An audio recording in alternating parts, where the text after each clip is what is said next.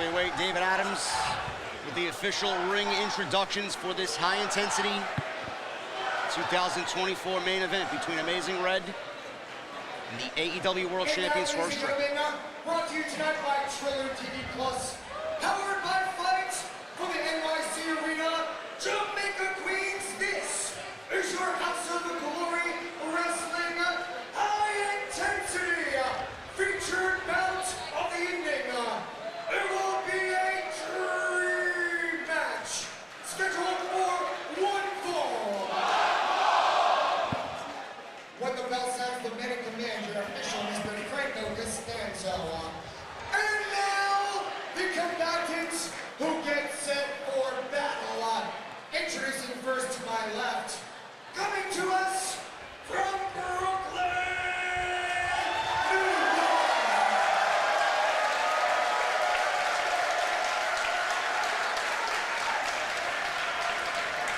Weighing in at 150 pounds, he is the founder of House of Glory Wrestling, the Underground King, Amazing Red.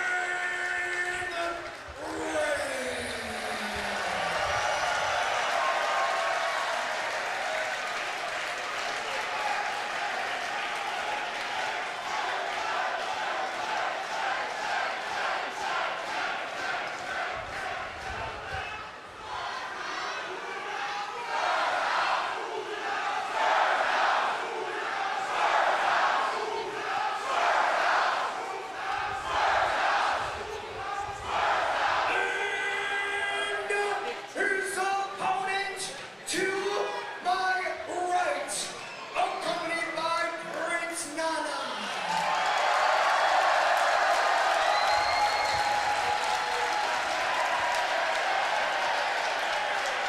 Fighting out of Tacoma, Washington, holding an official weight of 220 pounds.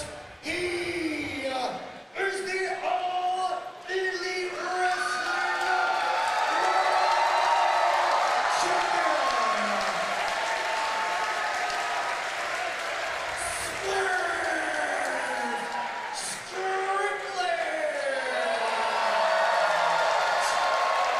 The Amazing Red is coming off what many called a career performance against Mike Santana for the House of Glory World Championship at our last show.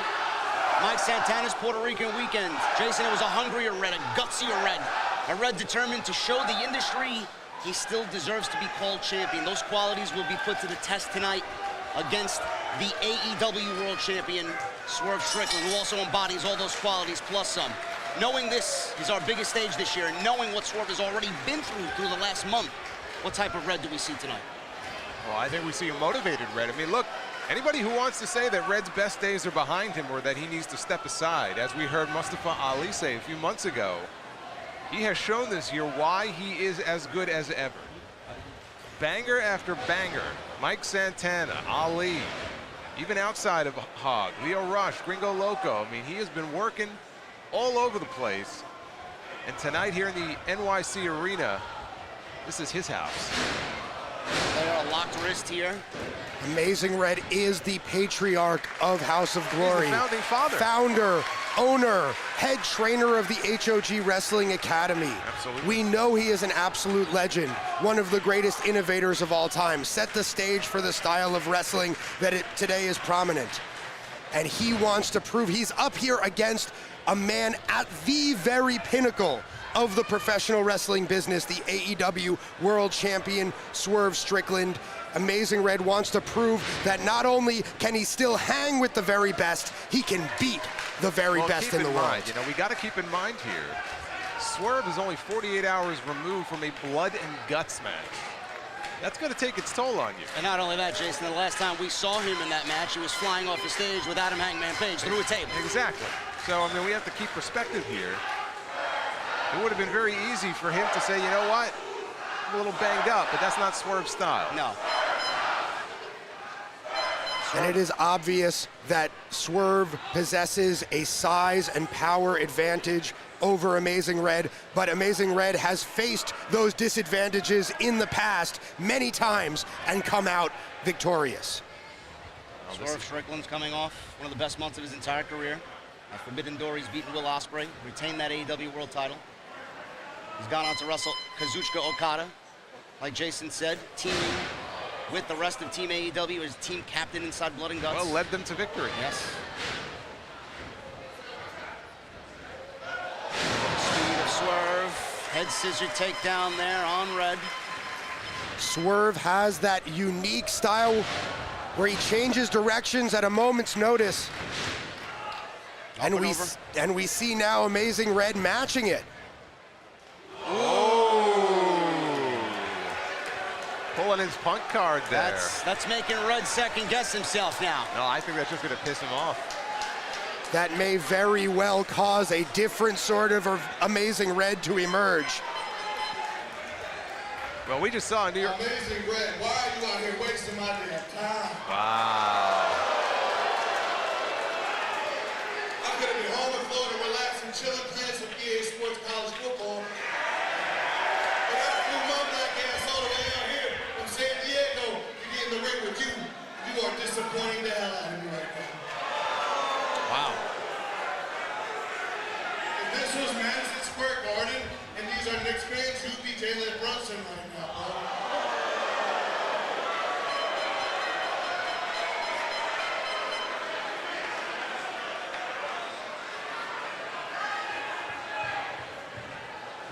You know what I really feel sorry for? The students that are learning from you right now.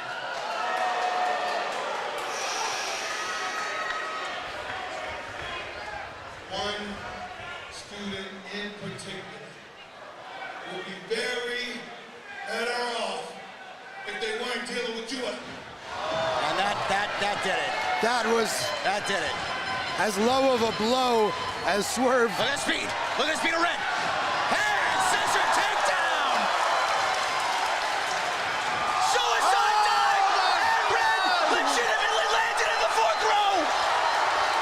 Amazing Red through that suicide dive with complete abandon.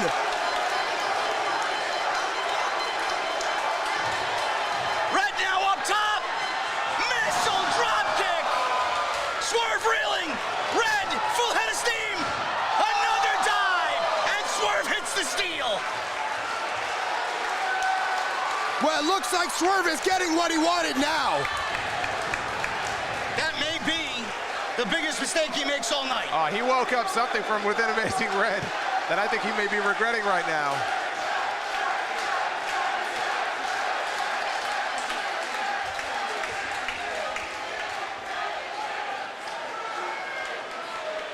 That was the same fire, the same intensity that we saw Against Santana in the closing moments of that match where we thought Red was going to win the championship.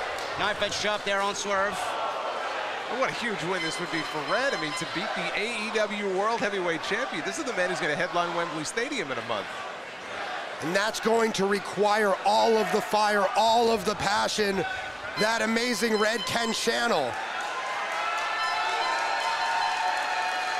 Well, if there's one thing that you do not want to insult, is the Amazing Red, his ability to train his students. He takes great pride in that. I think Swerve knew that. That's why he went there. Knocked Red off the apron there. Went for that big kick. Face first, down on the apron, goes Swerve. I think Swerve doesn't quite know what he's in for here. Oh, no. Oh, he holds on. He caught him. Oh, face first, dropped him. Right across the ring apron, and Swerve now quickly up to the apron himself. Does he have in mind? Oh! That big kick right to the face as Red hits that mat. Nothing fancy about It's that. the Just a good concrete floor. Yeah, it's a There's good no old-fashioned padding out there. No, just a good old-fashioned kick to the face.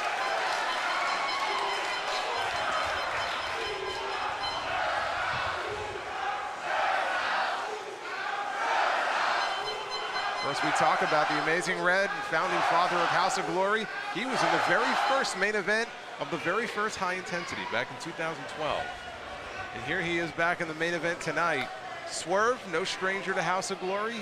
His history here dates as far back as 2014. but he has come a long way from those days.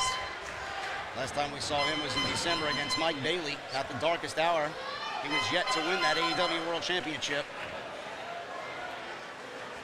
He's had a perfect 2024, Jason. Only one loss, and the loss, he wasn't even pinned. Look at Swerve just sort of smothering Red with his weight. Tying him up in a bow and arrow now.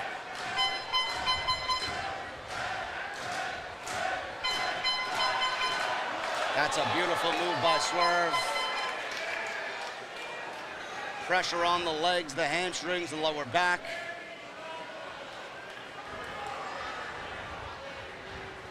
Oh, wow. Trying to break those ribs. Absolutely. Swerve just trying to squash Red's hopes.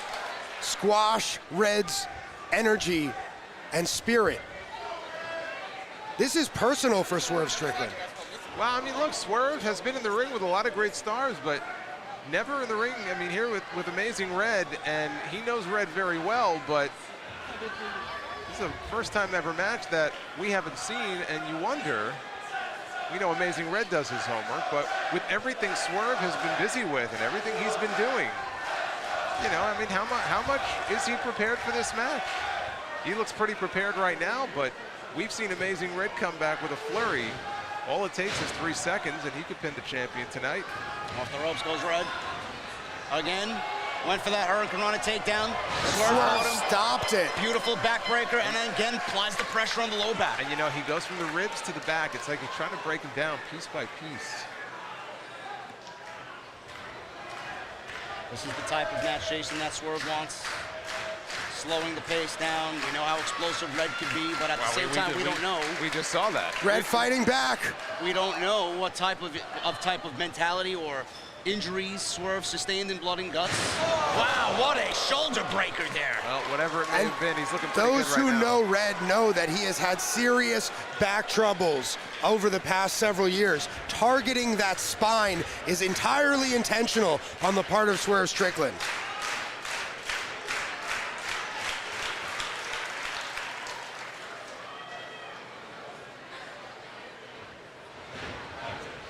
Does Swerve want to hurt Red to fire him up and get the best Red? Or does Swerve just really want to cause damage Signature Swerve to the Underground King? With that flying elbow right to the back of the neck. He caused a lot of damage right now. We saw Mustafa Ali wanted Red to step aside. That's exactly what I mentioned before. I said, look, there are people who will look at Amazing Red and say, you know, is he winding down? Is this the same Amazing Red? He has proven this year time and time again. He's every bit as good as we know he is. And I think every time he's in that ring, he's out there to prove it to himself. And looking back at it, that might have been the moment this year that woke the monster from within, honestly. Well, Swerve is demanding proof right now from Amazing Red. We saw proof last month. What more proof do you need? We know what Red is capable of. We need proof in the ring right now from Red. We need Red to rise to the occasion right now. Here we go right here. I think he heard you. Big right hand by Red after Swerve misses two. Off the ropes. Irish Rip reversed. Under goes Red. Head scissor takedown. Swerve reeling in the corner. Red, opposite side. Follows up, hits the corner. Swerve misses. Big drop kick right to the neck. Tilt-a-whirl DDT! Signature Red. No one does it like him. Not enough. Every match as a professional wrestler, you must prove yourself again and again. You can never rest on your laurels. And Red believes in that. Well, I mean, he leads by example. Got the momentum on his side right now, but Swerve's a little wobbly. Oh, big kick to the midsection by Red. Right to the gut. Caught Red.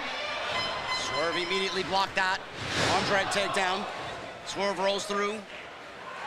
I thought he might have been going for that. He might float over suplex, no, but he might be going for Jason, right to the back. And no, he's going to snap that arm. Has the one arm trapped and is now trying to hyperextend the other one. Ooh, Red right underneath the jaw. He missed once. He didn't miss the second time. Absolute precision from that tornado kick. Spinning heel kick in the corner. Swerve is down. Red goes for cover. Swerve got that right shoulder up, but I don't know how much was there. You gotta keep your eye on Prince Nana outside too. He could be devious. Yeah, he's popular these days with the crowd, but there was a time when Prince Nana was one of the most sinister men in all of wrestling. Red now up top. Close to that swanton, misses. Oh! Big stomp by Swerve, and this is vintage Swerve Strickland. Big suplex. Cover hooks the leg too, and Red is still alive. Red survives, showing that resilience that we know from him.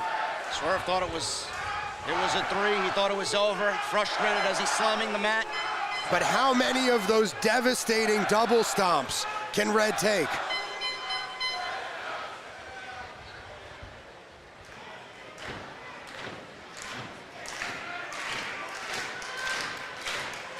This man trying to will the amazing Red back to his feet. Swerve up, stalking Red as he's slowly getting back to a vertical base.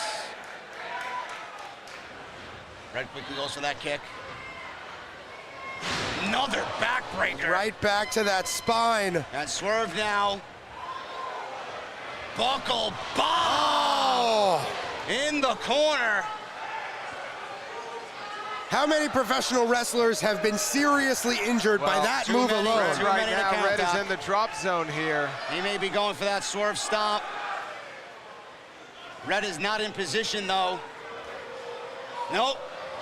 Oh! 450. Caught Red on the side, but Oh, wait, Red... The knees were slightly up, and Red goes for cover, gets it 2. Code Red! That's it! What? Wow. That is a staple of the amazing Red. Out of nowhere with the code Red. Red has defeated countless opponents with that maneuver. Swerve Strickland was able, incredibly, to kick out. We saw Jay Lyon earlier tonight bust that move out in his match. We know the relationship he's had with Amazing Red. At first glance, it looked like Swerve hit that 450, but Red, just in the last second, got those knees He up. kind of turned his body to the Yes, he side and did. got that knee up. And he almost got the roll up. Swerve now in trouble. He's back up. Red is in control here, but Swerve quickly, Amazing dexterity Yes. from Swerve Strickland. with that right hand to follow. Another small package. 2 count only. Flatliner. Look at the quickness of the AEW champion, and Amazing Red again with the kick out. Red trying to use all of his experience, all of his tricks there to steal a win from Swerve Strickland. Hey, look, a win is a win, whether it's a roll up, whether, I mean, it doesn't matter what it is. All he needs is 3 seconds, and he could pick up a huge win, the biggest win of the entire year for Red, if he can beat Swerve Strickland here tonight. And I think Swerve realizes that. Potentially the biggest win of Amazing Red's career. Well, I mean, look, certainly one of them, if he can pull it off tonight. The current world champion. And Swerve now positions Red, traps him upside down, tree of woe. Possibly looking for that double stomp, as Red has nowhere to go.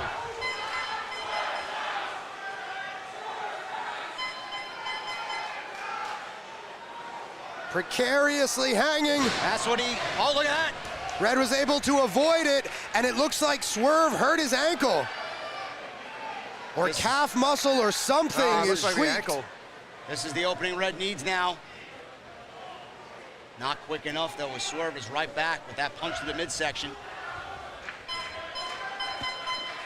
Can Red find a way to capitalize on that injury to Swerve Strickland? And you can see it's bothering Swerve as Red is trying to mount a comeback here. Swerve wants a superplex. exactly what he's looking for, but Wow. Red avoided the superplex, but may have hurt himself on that top turnbuckle. That's dangerous. Red could possibly be looking for an avalanche. Code Red here. If he hits it, we could have a decisive finish. It's exactly what he did. He nailed it! If he can cover him. 1, 2, And there's no Prince Nana. I told you, keep your eye on Prince Nana. He is as devious as they come. Don't let the fact that the fans love him mask the fact. And he made no bones about No, it. he did Legitimately not. right in front of the referee. He didn't give one single damn about what he did. He saw his man in trouble and he leapt into action. The Prince of Ghana, West Africa, strikes again.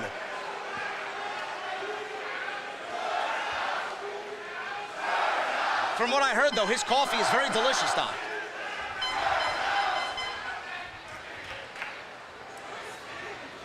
Prince Nana deciding Swerve's fate here as Red goes to the outside.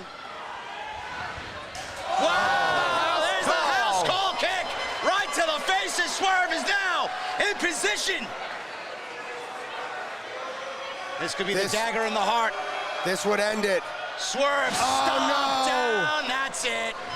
1, 2, and Red!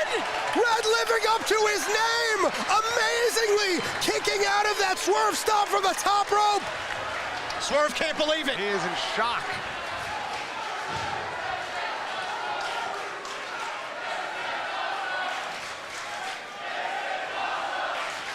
Trying to follow up his Swerve, but Red gets out of it, with the backslide! Crucifix into a sunset flip! Red pulling everything out of his playbook! La Magistrat reversed! Red blocked it. This is crazy. Elbow puts a stop to Red and his temporary momentum.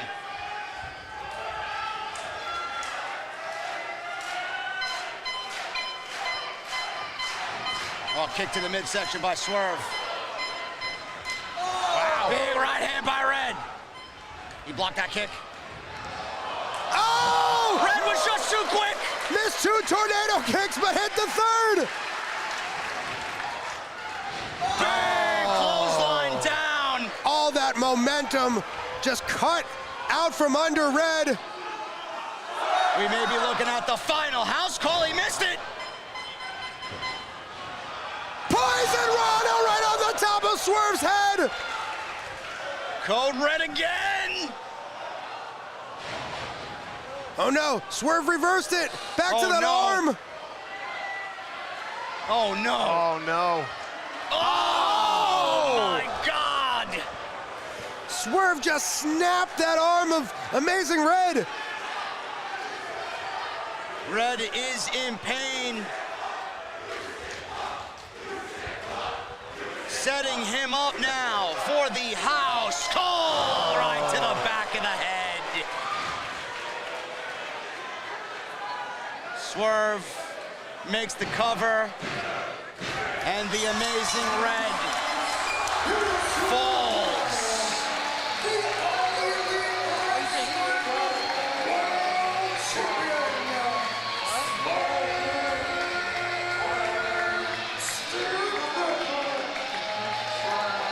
What a main event. Lived up to the billing, that's for sure. The Amazing Red valiantly tries once again to recapture that glory. The reality lived up to the dream of this dream match. But it did not come easy for Swerve Strickland. Red proving once again that he can stand against the very best in the professional wrestling industry. But tonight, Swerve Strickland was your winner. Swerve has the microphone now. But I said earlier in this match, I might have lied about one thing. Certainly wasn't about Jalen Brunson and the Knicks.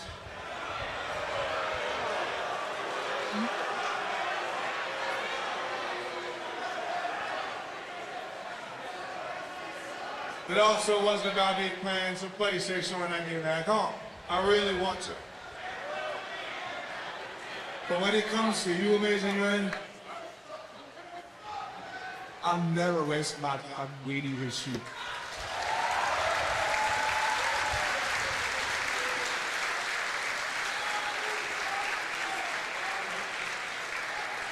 I'm in a position in my career where I can pick and choose where I go, who I work with, how much money I can make, hell, what flights I want to fly on, first class business or whatever. At the top of that list is Wrestling Amazing Red, a house of glory. I don't care where I am in the States or in the world, when I get a call and I get in the ring with you, an innovator of everything that we do, there is no Swerve Strickland without an Amazing Red. Watch these things. You were all at Forbidden Door. You saw me versus Will Ospreay in the main event and the UBS Arena for that AEW World Championship. That doesn't happen without an Amazing Red coming first. Your is undeniable, and I never want you to forget that. From the bottom of my heart, I do exactly what it takes to win. However good, however bad it is, however these people feel about it, I don't really care because that championship and victories is all that matters to Swerve. You all seen how far I'm willing to push the envelope. Now in the last moments of your career, I want to see you do the same thing, Red. Because whether they cheer me or boo me or love me, they just want to love you no matter what you do. And all these people are gathered here to see more Amazing Red. Because tonight, you just showed again how special you truly are.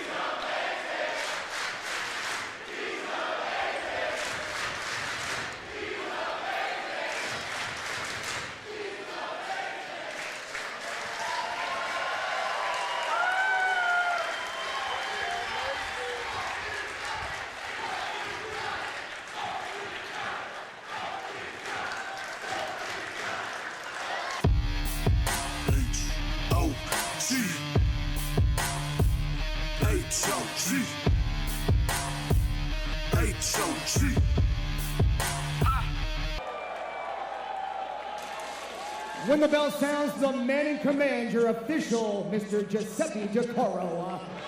And now, the combatants who get set for war. Introducing first, he stands to my right. Fighting out of Gomez Palacio, Durango, Mexico.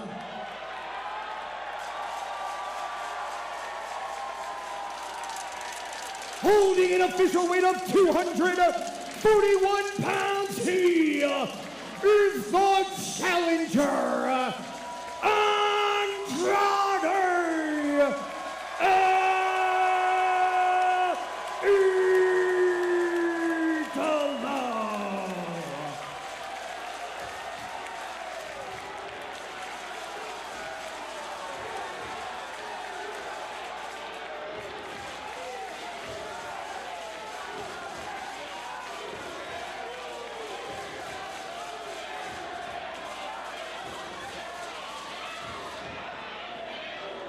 And now, ladies and gentlemen, his opponents across the ring to my left, flying in from his exclusive winter residence in Mendoza, Argentina,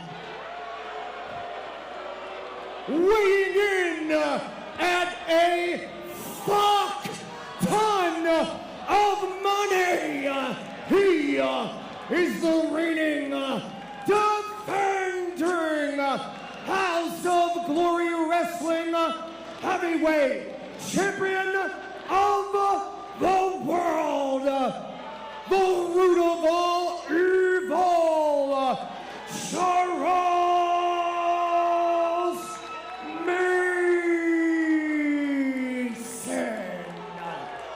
House of Glory Wrestling, no turning back. Your House of Glory Wrestling World Championship hangs in the balance. Charles Mason, the root of all evil, defending against his challenger Andrade El Idolo, batten down the hatches. Jason, you know Charles Mason better than anybody in this building tonight. We are sold out. I see nothing but a sea of people. What makes Mason so effective at dictating the tempo? Well, he's just very unique in the way that he carries himself. He's sick. He's demented. He's twisted. There's nothing he's not willing to do. There's no depth that he will not stoop to. We've seen some of the disgusting things that he's done before here in HOG.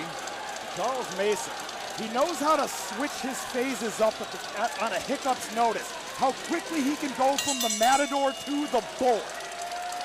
And Andrade, I gotta believe, he has done a lot of film study when it comes to Charles Mason. And I'm not even sure that'll pay off because, as you said, Charles Mason is willing to go to the depths, the lengths of plastic bags over the head. Oh, anything. It doesn't matter to him. I mean, we've seen him do some pretty disgusting, vile things in and out of the ring. I think Andrade has done his homework. He'll be ready for it. It's going to come down to, I think, who's willing to be... Oh, listen to this.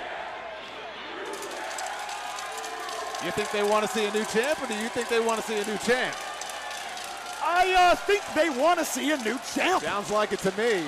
I wouldn't mind it myself. Championship number 4, maybe headed back with Andrade. Not going to be easy, though. Whatever you think of Charles Mason, he is a great wrestler inside those ropes, and he can fight with the best of them. There's a reason why he held that Crown Jewel Championship for almost 600 days. There's a reason why he was the man who ended the legendary run of Mike Santana that nobody else could do. With Charles Mason, with that Matt Travis contract, who was able to finally pull it off. These two, one thing they do have in common, unparalleled focus on their opposition. They are both surgical when it comes to their approaches. But something's got to give between champion and challenger here tonight at No Turning Back. Well, Andrade, he's going to be challenging for the IWGP World, or global title rather, against the IWGP World Champion, Yota Tsuji. Oh my goodness. Andrade offered the handshake. Charles Mason went for the throat, and now we're just slapping. And we are off to the races here. Yeah, that's coming up next weekend. He's got to focus on Mason right now. Look at this. Back and forth. High velocity on those open hand strikes. And now Mason, the knee to the midsection. Corner to corner we go with the Irish whip. Well done. Nice float over by Andrade. Big elbow by Andrade. Quickly to the top rope here. Big cross body. Cover here. Mason quickly gets that right shoulder up. How quickly Andrade can shift. Go from powerhouse to technician to high flying. Just like that, a moment's notice. That's why he's one of the best in the world. He can do it all. He can fly, he can ground you. Interestingly enough, Charles Mason has that in common. The Yakuza kick finds home. Charles Mason creased and sent to the outside. And Andrade, like you said, Johnny, had Mason well scouted with that big boot. He was quick right behind Mason with that boot. And this is where he thrives, full head of steam. Well done! The corkscrew tornado, changing trajectory in mid-air. Andrade, excuse the cliche, he's built different. No, he really is. Oh, wait a minute. Hold on. I think he has found a fan here in the front row. La Idola. He's been doing that a lot lately. Oh, look at that. As you see this replay here, Andrade, quite absolute precision. Quite the ladies' man here in NYC tonight. Look at this. Mason is telling him, go ahead. I'm telling you, he's sick in the head. There's something wrong with this guy. Opening himself up to these devastating chops, and Mason could be his own form of Ali's rope-a-dope, trying to get his opponent to punch himself out. Now for a well-oiled machine like Andrade, quite the task. But now the knife edge chop.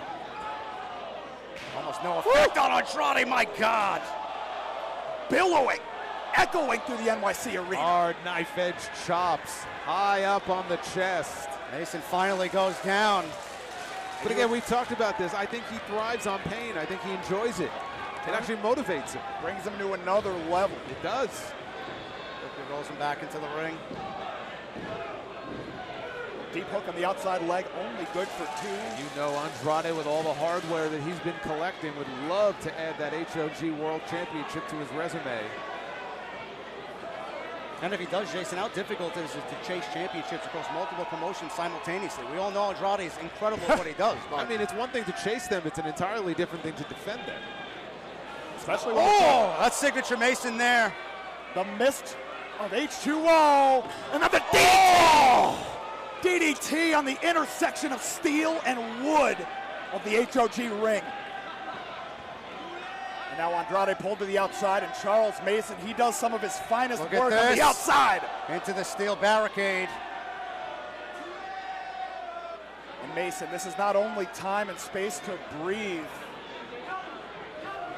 but Andrade now, he's got to pick himself back up. He wants to count that. He's telling the referee to count him out. He knows he retains the championship if that's the case.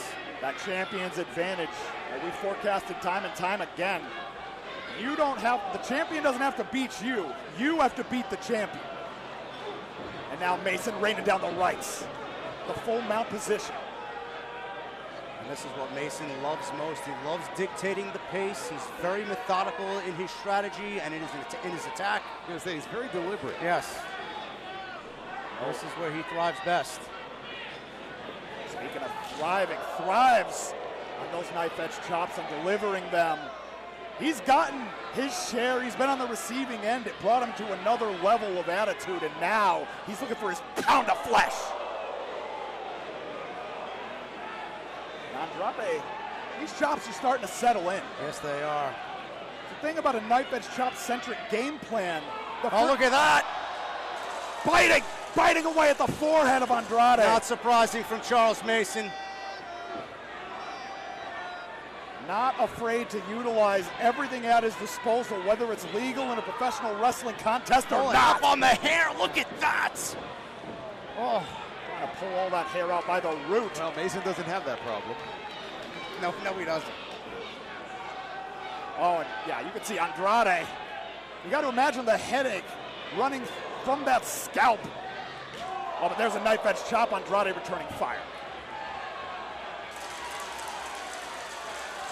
And Andrade, steps into the overhand this time. Whatever he needs to do.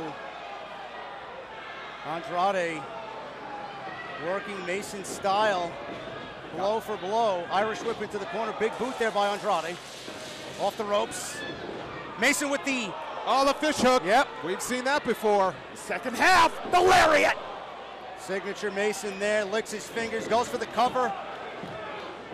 Only a 2 count. I gotta wonder if him taking that extra half second to lick the fingers made a difference. Possibly. Charles Mason, he always wants to enjoy his spoils, enjoy his handiwork. That's cost him in the past. Oh, he wants to enjoy his meal. Yes. I told you this guy is sick. Now stomping away. That fish hook into the lariat, a great equalizer time and time again for Charles Mason. Always very effective. That's why, it makes sense. That's why he keeps going to it. But he is in firm control right now. And Andrade is in a bad state. This is a great strategy by Mason, suffocating Andrade here. Maybe setting him up. The reign of terror, we know he's very fond of that. Again, licking the fingers. Yeah, for an opponent that's built for all 9 innings like Andrade, the best thing you can do is attack that gas tank. You try to make your opponent carry your weight and drive the air out of the lungs. It's just like that. Driving that shoulder. Trying to drive it right into that diaphragm.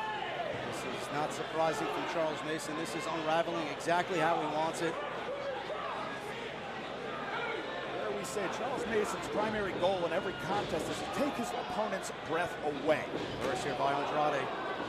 Big boot by Mason. Keep your eyes on this. Ugh, wow! Ugh. The figure 4 across the throat using the legs. His own version of the tarantula, one might say. Now Mason. Mason's still on the apron along with Andrade. Dangerous ground for champion and challenger alike. He loves being out here, and he's trying for something big, hopefully to put Andrade away here. Spike him on the crown of his head. Andrade's trying to reverse this. Can he get it? Something's got to give. Uh-oh! Back body drop! That And is Mason, exactly what he needed to do. the hellacious spill to the floor for the champion, and what an opening created by the challenger. But Andrade, the pain etched across his face. Moving a lot slower than he was just a couple of minutes ago. Mason wore him down. You can see he's wincing in pain. Is Andrade. We take another look at that back body drop. Now look where he landed too, right on the edge of the ring, right there. Right on that shoulder, Mason landed. Shoulder, the lower back. No thank you. Brutal landing for Charles Mason and Andrade. And the one thing about the officials here, Jason, they're going to let this go. The gloves are coming off. And there she is again. You said it, JD. His favorite fan. 2 words, referee's discretion. Yes. It's selfie time. Well, you know, this is like playing a video game, and you go to a save point and you replenish your health. This is him replenishing his health. Exactly. Can I replenish my health too? The proverbial health potion. Oh my God! Well, he just broke that potion bottle. And Andrade can't believe what he just saw. Wow, Andrade is angry. Look at this. The Yakuza kick in the corner. Oh, we need some help down there. I mean, Capacity crowd. I- took that full force. I have never seen anything. We've seen wars out here, Jason, but I've never seen anything like that before. Come on here, Andrade is checking to make sure she's okay. Charles Mason back in the ring. Andrade. Don't checking turn on- your back on Mason. Well, I mean, Andrade can't afford to get emotional here. He still has a championship to possibly Don't win. turn your back on Mason. Going for the low blow, dragon screw there. Oh, that may have Off changed the this. ropes. A dragon screw leg whip on its own can change a contest complexion completely. Andrade's fired up now.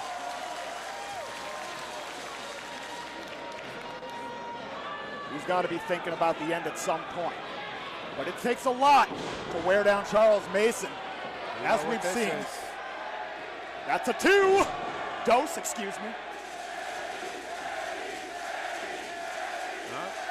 Thought he was going for that third. Mason stops it right into the corner. Yeah, he put a stop to that. Once again, biting Andrade. Is that the ear? Full on Mike Tyson? He don't care. Now following up. His own version. Of course. The 3 roots of evil. All evil. Will he get the third?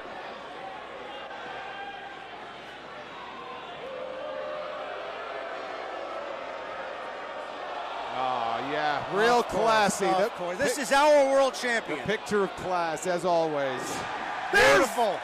That third amigo for Andrade. The spirit of Eddie Guerrero running through Andrade El Idolo.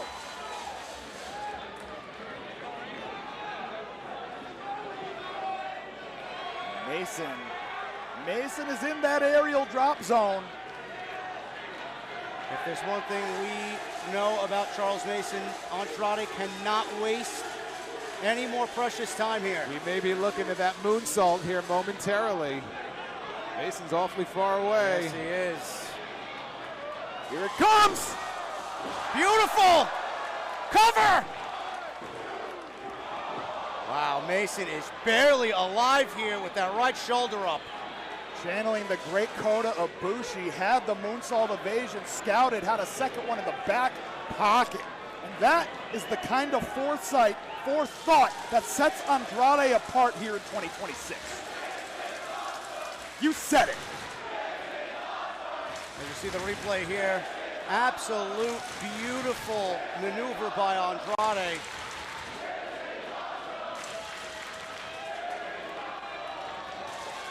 That's the thing about Charles Mason. Love him or hate him, the effort he puts forth time in and time out, you can't help but respect it, even if you don't like it. Andrade's trying to feed off this NYC faithful here, the NYC arena.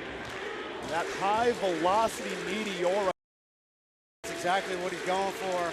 Mason, though, had it well scouted. Missile drop kick into the corner. Shot out of a cannon with that. Double barrel. Whoop! Caught! Stuck the landing, the flatliner in the corner. And Charles Mason, he might be in that perfect spot. The spot that Andrade had in mind. Oh, he's absolutely vulnerable right now. We could be looking at those double knees. Oh, crushed him in the corner. Cover here. And Mason is still alive. Again, where he gets it from, I don't know. He is very resilient. We've seen it time and time again. Especially weathering that storm. I wish we had a radar gun handy so that we could track how fast that meteora was going. Andrade looked impressed there. He's very impressed by the showing from Charles Mason. But it might be time to finish this off. Yeah, might be thinking about going back up again. That might be a mistake. All it takes is one high risk, though. What a risky move here for Andrade. Now this time he is closer. Mason is closer to that corner. Is this what the doctor ordered? Mason's moving around. Yeah, he's stirring up. He's on his feet. That's a great move by Mason. Interrupting that equilibrium. Meteora of his own in the corner. Keep an eye on this. Rolling Death Valley driver by Mason. Signature Mason cover. Unreal stanza. Wow. High impact, high tempo offense out of our defending HOG world champion. But Andrade is weathering the storm thus far. These two, they are bringing it all to the fight, all to the table. Off the heels of this one, these two may be leveling up, and we are still early in the year 26. But now these two gunslingers, they're both vertical now. We may be looking at the proverbial pistols at dawn. Yeah, exactly. Unbelievable this late in the match, and Andrade is still welcoming all of Mason's offense. We've got to be way past a second wind right now. We've got to be fourth, fifth, sixth wind apiece. This is how we started the match. And now we're 20 minutes in, and they're still going at it. The same velocity and the same gusto. Who's gonna fall here? Now switching it up. The knife edge chop out of Andrade. Mason returning fire. Andrade barely moved. Oh, Mason moved there, right against the ropes. The ropes are about all that saved them. Missed that clothesline. Fish hook again, clothesline. Got it. Quick to follow up now. Uh-oh, another signature Mason. Oh, this could be. We've seen this before. That got style. Oh, man, he dropped him right on his head. Stuck the landing, the cover. Oh, that is a close one. That's that sixth sense that many of the greats have, the ability to know when you're a leg's length away from that bottom now rope. Imagine if he had done that in the center of the ring. Yeah. This match would be over right now. Mason rolling out to the floor. As we take another look, dumped him right on top of his skull. And wait a minute, Mason has that championship. Yeah, we are in wrestling's equivalent of extra innings. Referee just spotted it as he's trying to pull it away. Andrade up. Going for the field goal, blocked. And now, the spinning toe falls back, figure four leg lock. And right in the center of the ring, and Mason has nowhere to go. Very difficult maneuver to struggle your way out of. You've either got to reverse the pressure. Look at this, a figure eight, I believe he's trying for, yes. He tried it, but Mason reversed it. And he got to the ropes. The reversal momentum and getting to the ropes. It's the only surefire way out of that figure four leg lock. One of the most dangerous submission maneuvers of all time. We'll see how Mason responds to this. He's holding that knee. Take his legs out. You're taking out most of his offense. Oh. Now you know he's getting serious here. The pants are coming off. Oh, yeah. Business just picked up. Someone check on that young lady in the front row. I think she just passed out. They're fainting all around the HOG arena. He means business. This is bad news for Mason. Drilled home the big elbow. Mason returns fire. High velocity, back and forth they go, but the legs A little get wobbly. rubbery. A little wobbly. Yes, sir. That spaghetti legs going on. But now the boxing style elbows. Andrade again protecting the fists by teeing off with those forearms. Sign language there by Andrade. Off the ropes. Mason with the boot to the face. Steps on into it and then takes off. The Yakuza kick returned out of Andrade. Now Andrade takes on off. Well, Mason, the 180 with the leapfrog. Finds home with the northern lariat. Andrade stunned. Fish hook. Wow! Comes out of nowhere with the elbow in the cover. Oh my God! A heartbeat away from a new champion. That discus elbow connected flush. Andrade thinks it's a 3. Everybody in this building thinks it's 3. How did Mason kick out of that? Now what's Andrade got to be thinking at this point here? Take another. Oh man, he ate all of that. And barely got that shoulder up. Gotta believe that elbow nearly broke the sound barrier. What more does Andrade have to do? Headed to the outside now. Following Mason. He's got to get the champ back in the ring, first and foremost. I don't trust Mason on the floor. Keep your eyes on him. Again, he went for that signature Mason spit. Now the butterfly drilled him down. The butterfly buster. He calls that the DM. And Mason came right down on his hip on that hardwood floor. If he can get him back in the ring, we got a new champion. We have seen Andrade finish off other opponents with that move, but both men are down. They are hurt. Yeah, I was going to say slow to rise, but neither has even began to rise. Andrade holding that right knee. Yep. Referee's working his count up to a 4 now. Oh, we don't want to see this. Both men, I think he's up to 5. Yes, sir. Both men stirring. 7. Andrade back up, but he's got to get Mason back in the ring. Ref's up to 8.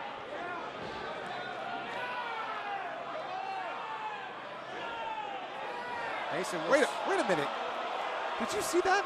What did he do? Mason intentionally stayed outside, and Giuseppe DiCarlo just counted to 10. You have to be kidding me. It's what we said before, gentlemen. And look at the smirk on Ladies Mason's. and gentlemen, here is your winner by way of countout, Andrade El Idolo. Champion's advantage. Oh, my. Andrade knew he had to beat the champion. Tried to get him back in the ring. By way of pinfall or submission. Therefore, still the HOG World Heavyweight Champion, Charles Mason. Mason deposited Andrade back into the ring, and as he was about to climb in before 10, he suddenly stopped and a smirk flashed across his face, and he backed away. He takes the cheap road out. And the look on Andrade's face says it all. He may have won the battle in the record books, but he lost the war. He did not bring home the House of Glory Wrestling World Championship. No, this doesn't end tonight. This can't end tonight. I need a resolution to this. I mean, that was an incredible battle between these two men. Look at Mason. Got the belt, the championship. But Andrade, The DM delivered.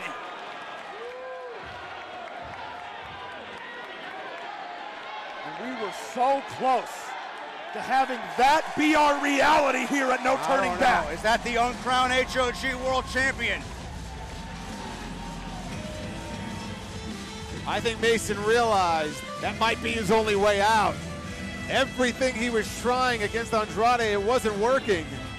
Absolutely. Andrade was willing to meet him in every arena that Mason introduced. Hold on a second. Wait.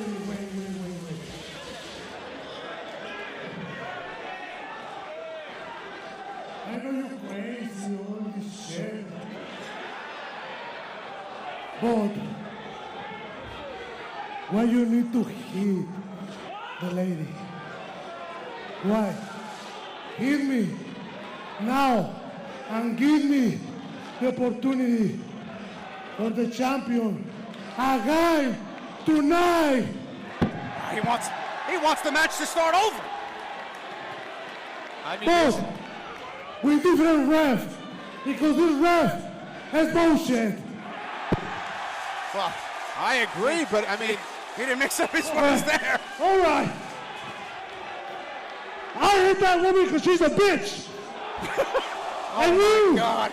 you want 5 more minutes? You want me and Andrade to go 5 more minutes? Fuck all of you. that's about what I expected out of Mason. No doubt. Could have called that. I saw that one coming.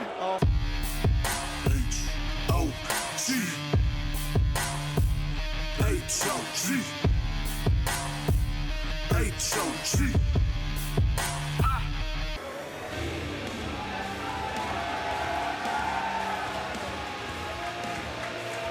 Well, feast your eyes on this man. Making his HOG debut. And this could be a very important night in the career of Dijak. If he walks out of here HOG World Heavyweight Champion, it could very well happen. It could happen. I don't know that Santana's title has ever been in as much jeopardy as it is tonight. This man, you talk about somebody with something to prove. Absolutely. Gonna see a free agency. You tend to hear, Jason, that term underutilized. You and I have talked about this a lot with Santana himself, because we sure as hell know that the man in that ring right now is underutilized. He hit free agency, and he's looking to make a huge splash here at House of Glory for the HOG World Championship. Dijak. Many ordered he was stupid for WWE to let his contract expire, not bring him back. We have him now. And he's going to be staring across the ring from that man right there. Well, you know, it's not often that Mike Santana gets in the ring with somebody who's 6'7", 260 pounds. It's not going to be easy, but when has it been? Look at everything Mike Santana's had to go through. 14 months on the shelf with a torn ACL. He finally fights his way back. He decides, I don't want to be a tag team wrestler. I have aspirations of being World Heavyweight Champion. And that's exactly what he did, ending the reign of Matt Cardona. And what a year this man has had in 2024. And it's funny you say that, Jason, because Mike Santana was recently interviewed by Fightful, and he stated that in 2024 he's been doing it his way. He says it was the whole reason I bet on myself to do things the way I want to do them. It's been paying off, it's been awesome, and I'm having the most fun I've ever had in my entire career. And look at him. Psycho Clown, Pentagon Jr., Josh Alexander, Amazing Red, JT Dunn, Matt Riddle, Alex Shelley, Steve Macklin. They've all walked into these doors and they've all been defeated by Mike Santana. I mean, that's a murderer's row right there.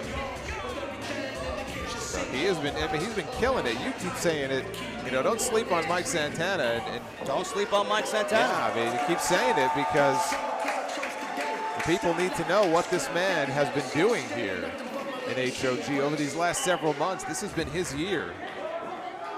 The following contest is scheduled for one fall, and it is for the HOG World Championship. Introducing first the challenger. From Worcester, Massachusetts, weighing 270 pounds, feast your eyes on Donovan Dijak!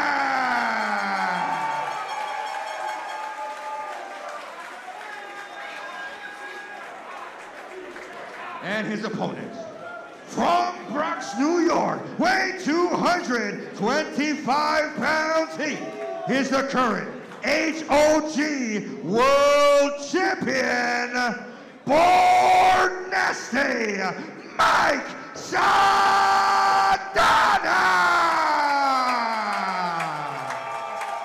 277 days as HOG World Champion is Mike Santana. He beat Matt Cardona back in December of 2023.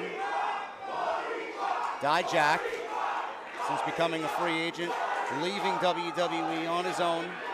He's wrestled for Beyond Wrestling, Rev Pro, Limitless, just to name a few. He's wrestled 13 matches since walking away from WWE. And just made his debut this past Thursday in New York at Summer of Beasts for MLW.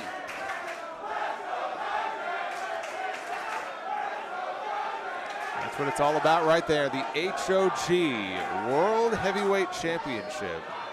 You know, you look at someone like Dijak, he's had recent battles with the likes of Speedball Mike Bailey, Gabe Kidd from New Japan, Michael Oku, who's a name that I'm sure a lot of people have heard and will be hearing about. Alec Price, who we've seen before in House of Glory. Look at this there, then. You see the size difference. Yeah, I was going to say, that's pretty apparent when you see them size. And Mike Santana is no small man. No.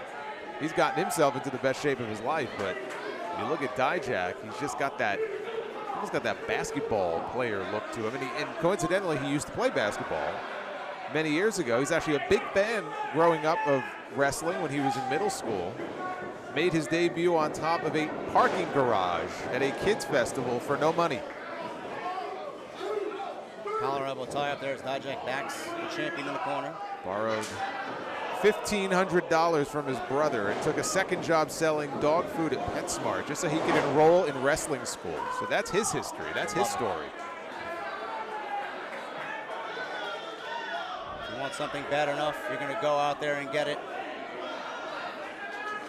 That's what Mike Santana's been showcasing ever since he walked away from being a tag team specialist. Now on his own, HOG World Champion, has worked for TNA.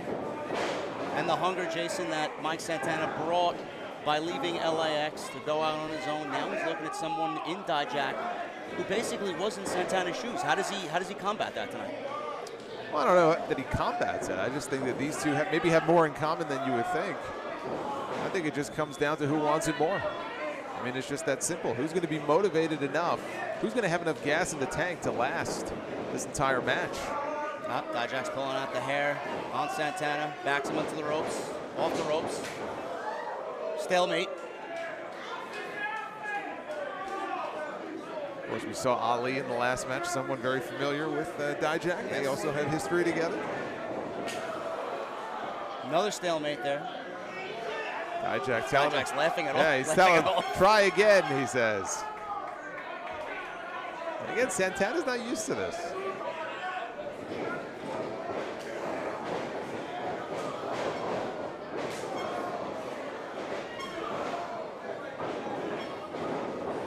Go behind by Santana. There's that drop kick. And Dijak rolls out to the ring. Santana quickly. Dive there as he backs Dijak into the barricade. And that's the explosive Jason of Santana. Well, we mentioned earlier the match that he had with Red at Puerto Rican Weekend. You talk about two different types of opponents and two different styles. Oh, you just got to prepare differently. How do you prepare for someone like Dijak? You just take the fight to him. Take a look at this. Nice dive there on the replay there by Santana. Big shot by Santana. You could see the red welts on Dijak's chest. Man, Santana just smacked the taste out of his mouth. And you ask a very good question, Jason. What do you do against someone the size of Dijak? Dijak, looking how imposing he is, how big he is. Believe it or not, what Santana does in that ring, Santana's no stranger to flying around. Dijak, believe it or not, does the same thing. He does. That's the thing. I mean, you take a look at him, you wouldn't expect him to, but... Oh, knee to the midsection. I mean, you do so at your own peril. This man can do pretty much anything he wants to do. He's super talented. He's got amazing agility. We'll see if we get to see some of it here tonight. Right now, he's just taking a beating from Mike Santana. This is not a street fight, by the way. No, nothing funny about that move by Santana, right in the back.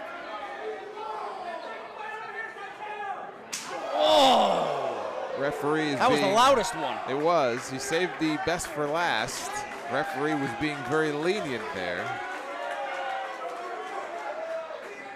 The only way to win the championship is in the ring. He goes up top, taking high risk, and it did not pay off. His one and only attempt so far, and Dijak cuts that short. And he's not usually doing the high risks. No. So the one time he tries it, it does not pay off. Now look at this. As Santana perched on the top turnbuckle, Dijak throws it right down to the mat. One. Now 1 count only. That's it. You're not going to beat Santana that way.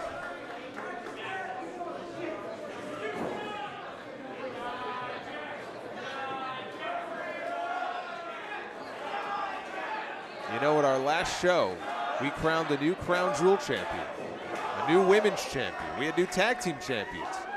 It felt like the winds of change were blowing here in House of Glory. Championship that did not change hands was the HOG World title. Is tonight. Are the winds of change going to blow? It is the Windy City. It is. Anything happens here in Chicago. Another big throw there by Dijak, and a cover here hooks the leg. And Mike Santana kicked out, Jason, at the same move just moments ago with a 1. Yeah. You got a 2 count. Oh, you see it there. That's the first one. That was like a sack of garbage. Just threw him across the ring. Dijak with those devastating blows. Quickly goes for a cover again. Oh, Mike Santana back up. I think he just pissed him off. I think he just made him angry. Santana now with those forearms off the roll. Whoa! Dijak with a big back elbow. And Santana is down again. Another cover here.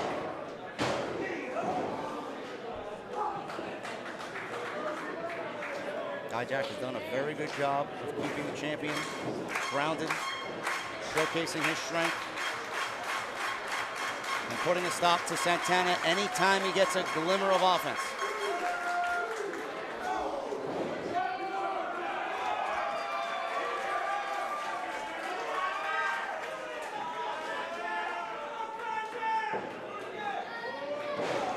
Mike Santana has told HOG management, Jason, you know, line him up, bring the very best of this business into House of Glory. So far, I think that statement might be a little bit more than Santana can handle right now. Well, I mean, look, you talked about high intensity. Santana throwing out that open challenge. Steve Macklin stepping up. He doesn't care. He's been very clear to me, line him up. He'll knock him down. So far, he's done just that. Big backbreaker by the challenger. As he shows off and gloats to the Chicago faithful. And a big slam in the process. 1, 2. One thing I know that Mike Santana would love to do, he would love to get through this entire calendar year as HOG World Champion. And he's mostly there. Competition's only going to get tougher from here, though, even if he somehow makes it out of this match tonight. But what a feather in his cap it would be if he can round out the rest of 2024 still the HOG World Champion. Believe it or not, unfortunately, Charles Mason has that contract as Dijak. Well, he's looming. You never know where he may show up. He may show up here. He's already made aspirations of world championship in his future as Dijak goes for another quick cover. Remember what he told Santana? He said, just when you forget about me, just when you're not thinking about me, that's when you're willing this strike. into existence. I'm not willing anything into existence. I'm just reminding you of what he said. Wow, what a slap by Santana.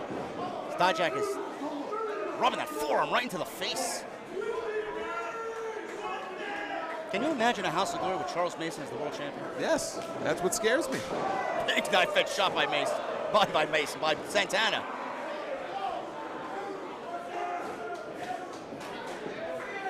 Dijak in control.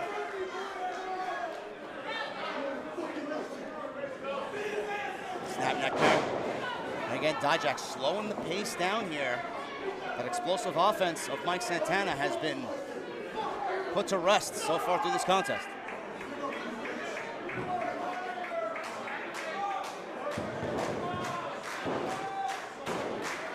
Dijak certainly has something to prove to everybody. leaving WWE now, taking the road that Matt Cardona and Ali have taken, and he's looking to shut a lot of people up as Mike Santana shut him up with that big right hand. My God. Oh.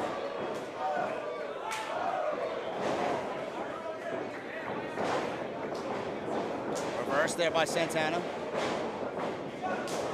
What a knife edge chop.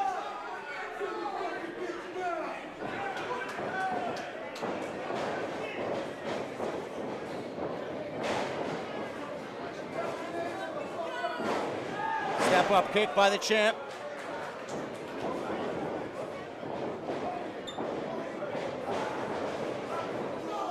Wow, that's a nice change in direction there by Santana, absolutely. Right to the top turnbuckle and a cutter. Yeah, we've seen that before. One of his signatures. Is it enough? Head first. And Dijak with the right shoulder up. That was a beautiful move by Santana to divert away from the ropes and into the turnbuckle there. This is where it becomes gut check time. Because now you know that exhaustion is settling in. Watch this on the replay. Beautiful cutter right there and down. Spikes him into the mat. Santana now measuring. Is that rolling clothesline. Big kick by Dijak. Oh, he caught him. Look at the strength of the champ. Wow! Death Valley driver right into the corner. Dijak landed on his neck, folded over. And that big clothesline that Santana has in his back pocket. Rolling senton, which is also his signature. He caught him. He did catch him. He muscles him up. Look at the strength of Wow. Dijak. He's going for it. This could be the feast your eyes. Nope. And a reverse Rana by Mike Santana. Oh. Oh my goodness, and Dijak falls down cover. I don't know if that was intended or not. That was a happenstance right there. Dijak falls down right on top of Santana and barely wins the championship. Yeah, I mean, it looked like he was definitely setting up for that feast your eyes. Santana had it scouted, spiked him on his head. Back and forth we go. Watch this. This is great. Boom, right down on the dome. And then, boom, right to the mush. But look at Dijak. He's got that big bear paw up in the air. He's got something bad in mind. Could be a choke slam. Santana slapping the taste out of Dijak's mouth. Big boot right to the face. And Mike Santana will not quit. Oh! Third attempt at this move. Choke slam here by Dijak. Sit out power bomb. That's the sit out choke bomb. 1, 2. Oh my goodness. Oof. I don't know. That was close. Very, very close. What is Santana? Look at Santana. I mean, what has he got left? By the looks of it, not much. And you summed it up perfectly. It's going to be who runs out of gas first. Watch this. The choke bomb. We've seen him use this before. And it was close. And Santana, I mean, barely got that shoulder up. And now Dijak. And this is the first time, Jason, he is ascending the top rope here. You talked about it before. We see him, for his size, do moves that he shouldn't be able to do. Santana wisely rolls away. Dijak having second thoughts here. That's a smart move by the champ right there. That is very smart. Dijak doesn't care. Wait a minute. What is he doing? I don't know. Oh my God! 1, 2! I don't believe it.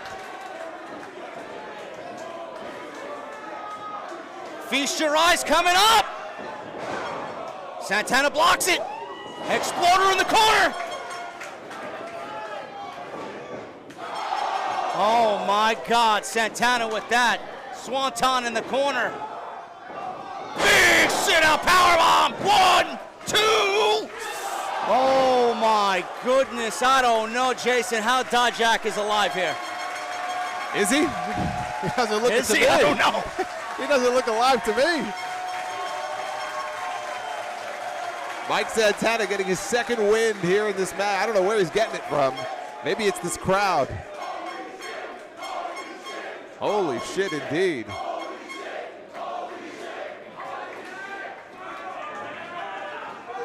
Look at this, feast your eyes, blocked by Santana into the exploder suplex.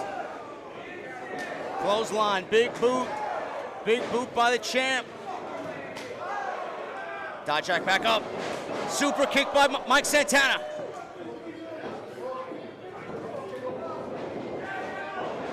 Oh, I don't believe there it. It is. That clothesline, he's beat them all with that, and he gets the win. Here is your winner and still your HOG World Heavyweight Champion, Mike Santana. Not the first time that we have seen Santana win with that lariat. But man, I mean, you talk about making somebody work for it. Dijak made him work maybe more than anybody I've seen. Now watch this. This is ridiculous. Unbelievable. Absolutely ridiculous. Picture perfect moonsault by a guy that size. But the is distance, unheard of. not even the moonsault, but the distance that he cleared on that moonsault. And then the feast your eyes attempt. Here. Mike Santana had that scouted into the exploder, as you see there. And then his signature. Oh. A running cannonball. And then that sit-out power bomb. That is unbelievable. There it is. That clothesline turns the big man inside out. He's beat them all with that.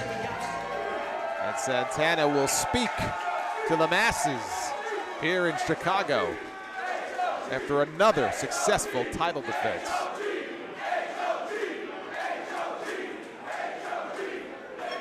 Yo, Dijak, you keep your big ass right here. I ain't done with you.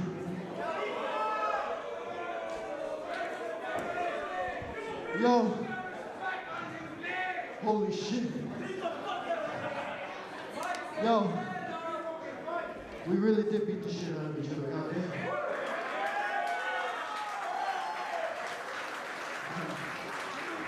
Real quick.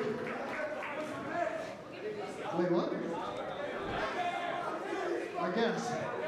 Anyways, yo, first and foremost, I want to give a shout out to all of fucking Chicago for coming out and fucking doing this.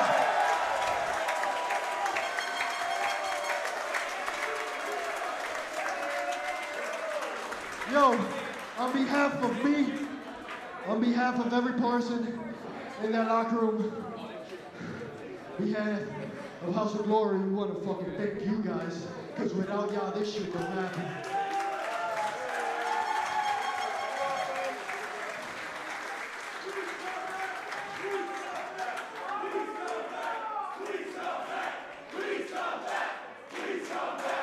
Well, guess what, guys? I got good news.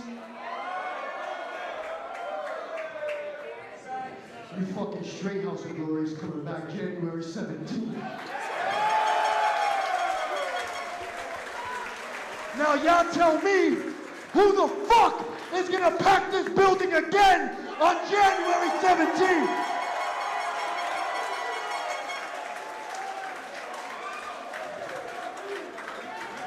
But yo, before I go, this big motherfucker over here, look at him.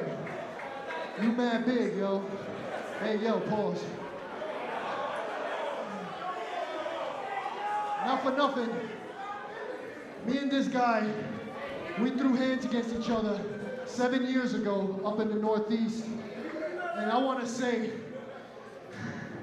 meeting this guy today, this guy is the best he's ever fucking been, let me tell you.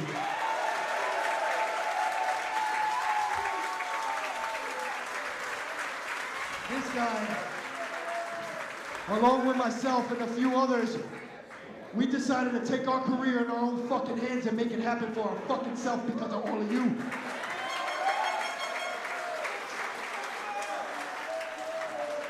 So I'll let you know, from me to you, I'll do this shit anytime, any place, on any title. I don't give a fuck. You and me, let's do this again.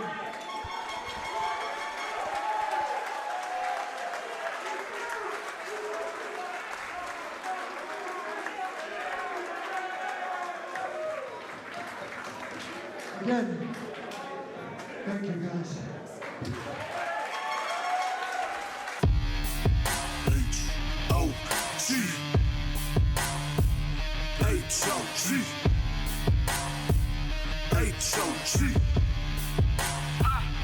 As the action continues right now, with this highly anticipated special attraction bout, Step 1 Fall.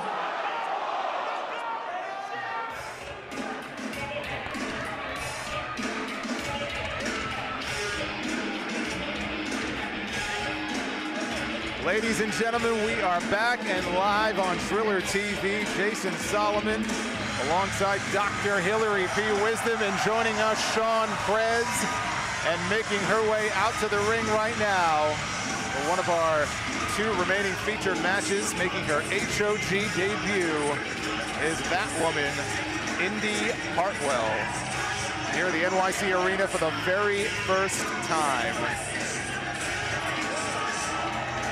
You can hear the New York City faithful as Indi makes her way down to the ring. Indi Hartwell, former NXT Women's Champion and Women's Tag Team Champion. You know, guys, a lot of people don't know she got her start in wrestling from watching Monet wrestle herself.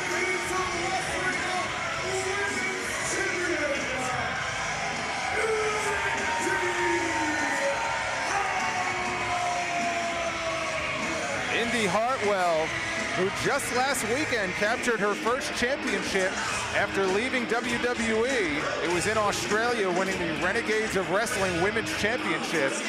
And who knows, you know, if things work out for her tonight, she could very well be coming for HOG Women's Gold. We're going to be seeing Indi at our Chicago show coming up on May 9th, but this is a huge match, one of the biggest of her career. As Sean alluded to a moment ago, this woman signed up for wrestling school after seeing Sasha Banks and Bayley at NXT Brooklyn. Mercedes has been a huge influence on this woman. As you hear the CEO chant ringing out here through the NYC Arena. Comes, guys. This is what I came for.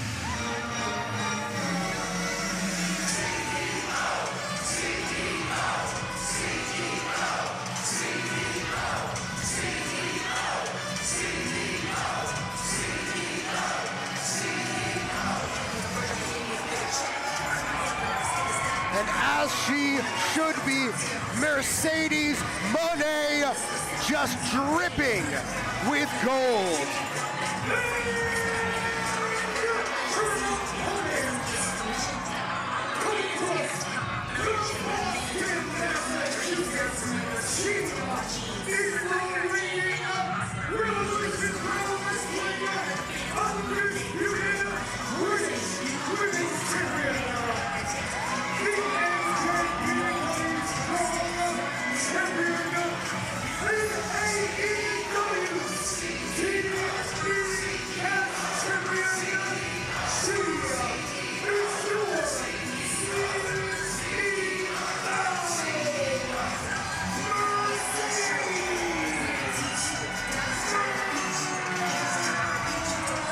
And boys, the money train has pulled up to the NYC Arena. Your CEO has arrived for the very first time in a House of Glory ring. But I will tell you, she has been a part of the family here for the past 10 years.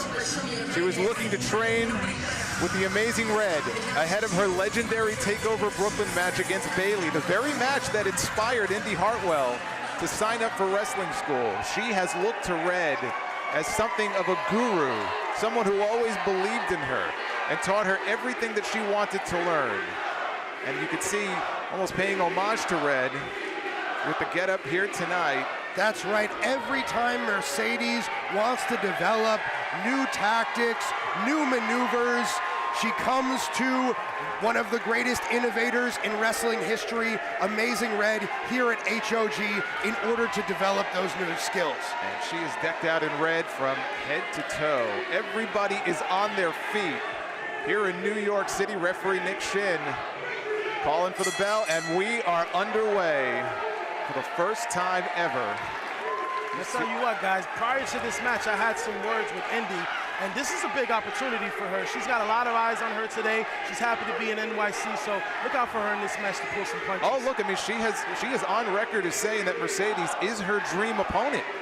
I mean, she's not showing it right now, but you know that on the inside, she's got to be geeking out. Be some butterflies going on. Absolutely, to be sharing the ring with the CEO, who, ever since she arrived on the scene in All Elite Wrestling, she is the AEW TBS champion now for nearly a year. She has been undefeated.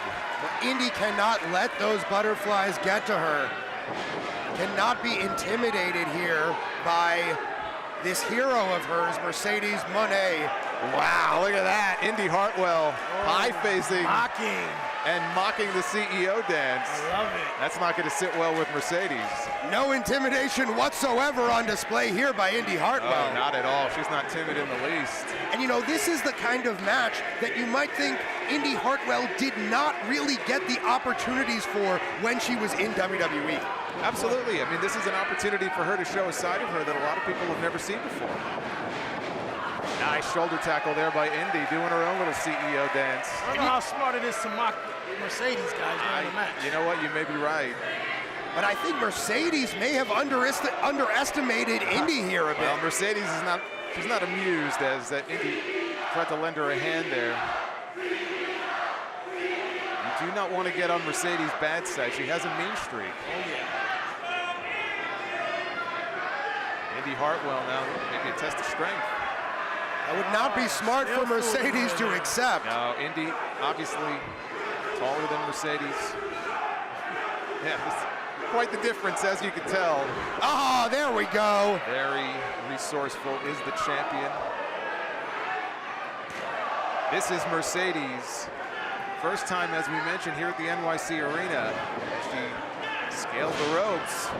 Nice arm drag takeover.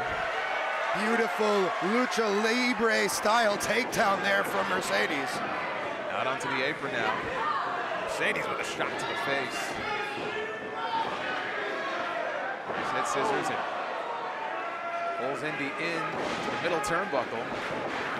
Snapmare Mercedes off the ropes, and there's a Meteoro off the ropes. And a 2 count only. What I was going to say is, you know, we've seen Mercedes, Sean, all over the world, not just the country, but all over the world, but this is really her first independent appearance. Yes, that's what I was going to say, since joining WWE. That's well over a decade ago. Definitely not the stage we're used to seeing her on, but she seems at home. She seems comfortable. I also had a word with her backstage, and she's ready for this, man. She's taking it just as serious as she does any other promotion. Nice tilt-a-whirl there by Mercedes. Innovative tilt-a-whirl schoolboy by Mercedes. There's a backslide. 2 count only. Both women hanging on. Look at Mercedes' face. Is she into this or what? Both women work their way back up to a vertical base. Well, Mercedes trying to maneuver Indy into position. Yeah, she's got the size advantage for sure, but Mercedes has the experience. Beautiful maneuver. Oh, look at this! She's going for the early win. She's got that statement, and Indy with her foot on the bottom rope. She had that statement maker locked in. If Indy had not gotten her foot on the rope, that might have been it. Watch out. Baseball slide. There's that drop kick by Mercedes. You know, she may well have had Indy if Indy's got those long legs. She was able to make the ropes. Again, this is not a championship match, but Mercedes, she is the belt collector. I mean, she came into this building tonight, she is draped in gold. I mean, she has gold from everywhere. AEW, New Japan, Rev Pro. And she is making Indy pay for that. Beginning of this match, putting Indy back in the ring now. Like as the match goes on, each competitor is taking each other more and more serious. I see the beginning of the match. Mercedes now scaling the ropes. Middle rope inside. Caught by Hartwell, big boot. Wow. Wiped her out with that boot right to the face. Now I should point out, Mercedes had a hell of a match with Momo Watanabe at AEW Revolution only a couple of weeks ago, and she took a brutal boot to the face. I saw that. As a bruised larynx. So you wonder if that might come into play here. And that larynx is surely not feeling good on the middle rope now. No, it is not. I also wonder if Indy Hartwell knows anything about that. Watch that replay. Look at that foot right to the face. Indy Hartwell is a student of the game. That's what you learn under the WWE developmental system that Hartwell went through. Nice Irish whip right into the corner. And again, it cannot be understated the influence that Mercedes has had on the women's wrestling scene here in this country. Part of that women's revolution many years ago, NXT and WWE. Multiple, I mean, it would take far too long to list all the championships that she has to her name. Indy was taunting Mercedes there. That may have been a huge mistake. It's that jawbreaker. You don't want to give Mercedes Monet any kind of opening. Nice uppercut there by Indy. And another foot right to the side of the head. Next shin in position. It's going to take more than that, though. Put away the CEO. When I pulled up to the building tonight and saw there was a line wrapped around the building outside, I was just talking to some of the fans. The level of excitement here. I mean, we get some big names here in House of Glory, but I don't know that I had seen a level of excitement for anybody like I did Mercedes earlier today. Definitely been a buzz in the city all week leading up to Mercedes Monet debut at House of Glory. So you are absolutely right. Mercedes is one of the top talents in all of wrestling over the past decade. Male or female? Indeed. Male or female. Well, Mercedes trying to fight her way out of this. And Indy with a knee lift. What a feather in her cap it would be if she can win this match here. Mercedes floats over into the backstabber. That'll create some separation. Mercedes is used to wrestling larger And opponents. another one. Knows how to use leverage and technique to her advantage. Beautiful side slam there by Indy Hartwell. Doesn't hook the leg, though. Hartwell is in some obvious pain right now, guys. Indy Hartwell debuted on the Australian wrestling scene in 2016, made her NXT debut in 2019, former NXT Women's Champion, NXT Women's Tag Team Champion. Mercedes knows a thing or two about being a women's tag team champion. This is not about tag team wrestling tonight. And about being the NXT Women's Champion. Absolutely. Mercedes off the ropes now. And oh man, she almost took her head off with that clothesline. Wicked clothesline there by Indy Hartwell. And this time she hooks the leg. 2 count over. One thing about Mercedes that you gotta say, I mean, she certainly doesn't duck any challengers. Oh, no, she wants the smoke. I mean, one of the championships that is currently in her possession is that New Japan Strong Women's title, 258 days. She beat Stephanie Vicaire to win that title. Stephanie Vicaire, who currently holds both the titles. NXT and NXT North American women's titles. And Mercedes beat her. Mercedes is being flung around the ring right now by Indy. Had a great match late last year, did Mercedes with Hazuki, one of the best women's matches all year in 2024. Indy Hartwell beating Mercedes from pillar to post right now. Yeah, she is having her way with her right now. There's a clothesline in the corner. Mercedes is out on her feet. Look at Indy, man. She is just... She might want to keep up this momentum, guys. I don't think this is really smart. I'd say she's doing a pretty good job of that right now. But Indy does need a greater sense of urgency if she's going to put away Mercedes. Raining down punches on Mercedes, and the CEO is in trouble right now.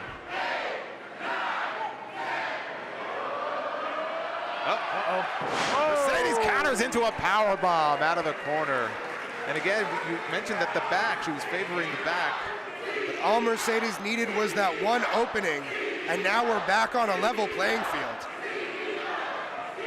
Crowd definitely behind Mercedes. Let's see how she happens. Holding that lower back. Here comes Mercedes out of the corner. Another tilt-a-whirl. Takes Indy down. This crowd trying to rally behind Mercedes. There's the double knees in the corner. Mercedes building momentum. Riding that money train. Oh, we've seen this before. Double knees. What a nasty maneuver that is. What a kick out by Indy. What do we call that maneuver right there? We call that effective. That's what we call that. That's my name for that. I could have said it better myself. It's called effective. Well, it wasn't yet effective in scoring the win here. Indy Hartwell is still in this match. Well, she's turned the tide, at least, in her favor. Take another look at Mercedes this. looks like she's beginning to enjoy herself. And we have seen Mercedes do this before. One of the greatest influences in her career, the late, great Eddie Guerrero. Can she hit that third amigo? No, Indy has it scouted. Spine buster by Indy Hartwell. That could do it.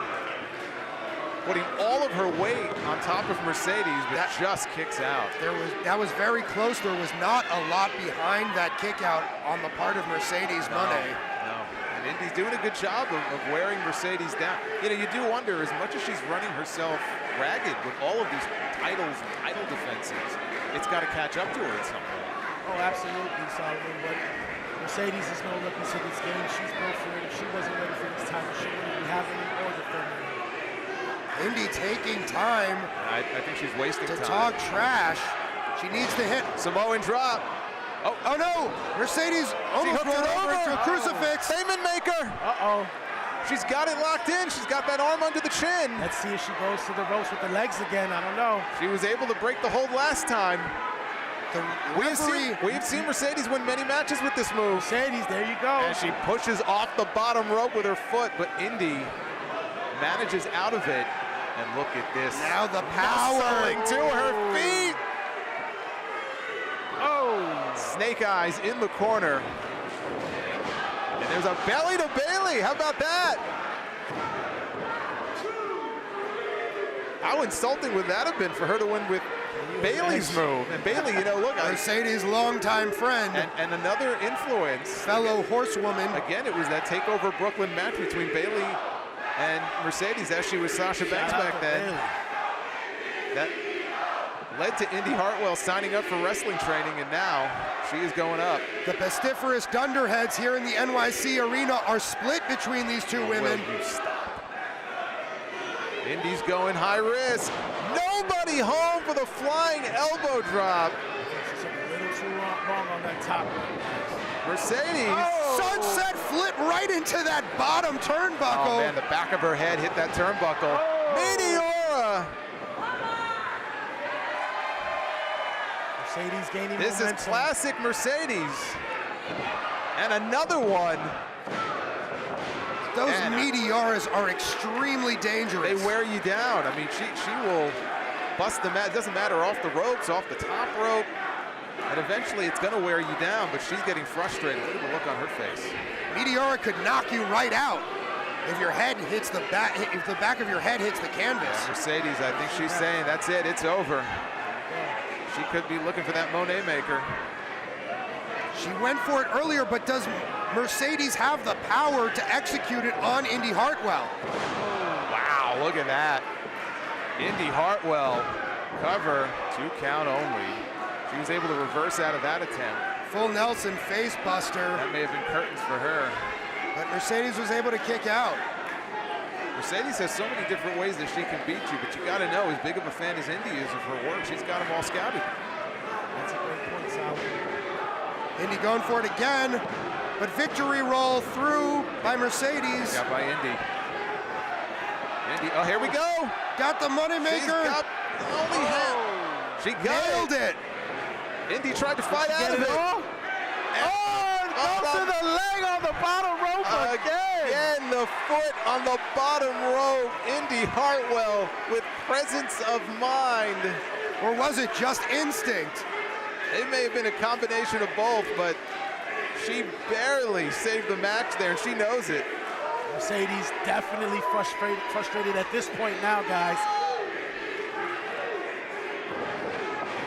Jumps off. Right, again, we talked about the throat before. There's a roll-up. Got the rope. Oh. Indy trying some statement maker. Indy attempted some underhanded tactics She's there. got that crossface locked in. Indy reaching for the bottom rope. He has to jump. Oh, she taps. No choice but to tap out. Wow.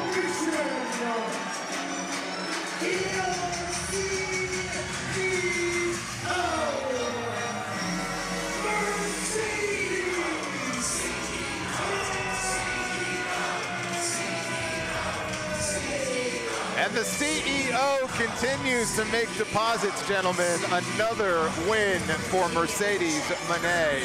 This one in her House of Glory debut. Take a look at this. It looked like Indy was trying to fight out of it, but Mercedes was able to nail the Monet maker, and then too close to the ropes. That's what saved Indy Hartwell there, but Indy did everything she possibly could she to was try and reaching. win this She match. tried. She was so close, but she had no choice but to tap out. A hell of a match here. For the first time meeting between these two ladies. Absolutely. I wouldn't mind an encore. And if Indy didn't have Monet scouted before, I'm pretty sure she does now. And you can see all the championships that she is draped with. I mean, who knows? If we get to see her again, she may have 4 more titles. Could we perhaps see Mercedes challenge for the HOG Women's Championship? Oh, wouldn't that one be day something? against Megan Bain? That would be a hell of a match. I got to tell you something, guys. I got a little inside scoop, and I think that's on the bucket list of Mercedes Monet, so keep a lookout for that. Well, we welcome that, but I'll tell you what, for a first-time appearance here in House of Glory, it could not have gone any better for that woman right there.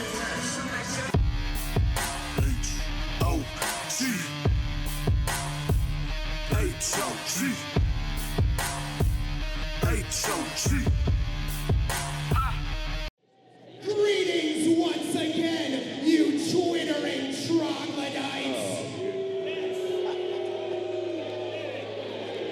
Here in Long Island, named to compensate for your genital shortcomings. Yeah, well, if anybody would know, it's the good doctor. You see what I mean there?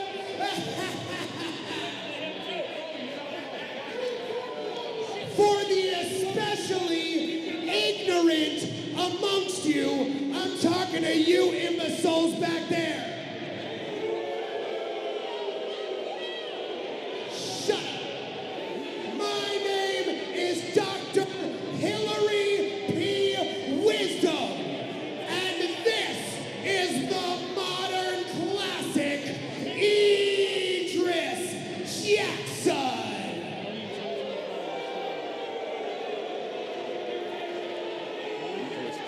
He is the absolute standard of excellence in professional wrestling today. I thought he was done. And the modern classic Still going. is looking for a fight here tonight at Super Clash. And I don't give a crap who it is out there. It could be that broad over there with the newborn baby who's ugly as homemade fish. And it could be that fat guy in the hoodie. Every time he steps on the scale, it just says yes. Whoever it is, I don't think these guys like bring going him out. out right now. I mean it. I don't think these guys like anything. Wait a minute there. Wait just a minute. I think we know who has answered the challenge. House of Glory, there's a killer in the house.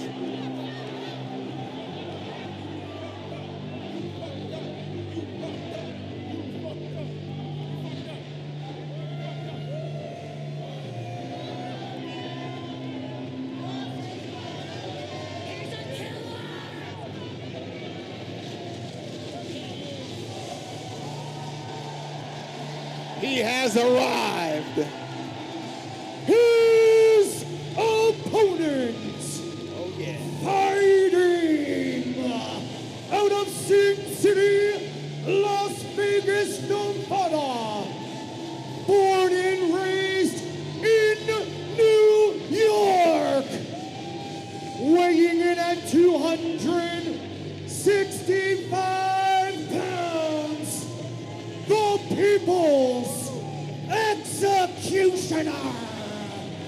Killer Kross.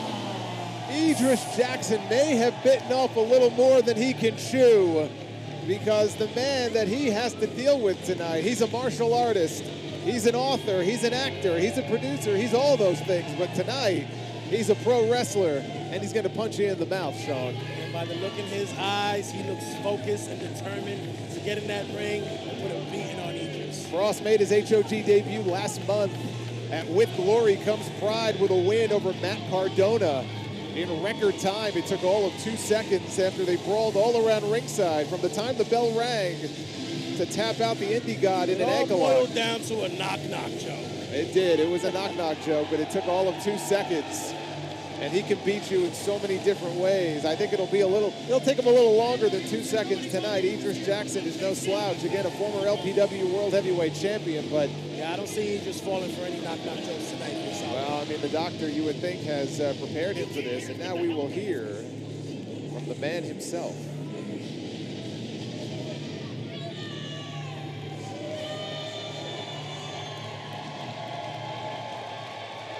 Rousing reception here for Killer Kross.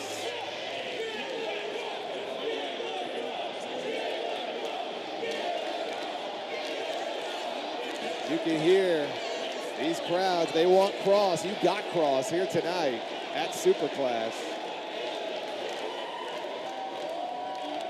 Look at the look on Doc's face. He can't believe it. My friend, on behalf of everybody in New York, shut your fucking mouth. Well, it doesn't get any more direct than that. I just want to make sure there's not some sort of misunderstanding. He wants to have a fight. I'm certainly looking for a fight. Pretty sure Long Island wants to have a fight. So let's make it happen. This is definitely going to be a fight. Oh, a fight is what you're going to get whenever Killer Kross is here. You can bet your ass on that. And again, he can beat you in so many different ways. Well, now you got one.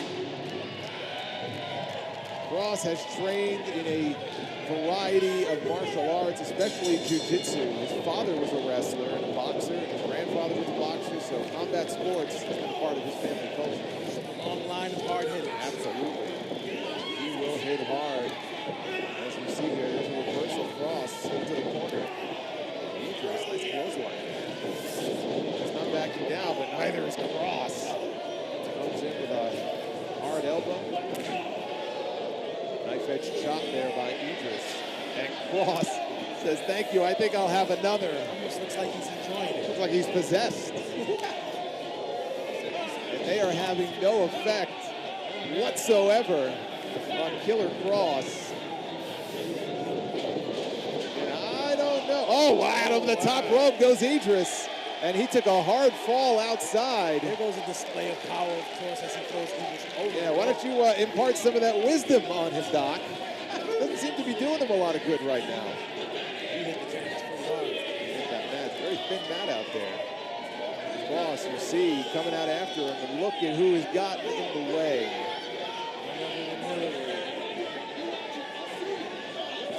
He is stalking him.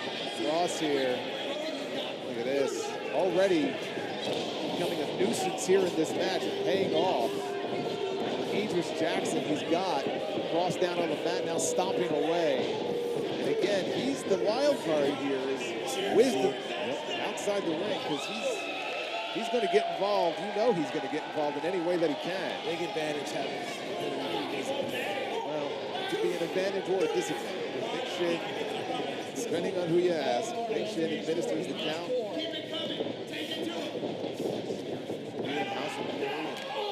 Oh, right into that post. Shoulder first goes Kross. He doesn't seem to be intimidated. No, Idris is not intimidated. I mean, look, we've seen Idris in bloody battles before. I mean, the bloody steel cage match last year with Carlos Ramirez, the I Quit match back in April. That match still gives me nightmares. Covered there by Idris, 2 count only. So, I mean, he has been in some bloody, violent wars before. Kross now trying to fight back. Shots there to the midsection. Off comes Kross. Eats a back elbow. Down he goes.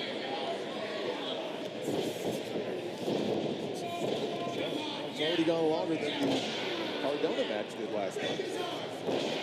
As he drops those repeated elbows down onto that elbow joint. Kross is trying to shake Henderson's that feeling back in those fingers, it looks like. Just to stay focused. I wouldn't be entertaining that crowd at all. Oh, Kross. Beautiful release German suplex. Exactly. He dumped him right on the back of his head. And I think he's just a little pissed off right now. You cannot take your eyes off Kross for 1 second. And a running Death Valley driver. Covers him. Look at Hillary again. Oh, come on. Again with the distraction here. He's got Kross attention. Nick Shin is telling him to get down off the apron. No, this is not going to end well. Kross, rolled up. 2 count only. And again, right back to that arm, right back to that elbow. Good strategy. Beautiful leaping elbow strike from the middle rope. Idris now with the cover. 2 count only. He has to stay on the attack. Well, I mean, look, the doc has been effective so far. Kross is back down on his back. We'll take another look at that running DVD. Idris, I'm impressed, you know, Idris in firm control right now. Looking good. Uh-oh. Wait a minute here. With that middle turnbuckle pad, I'm not having a lot of luck in doing so. Wait a minute! Whoa! Hillary with the DDT. Hang on just a second. What is this? Hillary P. Wisdom with a DDT on Killer Kross. Does this guy have a death wish? Wow, that came out. What the hell has gotten into him? Oh, yeah. He just loves it. Of course he does. Uh-oh. Turn around. Oh, my goodness.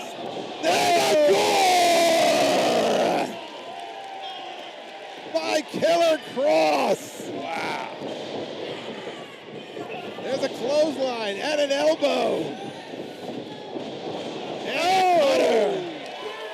Down goes Idris. And Kross is feeling it.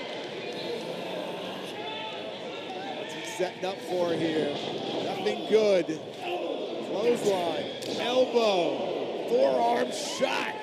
Like a gunshot going off. Looks out of it. Oh, there's that Doomsday Saito. Right on the back of his neck. And it might be time for Idris Jackson to take a nap. Was it like 20 seconds ago Idris had control? And there it is, the Kross jacket. He's got it applied. And Idris taps out.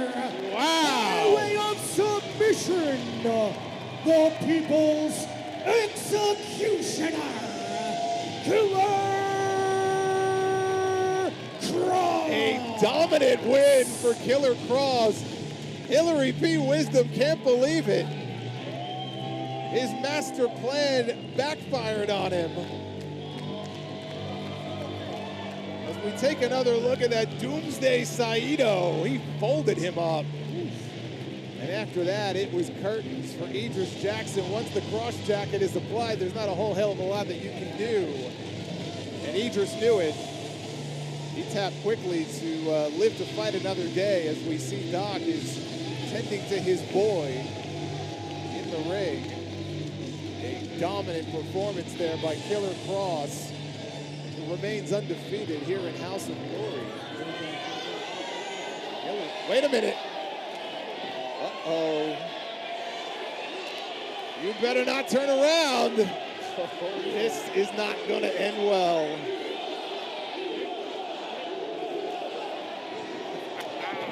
Oh! He got knocked the fuck out! I love it. What? How do you do? Thank you, Killer Kross. What a night. Oh, we got to get a replay of that. Boom! Right in the chest. I love the slow-mo. I would love to slow it down even more. Maybe I could get a framed photo of the exact moment. Oh, you just love that, don't Oh you, my Solomon? God, I'm gonna watch that on a loop. Poor Hillary. He didn't do anything to deserve that. Oh, here we go. We got the best production team, STF, man. STF Media, take a look at this. Boom!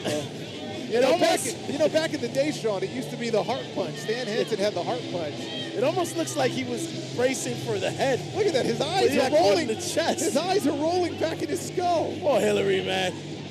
Back in the day, it was the heart punch. Now we have the headbutt right to the chest. That was crazy. And you know what? If we don't have to hear from him for the rest of the night, that's okay. Sam Laterna backstage at HOG, where I'm joined by Killer Kross.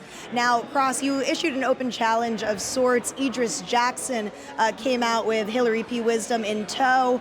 Biggest match of his career. Didn't come out victorious. He managed to choke him out and get that comeuppance on Hillary. So thoughts following that match? I mean, it is what it is. I'm joking around, smiling, doing media. You guys been watching too many fucking movies. You think I gotta come out here and do the whole Clint Eastwood thing? I have to scare you and talk in the shadows? No, man. Real life is when you sign the waiver and you step in the ring, the bell rings, I own your fucking neck. That's what it is. I don't need your consent to hurt you. I'm Killer Kross. And if you show up and you see me, you tuck your chin. You show up to House of Glory, you buy the ticket, you take the fucking ride. Hillary, this was one of the biggest matches in Idris's career, going one-on-one with Killer Kross. Walk us through that match and what happened at the end there? What's going on? According to Aristotle's Nicomachean... Doc, it's fine. Eudaimonia... Doc, I got it. What do you mean what happened at the end? Killer Kross obviously had an illegal choke on me. I didn't tap out. I was trying to get the ref's attention to call it an illegal hold. And yeah, you're right. This was a big match for me. It still is a big match for me. It doesn't matter. It doesn't matter if I lost. It doesn't matter if Killer Kross won. The fact is, I'm still standing. The good doctor is still standing.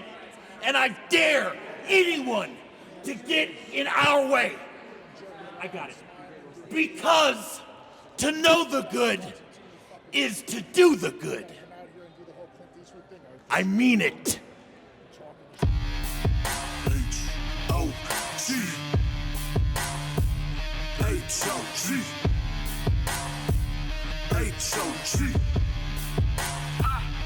And the ballsy badass in the ring here in Los Angeles. HOG Women's Championship that she won back in November. Shotzi Blackheart, as you see, bringing a new verdant green aesthetic to the HOG Women's Championship. Matches her hair. And Shotzi there with that call to the wild took that title away from Indy Hartwell, ended her reign at 196 days. And make Shotzi the 9th women's champion in House of Glory history. If she holds that title up high, she said she was going to redo that title in her image. Boy, did she ever. First title defense, she got a win over Allie Catch. But she has a tall order ahead of her tonight here in Viperous. Indeed, the serpent of evil out of the state of California, Viperous, bringing a serious challenge to the reign of Shotzi Blackheart, still nascent. Here we go. We are underway. Viperous making her HOG debut tonight. Is out of her birthplace of Los Angeles. Decade of in-ring experience. She is world traveled. Competed many times in AEW, including last year on Collision against Willow Nightingale. Got a win in TNA last year over Jody Threat. Has held a number of regional and independent championships, including the Shine Women's Championship, has Viperous. Absolutely tagged with Shuri. A successful effort at Stardom's Sin City event in Las Vegas last year. Wow, nice move there. Count only. Both women showing off their technical acumen early on, trading victory rolls. And this is more of a feeling out process, Doc. I mean, no one is winning off one of these victory rolls here. Shotzi, there you see a kick out. Shotzi's not going to let that happen. You never know. It only takes a count of 3. Jackknife. Shocking endings to matches have happened more than once in the past. Fast and furious. Look at these ladies go. My goodness. These fans showing their appreciation here. And Shotzi, I think at this point, realizes this is not going to be an easy night. This is not a night off for her. A blistering pace so far in this HOG Women's Championship match. Viper's Knight, as you jump over there off the ropes, misses that clothesline. Shotzi misses that kick, and the Viper's trying to get that waist lock. What an electric atmosphere there at the Globe Theater, our Los Angeles debut. Legendary venue. It's a beautiful arm drag there by Shotzi. This is a legendary venue, packed to the brim, as you can see. The LA faithful as Shotzi hits the ropes. And a nice tiger feint kick there by the HOG Women's Champion. She's head Shotzi Blackheart's confidence starting to build here. Shotzi's gonna fly. Nice crossbody by Shotzi. Landed right on the head of the challenger, Viperous. I was gonna say a little high up there on that crossbody, and Viperous looks like she may have to shake that off. Shotzi telling her to come in. Nice duck under. Viperous going with a tilt-a-whirl. Didn't get all of it, but she got enough of it. What's she got in mind here? Nobody home there, and Viperous took a nasty spill and out to the floor. Major error on the part of Viperous. Try on Shotzi with a diving crossbody out to the floor. Just wiped out the first 2 rows, and she's got a smile on her face. This is right up her alley. We have seen you know this, Doc. Shotzi does not mind throwing her body out there. It doesn't matter whether or not it's in the crowd. It doesn't matter if it's in the ring. You will put her body on the line no matter what. Shotzi Blackheart has no regard for her own body, for her own physicality, willing to sacrifice everything in order to pick up a victory. A knife edge chop to Viperous, who is being held there in the front row. Well, you talking about getting a front row seat. Some assistance from the imbeciles here at the Globe Theater. Oh, be nice now. Be nice. Shotzi, the referee here, trying to get these ladies back inside. Again, that title can only change hands inside the ring. Be nice. You should hear what they were saying about New York City. Oh my God, Shotzi just went face first into that ring post. And that may be the opening Viperous needs. Oh. She landed right on her head, it looked like. Not a lot of room there between the fans and the ring. Now Viperous has... I was going to say, you notice that smart move there by Viperous to break the count. She's well aware that she wants to win that title. She cannot get counted out here. And Shotzi here, take a seat. Nice job there by Viperous. Utilizing the capacity crowd to her advantage. And why not? But Viperous indeed needs to get Shotzi Blackheart into the ring if she's going to have any hope of capturing the HOG Women's Championship. And I mean, she's an LA girl by heart here, so she's got the title at HOG Women's Championship. She was holding it there for a second. She might be holding it here at the end of this match. It may be premature to wear the strap so early. Brutal suplex there on the floor, and you could tell right there. I mean, there's some padding outside, Doc, but not very thick. It's not really going to offer much protection. You can see the face of the champion, Blackheart, in serious pain right now as Viperous breaks the count again. Second time here in this match. They go for another suplex, another snap suplex there on the floor. And Viperous, I don't know if... Viperous showing us some of that reptilian evil that she's known for. Reptilian, you say? Reptilian, well, she's the Viperous. She's a serpent. She is. I wouldn't want to get on her bad side. Neither would Shotzi. She just had that knee buried in her rib cage. Could have broken a rib there. The impact of that knee strike from Viperous.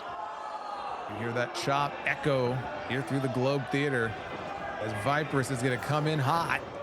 And a running, diving drop kick right to the chest. And Shotzi is in trouble here.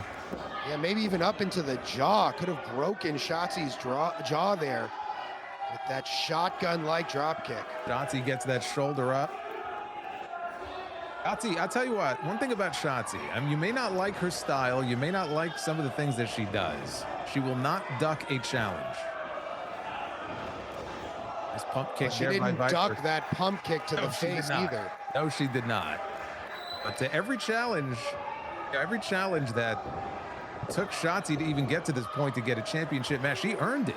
I mean, we may not like the things that she was doing to Indy Hartwell last year. She made that woman's life a living hell. When push came to shove and she got her shot, she made the most of it. And right now, Shotzi is in trouble here. Viper's working that reverse chin lock, and the referee here checking. Shotzi wants to reinvent the HOG Women's Championship, but she's going to have to get through Viperous in order to continue to do that after tonight.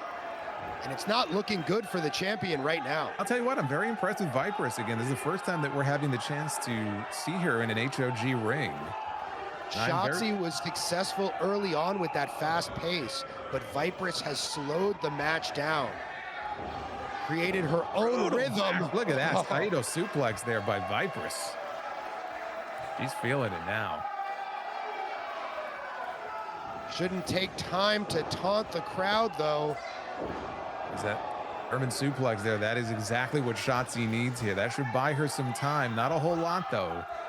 Both women are down here. The Globe Theater. This is HOG's Los Angeles debut from City of Angels, which you will be able to see in full very soon. A very successful tour over in Los Angeles for House of Glory. An exceptional event. You know, Doc, the only complaints I really heard were from the people who had the displeasure of meeting you while they were there. Well, that only speaks to the taste of the natives of Los Angeles and nothing else. Ladies, right now, slugging it out. Both women tasting each other's forearms. Down goes Viperous. Shotzi here getting that second win. Nice kick. Building momentum is the champion, Shotzi Blackheart, peppering Viperous with kicks. Suplex into the corner. Suplex into the corner. Just like that. Look at this. I mean, the tide has turned here in this match. And what does Shotzi have in mind for the challenger? There's Big head of steam. On. Just crushed Viperous. And Viperous with a kick out. Shotzi came down with all of her weight in the corner. This match continues. And I think Shotzi may be a little bit surprised by the fight that Viperous has brought to her so far in this championship match. Shotzi wondering what it's going to take to put the challenger away. I shouldn't be surprised at all with the level of experience that she has. Viperous in there. Look at that Death Valley driver right into the corner buckles. He's got to capitalize. Major trouble for Shotzi Blackheart here. Michinoku driver. And a kick out by Shotzi. I thought she might have had her there. It was very close. The challenger, Shotzi Blackheart, showing us some resilience right now. What's it going to take for either woman to be victorious at this point in the matchup? And how much does she have left in the tank? Viperous missed that kick. Shotzi comes in with a kick of her own. That looks like it grazed her, but Shotzi now. Her up on her shoulders. Fireman's carry. Wow, down into the knee. Did you see the impact on that? That might have knocked her out. Could that be all? No. Viperous gets that shoulder up at the last second. Like a TKO right onto the kneecap. And Shotzi's got to be wondering here, what do I have to do to put this woman away? You got to wonder if she maybe underestimated her. Shotzi off the rope. That's what I was saying, and that would have been too. Oh, Shotzi's peril, perhaps. Death Valley driver. And Shotzi gets that shoulder up at the last second. Viper's looking at the referee. Good call there by the ref. And this has been a seesaw battle here between these ladies as Viper's drags her over, and she is going to ascend to the heavens for what I don't know. High risk maneuver being pulled out of the arsenal by Viperous, but she took too long. Yeah, showboating there. You can't do that. Shotzi now following her up. That's the second time Viperous has made that error in this match, and you can't give Shotzi Blackheart any time to recover. Both women fighting atop the dangerous top rope. She's all the way up now. She climbs down. What does she have in mind here for Viperous? I don't know. Perilous territory up there on that top turnbuckle. Wait a minute, Viperous. Viperous, she slithers out.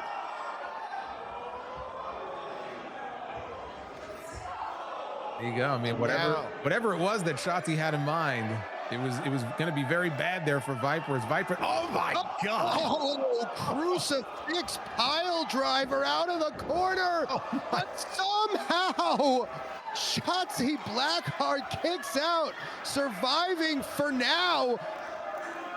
How did she kick out of that? I have no idea. Shotzi may be an inch or two shorter after that maneuver. This has to be the kill shot here for Viperous if she wants to win this title, and Shotzi knows it. She puts the brakes on and backdrops her way out of it. Champion now charges in off the rope, springboard. Oh! Destroyer! That's got to be it. How in the world? Look at the look on Shotzi's face. I've got the same look on my face. I have no idea. We're all incredulous at how Viperous was able to kick out there, but now Shotzi looking to follow it up. We've seen this before. This is how she won the championship. Viperous, though, getting back to her feet. But we might get that flying senton, and Viperous takes her down to the mat. Japanese arm drag off the top rope. Oh, wait a minute. Viperous rolls through into some kind of Kimura lock. This is a terrible position for Shotzi, who gets to the ropes. That would have been... might have just been a lucky break I think for so. Shotzi. That would have been curtains for the champion. Viperous is pissed. He comes charging in. Oh. In a minute here. Viperous holding onto that top rope. Shotzi has got both on. A tiger suplex here. Ooh, right on the back of her neck. A hard landing there for Viperous. Viperous instinctively rolling under the rope, but Shotzi's still on her. Your eyes on the champion, Shotzi here. Come on, with that diving senton. I think Shotzi's not done. Doc, I think this may be the beginning of the end here. We've seen this before. This is the move that won her a championship. Keep your eyes on Shotzi. Shotzi with a diving senton off the top. Down like an anvil. And that's it. And still, Shotzi Blackheart keeps finding ways to win. And she is successful here at City of Angels. Hard-fought battle. Viperous put up a major challenge to the reign of Shotzi Blackheart. However, Blackheart remains the HOG Women's Champion. Exactly the way that she wanted to start 2026, with a win and a warning to any other woman who wants to step up and challenge her for that championship. She's not going to make it easy, and Shotzi here putting her arm out, actually helping Viperous, and there it is. And Shotzi Blackheart is going to join us at our Chicago event coming up on March 6th. That's Turf Wars.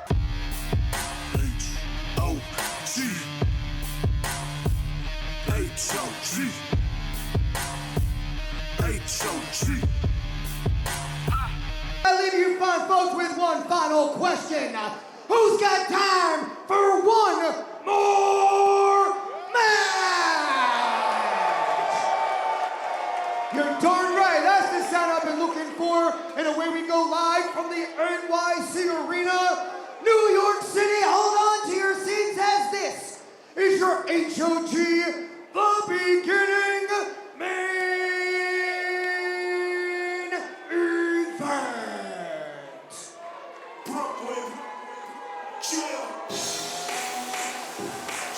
Speaking of newcomers, the House of Glory, someone that we're very familiar with, but making his HOG debut tonight. I know most of you guys, if not all, you know JTG from his WWE days in Crime Time. Been keeping himself very busy, Jason. And keeping himself in shape. He's in the best shape I've ever seen him. He looks fantastic. He's worked for various promotions like VXS, GCW, VIP Wrestling, PCW, Ultra, and he's currently signed to Billy Corgan's NWA. Jay the Gangster has evolved to Jay the God. And he's been in there with some heavy hitters since he's returned in 2020. Brian Cage, Manswarner, Josh Alexander, Shane Taylor, Carito.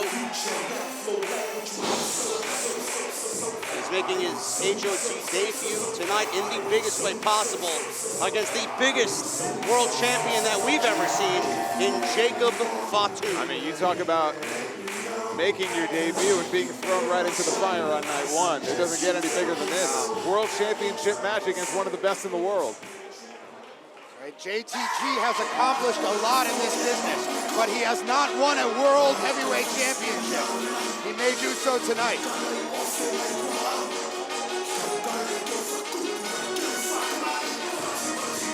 They call him the Samoan Werewolf.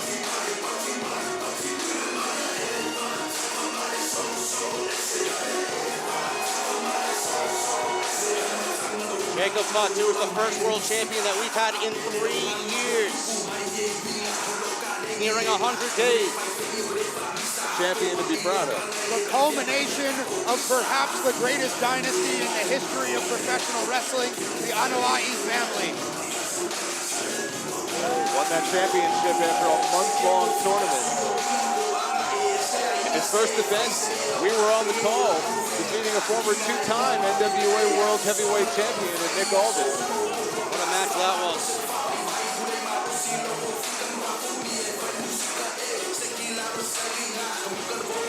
He went through Jonah.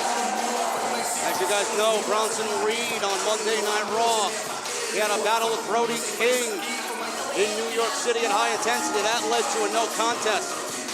And then finally won the championship from La Sombra, or beat La Sombra while the title was vacant, in an unbelievable war. And now, live on Fight, this is your House of Glory Wrestling, the beginning featured bout of the evening. It will be set for one fall. And it's for the HOG World Heavyweight Championship. When the bell sounds, the man in command, your official, Mr. Giuseppe DeCaro. And now, the competitors who get set for battle. First to my left, he comes to us from Brooklyn, New York. Weighing in this evening at 220 pounds, he is the challenger, Jay the God, JTG. Yes, perhaps Brooklyn's finest. Absolutely incredible shape. Brooklyn's JTG. finest. And now, his opponent to my right, from the mist of Samoa, with an official weight of 320 pounds, he is your current reigning and defending House of Glory Wrestling World Heavyweight Champion, the Samoan Werewolf, Jacob Fatu. And I stress the word heavyweight. Heavyweight, but hey, he doesn't wrestle like No. If you've never seen Jacob Fatu wrestle, what a sight to behold.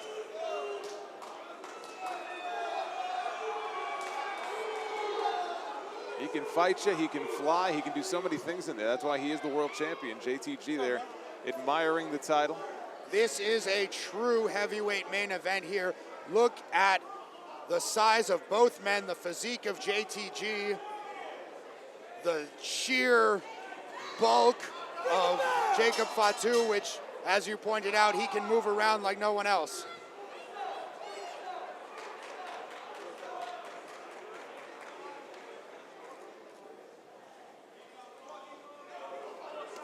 This is our main event here. Both men staring eye to eye.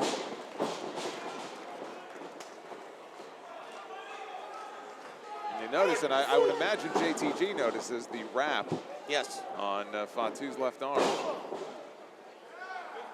We'll see if that becomes a focus for JTG here. I didn't want to bring that up, Jason, but that's a good observation. His ankle as well, which has been bothering him the last couple of outings here. If We'll see how JTG Fatu is works. smart, he will work on those vulnerabilities. Stalemate here with his collar and elbow tie up.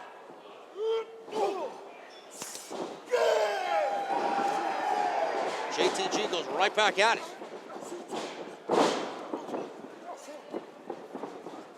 These men seem fairly closely matched in power. They're leading themselves to the outside here. They may end up back over here.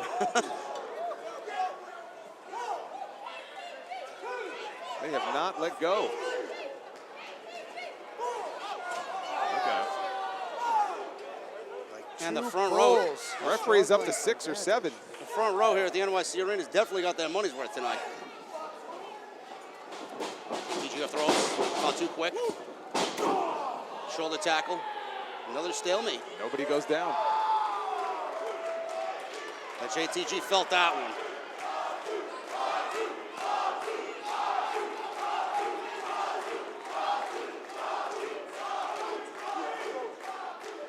Well, you know, JTG, Brooklyn's own, but we see Fatu as the fan favorite here. That's kind of interesting. Well, the people here have seen so many impressive performances from Fatu here as of late. And again, nobody goes down. Very evenly matched, these individuals. Yeah, something's got to give here at some point between these two. Though they're physically built quite different, they seem to have comparable skills in terms of power and agility.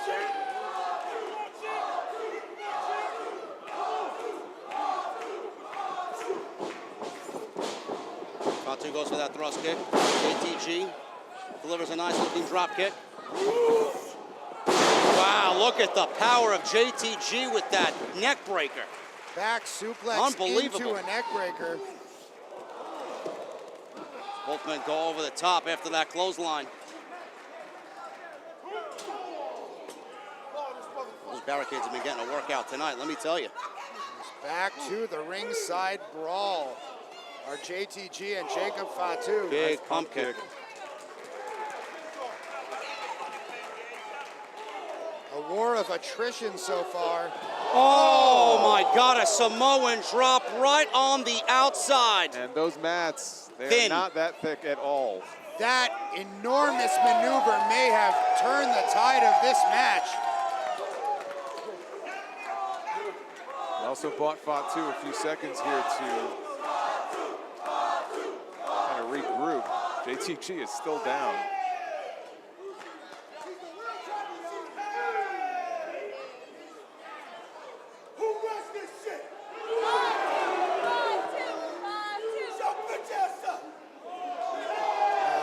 I don't condone the obscenity coming out of our champion. You wouldn't want to harm your virgin ears. Fuck out the way, cameraman. Well, at least my ears are the only thing that may be virgin about me. Well, nonetheless, JTG is trying to fight back. He's not having a lot of luck. Fatu, wow. Fatu now focusing on that lower back. Yes. I mean, coming out of that Samoan drop, JTG was holding the lower back. And that's the first thing Fatu picked up on.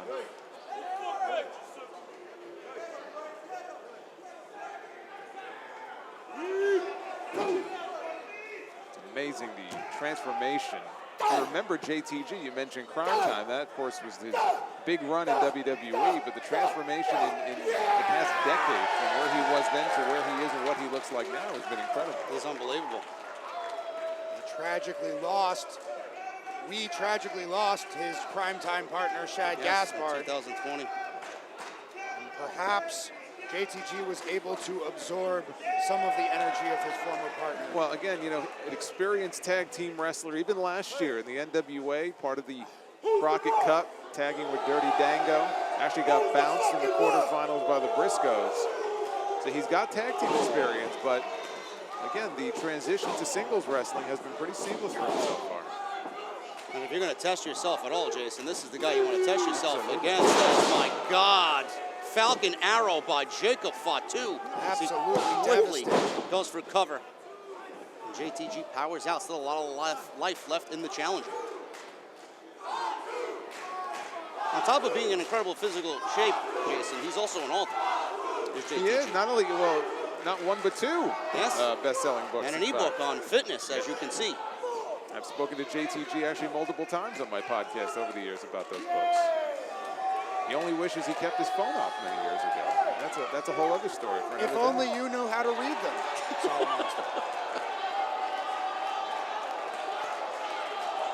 Well, they had pictures, so I was okay. As long as they have illustrations, I'm good. Out of the corner there with that big boot right to the midsection. Might have bought himself just a little bit of time, and not really, as Jacob Fatu with that back elbow.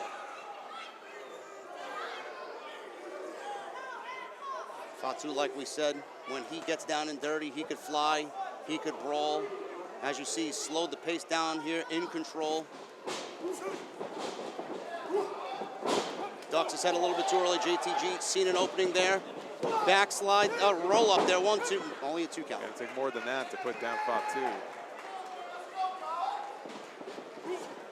Oh, right into the steel post as Fatu sidestepped him. Shoulder first. You can break a clavicle that way. Oh, now his shoulder. JTG favoring that left shoulder. Yeah, JTG may be in trouble right now.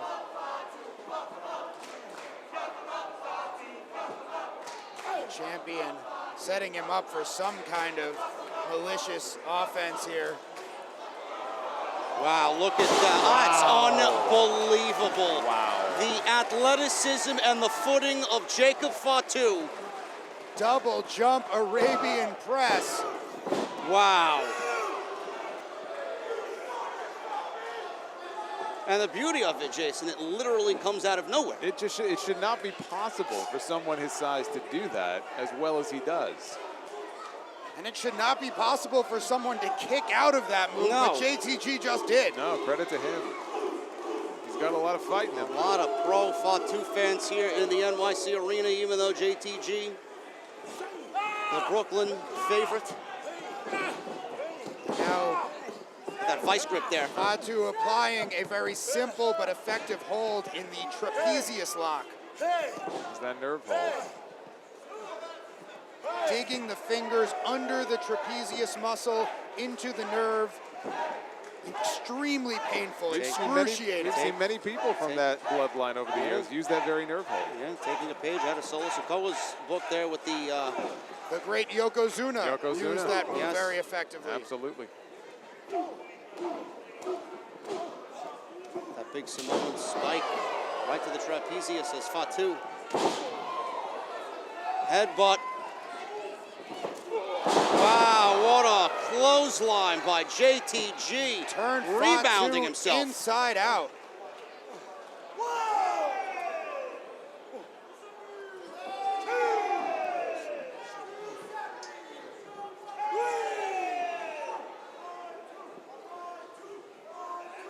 And now whoever makes it to their feet first may be the victor in this match. Oh, look at that replay. Fatu landed right on the back of his neck.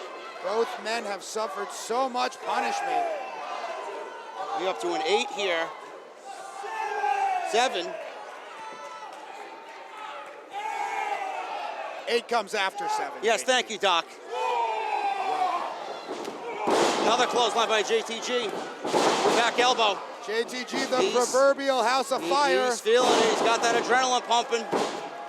Necktie, neck breaker.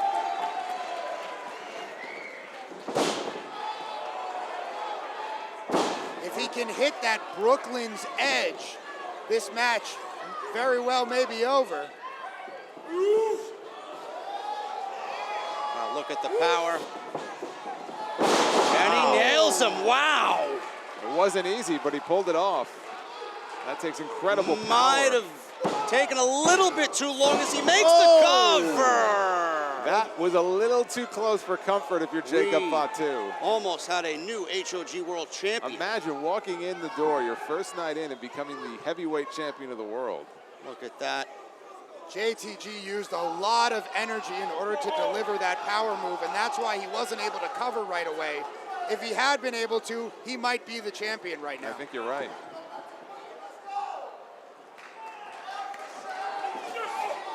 Took a little bit too much time there as Fatu back body dropped him. Fatu runs into that big boot. Nice bulldog there by JTG. An inverted kind of a sling blade bulldog. Yeah, version of the shout out. Shout out. Hey, here might be Wow, that shoulder Jason gave out. That was not smart by JTG. He tried for a big offensive maneuver, could not do it with that shoulder. What's he looking at? I think he's looking at the corner. He may be looking for another way into the Brooklyn's edge. Perches Fatu right on top of that top turnbuckle. And sure enough, it's exactly what he's going for. Can he power Roll the that big shoulder man and up? hold him up, though. No. Big thrust kick by Fatu. JTG still on his feet, though. And another one. How is he still standing? Oh. What a Samoan drop. And Jason, we know what's coming up next. Yes, we the do. mighty moonsault. It is over. Nobody kicks out. 1, 2, and 3. New York City, here is your winner, and still your House of Glory World Heavyweight Champion, the Samoan Werewolf, Jacob Fatu. What a performance by JTG, but that Samoan drop, my God. Followed by this. That may be the most devastating combo. Boom! Nobody kicks out of the mighty moonsault. And Jacob Fatu retains the prestigious HOG World Championship. Nobody can say that he didn't earn that one. JTG put up a hell of a fight, but who can possibly unseat Jacob Fatu from the head of our table here in HOG as the HOG World Heavyweight Champion? JTG showing respect to Jacob Fatu. That was one hell of a main event.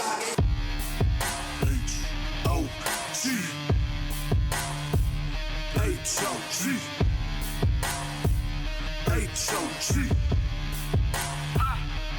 And Ali told me he's on a worldwide campaign to take down the world leaders who have been oppressing their people. I'll tell you what, because I sat here earlier and I spoke with Mustafa Ali, and he told me he wants people like Alex Shelley to step aside. That's right, he believes that Alex Shelley has been holding down the new generation of talent in the pro wrestling business. And so he has made it his personal mission to get into the ring with them. And if they're not going to step aside, he'll make them step aside. Well, it's Alex Shelley's job to prove to Mustafa Ali that he still belongs here in this business. Well, Alex Shelley himself, a former TNA World Champion, he had a hell of a battle with Moose just the other week at No Surrender. No telling what condition he's in. But this is going to be, JD, a fantastic half of our double main event tonight. You know, Jason, after his first indie match after leaving WWE, Ali stated every upper management person that I've ever worked for in this industry has told me to my face, no one will ever cheer for someone named Mustafa Ali. Look at this crowd. Well, I think Look at this moment. Oh, it's standing room only here tonight, and he's a big part of why. He's been proving people wrong ever since he left WWE. Their loss is our gain. Absolutely. Debuted with WWE in 2003. The imbeciles here tonight seem to trust in Ali indeed.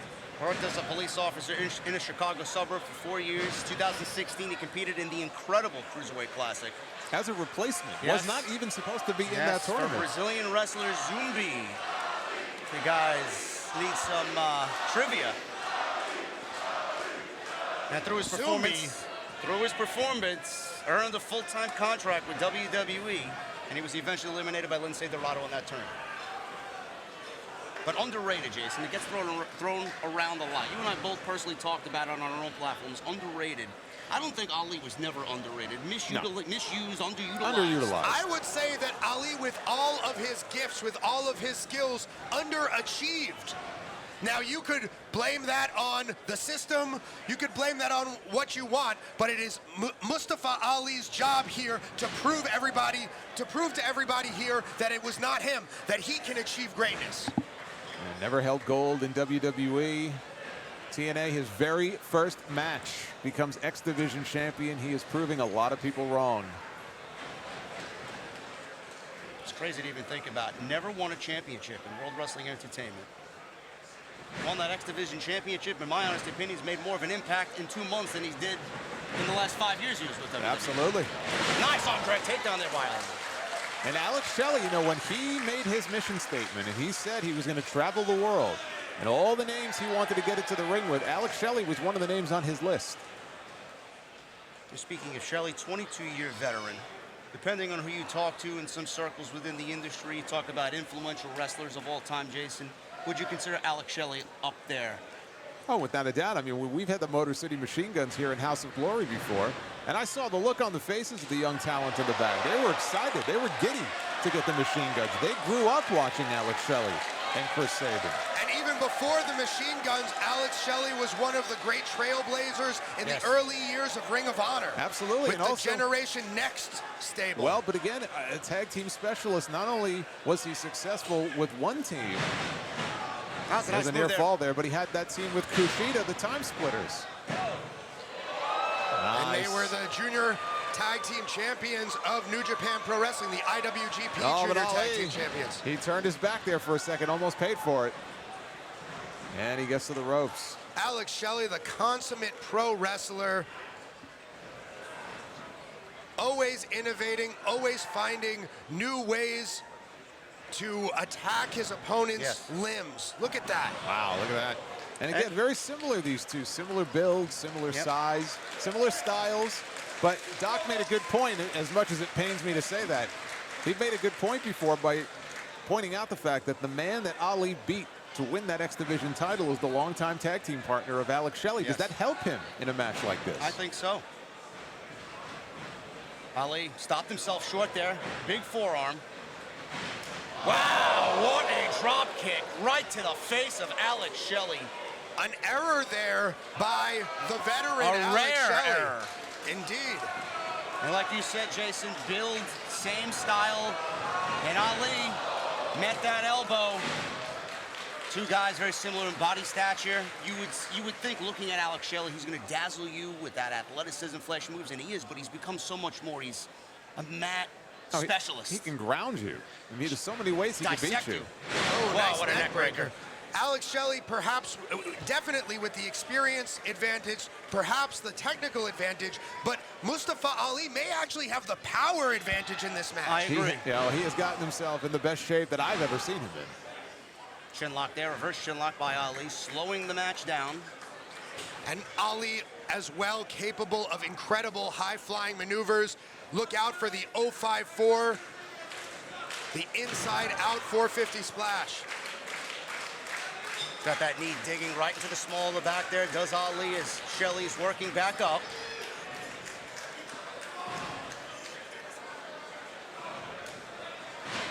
Big clubbing forearm shot by Ali.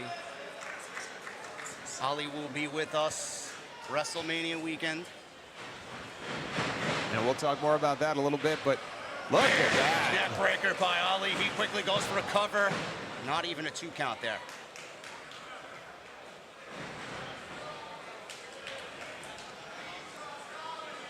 You mentioned him His entrance into WWE in that Cruiserweight Classic parlayed that into a 7-year career. He has shared the ring with some of the all-time greats, Bryan Danielson, Randy Orton, Samoa Joe, AJ Styles. He wants to be considered among the all-time greats.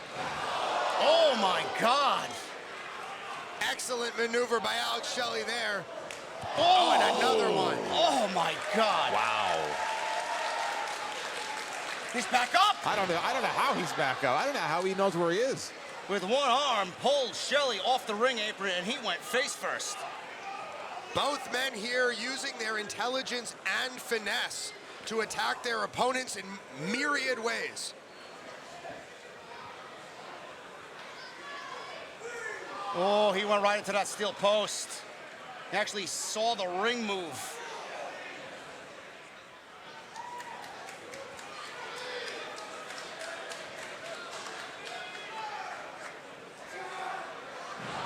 And a suplex right on the apron there. Neck first as Shelley. Shelley beginning to manipulate Yes. those limbs like I was talking about before. He's got Ali's arm trapped, nowhere to go. And then, stomping on the point of the elbow. Oh.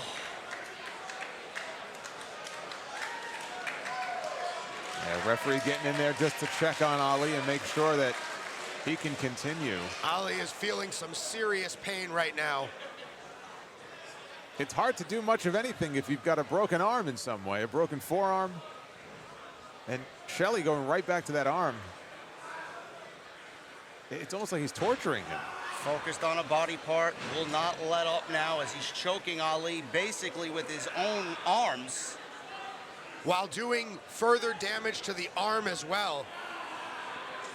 Brilliant strategy on the part of the master tactician, Alex Shelley.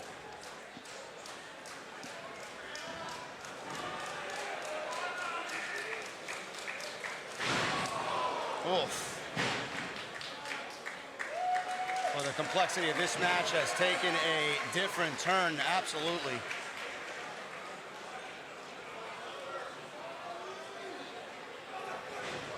Shelley went for a big kick, but Ali was able to catch it and deliver one of his own. Spinning heel kick by Ali. It's one of the many tricks up his sleeve, literally explosive out of nowhere.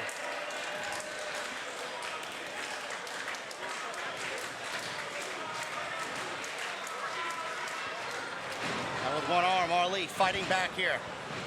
Big shots in the corner. Irish Shelley whip holds blocked. on. Shelley with the Irish whip, charges in, he stops. Big kick. Ali rolls through, neck breaker! Rolling neck breaker by Ali with that bad arm. He's starting to feel it.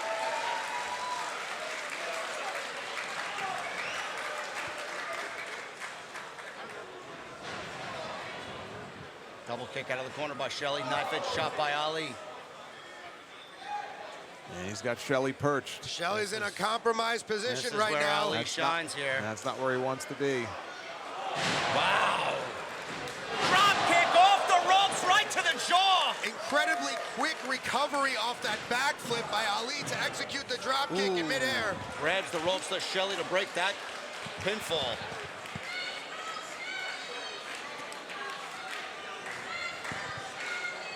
Shelley could have a busted nose. Yeah, Alex Shelley may have lost a tooth. Absolutely. He got teeth everywhere. Don't tell Danhausen, he'll come back out here. We should get him back over here. Ali. Yeah, please don't. Another kick in the corner, another kick there. Wow, flatliner right into the second turnbuckle there by Shelley. And Shelley has brought this match back under his control.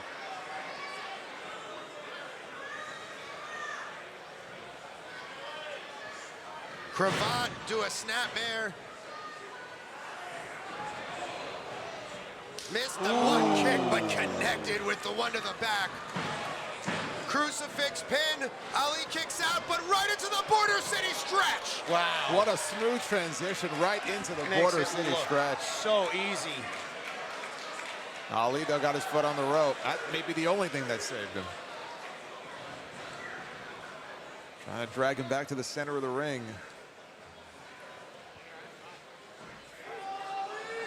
And a war of attrition now between these men. Big forearm by Ali. Shelley's asking for more. Spits in Ali's face. Another one. A defiant Alex Shelley. Shelley coming back with those knife-edge chops. Shelley doesn't want to step out of the way. Uppercut. Ali full of steam. Big drop kick in the corner. Ali again. Another drop kick. How much more can Shelley take? Super kick turns Ali inside out.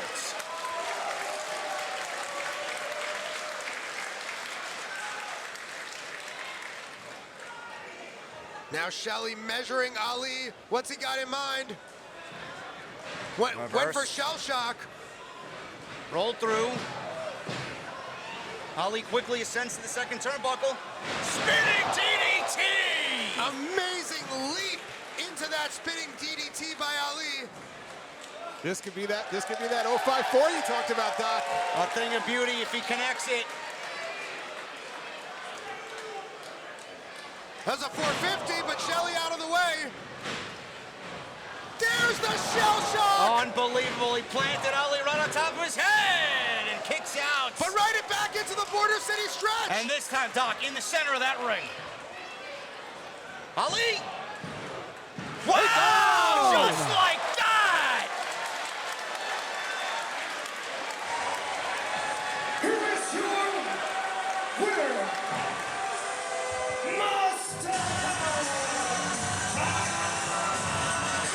Unbelievable how that could end just as quick. Everybody chasing. David Adams, the crowd, us in shock.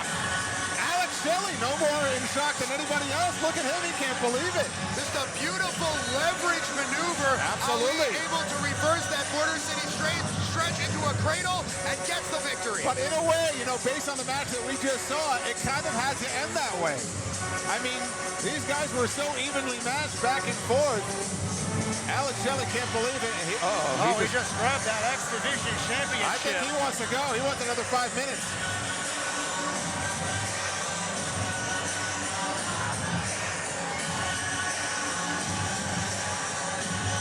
He's ready to go right now.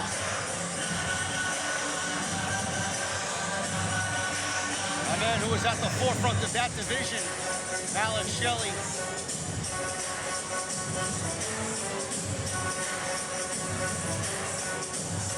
Wow, look at this. Look at that. Look at Show that. respect. And guess what's next for Ali in Philadelphia? April 5th. I don't think they're ready, Doc. April 5th in Philadelphia. Ali will face Amazing Red. I don't think Philadelphia is ready.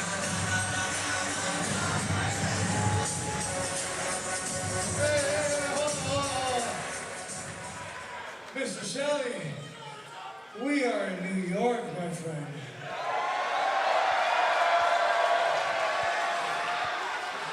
And in New York, when two men have a problem, they meet each other face to face, and they figure it out.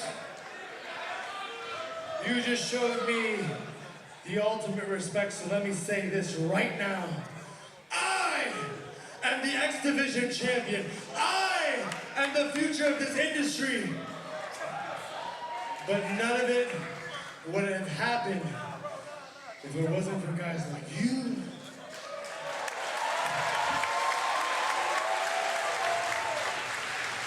If it wasn't for guys like Mr. Chris Sabin. Oh, now he's gonna be nice, huh? So I'm gonna do this once, and only once, since you showed me respect. In front of the entire world, Mr. Shelley, I respect you.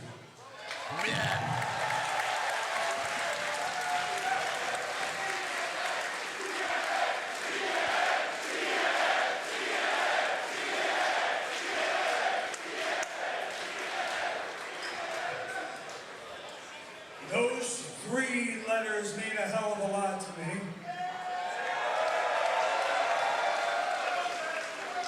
And I'll tell you why.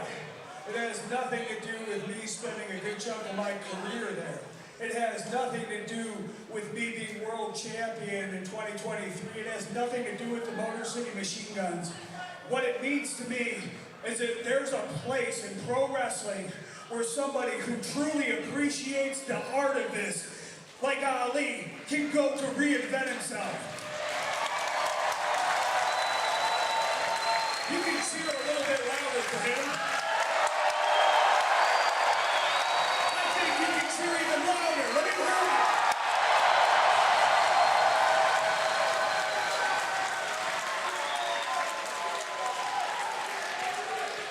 You know what's equally important? We need a place, but then we need the people, and that's you.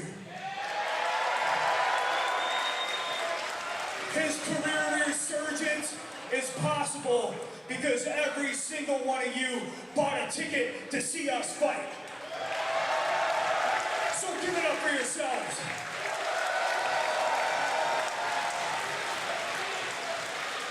All of you, you're the lifeblood of pro wrestling.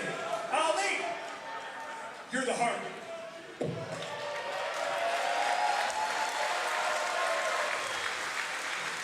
We got all the lovey-dovey shit out of the way, now let's get down to business. The main event's about to go on, but before I leave, I thank the X Division forefathers like Mr. Shelley and Mr. Slater, but I have a message for the amazing Red. Here we go. Red, look at me when I tell you this. They're cheering for me right now, but they're not gonna cheer when I say what I gotta say. Your bitch ass didn't show up today. No. Don't get mad. Don't get mad. Because the amazing Red knows exactly how much respect, love, and admiration I have for that man. And he told me, like a man, that we will meet tonight. And that man left me hanging. Oh, I'll tell you where he's at. He's not fucking here. But Mustafa Ali is standing in his ring amongst his people, calling him out.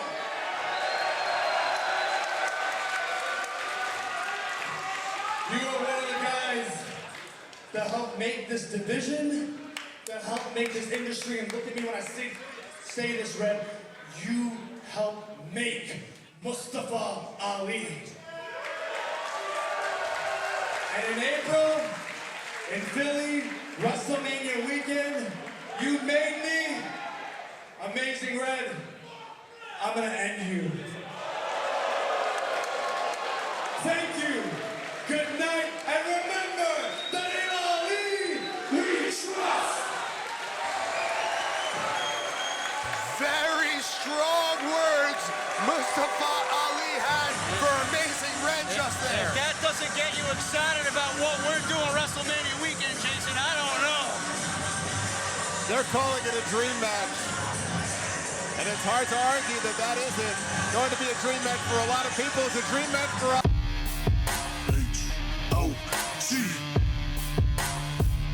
H-O-G. H-O-G. They've been working so hard for this moment. You know, first it was the Bollywood Boys, then it was the Amazing Graysons. Last month it was the Rep. What do they all have in common? They fall into the grand finale. They are one grand finale away from becoming the House of Glory. But their opponents tonight, Jay and Mark Briscoe, are in a totally different strata, a totally different echelon from all those other teams.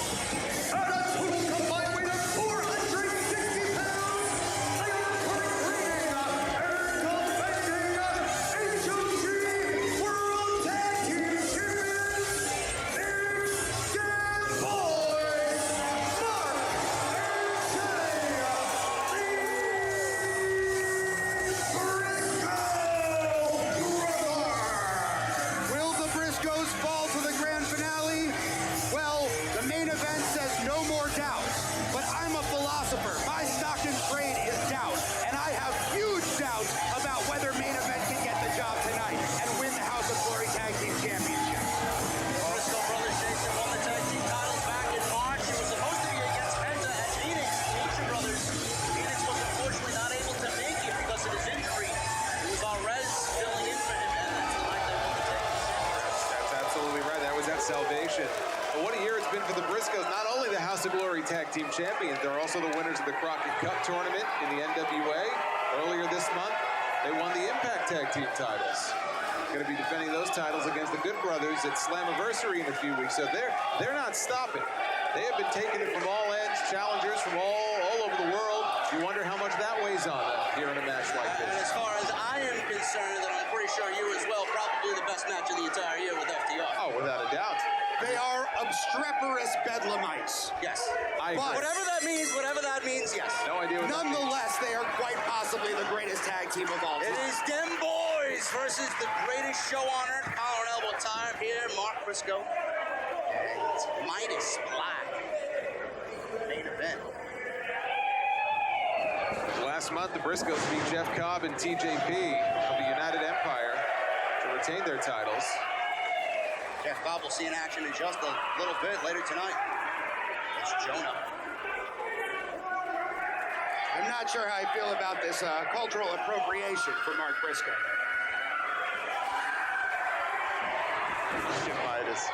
Midas puts the hat on, shows Mark Briscoe his moves, eats a boot to the midsection. Mark Briscoe takes the hat, puts the hat on.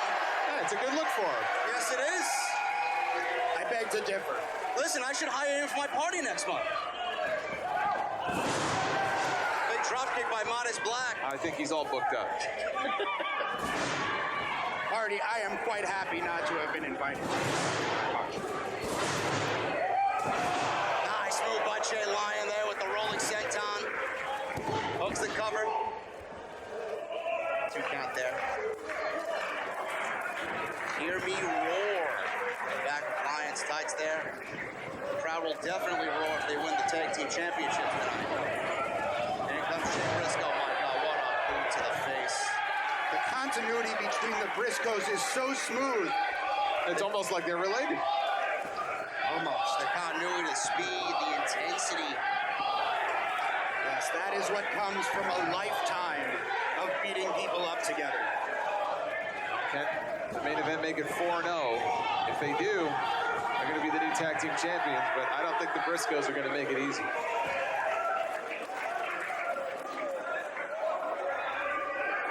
Jay Lyon in a very sticky situation here.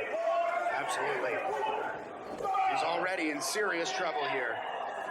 You wonder that, you mentioned earlier, JD, we saw Midas before the show. How do nerves play a factor in this match? He's nervous. Jay Lyon, if they have any doubt in their mind, that's a dangerous thing when you're in the ring with a team like the Briscoes. I've been doing this for 4 years now. Everywhere that House of Glory has a show, we see the main event roaming around the backstage area. This is what they've worked so hard to achieve. No matter how much they're nervous, this is what they've always wanted, and they're going to excel. Look at that, Jay Lyon scaring Mark Briscoe there. Yeah, it may have been more effective if he had punched him in the face instead of just screaming at him. Well, he just gave Jay Briscoe a boot to the face. Nice step up drop kick there by Midas Black. Took Jay Briscoe down to the floor. I don't see any nerves on either one of these two guys right now. What a move there, arm drag, throwing Lyon right into Mark Briscoe. Jay gonna pull up Mark out to safety. He looks very frustrated. Oh no, here comes the Ring of Fire. They call this the Ring of Fire indeed. The Briscoes already have an eye on it.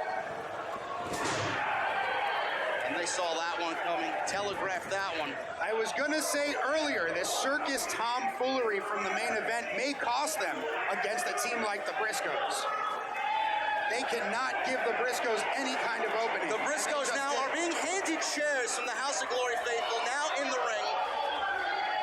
This is not a no disqualification match. You want to tell the Briscoes that? I'm not going to tell them anything. Maybe he just needs to sit down for a second. Mark Briscoe is no stranger to just launching his body over the top rope. Midas Black seen that one coming. My God, a fallaway slam right into the chair. And perhaps not a disqualification since Midas wasn't the one who set up the chair. Well, it was also Mark. Listen, Nick Shin is going to let this one go. He don't care. Mark also is the one who introduced the chair. Oh, look at this. Ring of Fire by Midas. Oh, my God. By Jay Lyon. I've said before how Jay Lion, like a savage beast, just throws himself with abandon at his opponents. Can't win the titles on the floor, though. You got to get him back inside. Jay Lion could have all the steak he wants after he wins the tag team titles tonight. Oh, you're going to have filet mignon. Oh, yeah.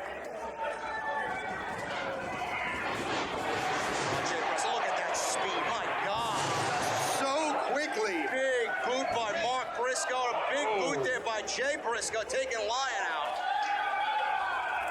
The tide turns just in a blink of an eye due to this tag team continuity from perhaps the best there ever were. It's so amazing, JC. Look at the Briscoes and you think, my God, these guys are going to be bruisers, they're brawlers. I mean, watching them in the ring is uncanny. They do things that you don't even expect them to do. Absolutely. That's what makes them so dangerous. You don't know what to expect. We know they can brawl. They can brawl as good as anybody in the business. But they're a well-oiled machine. They know what each other is going to do before they even do it. When you've been doing this for as long as they have, it's muscle memory. You develop unconscious instincts. Yes, sure, their conscious intelligence may not be as high as some others, but that unconscious instinct can win them the day. Well, I'll have you know, Mark Briscoe's IQ is actually notably high. I heard that before. Jay Briscoe now. I don't trust these IQ analyses. That camel clutch. Jay Lyons back on the ring apron after eating that big boot by Jay Briscoe earlier before.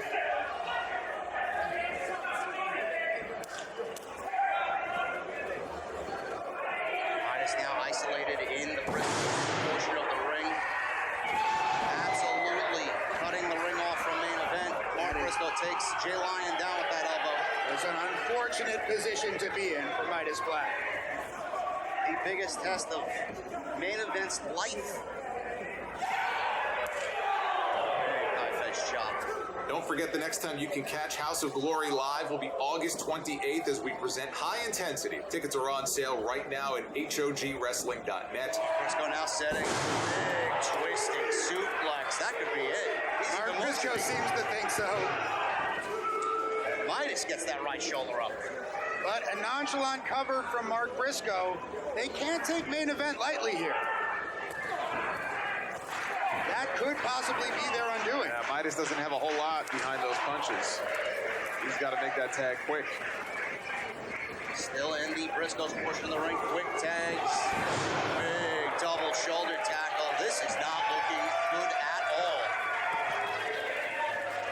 And these past few matches where main event were victorious, they were quite dominant in those matches. Yes. We haven't seen them take this kind of punishment before. Well, it was smart. I don't know if you noticed, but Mark Briscoe dragged Midas back to their corner. That's what they want to do. They want to keep him as far away from Jay Lyon as possible. And not a lot behind those punches. He's swinging wildly, but not a whole lot there. The ropes now, Irish whip. Midas ducks that clothesline. Big step up. Spinning kick there. He connected with that one. The heel of the boot connected right in Jay Briscoe's face, and in comes Jay Lyon. Big rolling clothesline to Mark. Flipped Jay, too. Belly suplex. Step up insecure by Jay Lyon. He's feeling it. He's hungry. Eats that big boot by Mark. Slows him down momentarily. So Irish whip. quickly the Briscoes regroup though. Jay Lyon! Incredible twisting senton off the top rope by Lyon. Now, like I said, Jason, before, we don't expect what the Briscoes could do. You don't expect someone like Jay Lyon to do something like that. A little whisper in the wind action there. Delta Whirl Slam! And a leg drop! Cover! Jay Briscoe was ready to break that one up. Unbelievable power, agility, and versatility from Blazing Jay Lyon. This is the advantage for main event now. It is a 2-on-1 situation. Jay Briscoe momentarily out of action here on the outside. Mark Briscoe hanging on here. Throwing knife. There's that spear. Could that be enough? Ooh, all that body weight and hooking the leg to Jay Lyon, 2.5. That's the closest they've come so far. Another half a second, we'd be talking about new champions. They have an opening here. Mark Briscoe is reeling. I don't know. I mean, has Midas recovered? He was in pretty rough shape a moment ago. Briscoe. Look at that. Right? Look at that. Right. Beautiful tag team wrestling. Exactly what I'm talking about. As Jay Briscoe takes Jay Lyon off the apron, and they drag Midas into their corner again, and a big Hangman's neck breaker. Nasty snap on that neck breaker. And Midas Black seems to be at the mercy of Jay and Mark Briscoe right now. For every move, guys, that the main event, or every situation the main event have, the Briscoes are 2 steps ahead of them. Wow. Oh, exploder. And another neck breaker by Jay Briscoe. Midas is in trouble. It's not looking good, guys.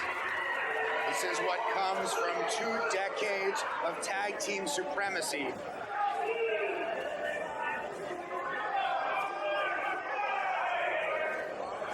Absolutely for the pickings here. Wow.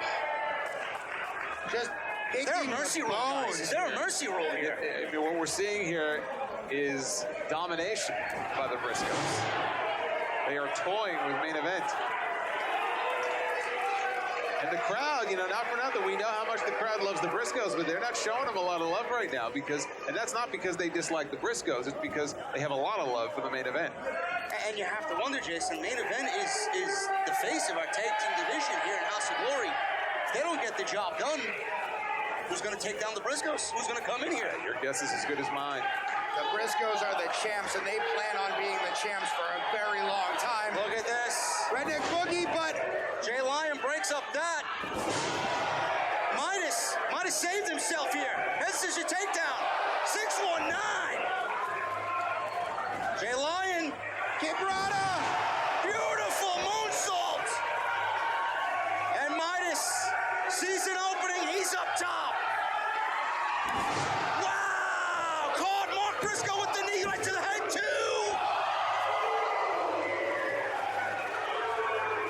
I don't Infrared from another trainee of the Amazing Red, Midas Black. I was going to remind me of the Amazing Red. You can see the influence there. He can't believe that wasn't 3. Gotta pay attention to Jay Briscoe on the outside, though. He's walking, he's stalking. And to your point, Jason, from before, lots of love for main event here from the HOG faithful as Jay Briscoe dumps Midas over the top, and now Jay Lyon is in a 2-on-1 situation. Midas took a nasty spill. This could be the end, guys. Doomsday coming for main event. Well, he ducked it. He ducked it. Tosses Jay Briscoe to the outside now. 1-on-1 Lyon.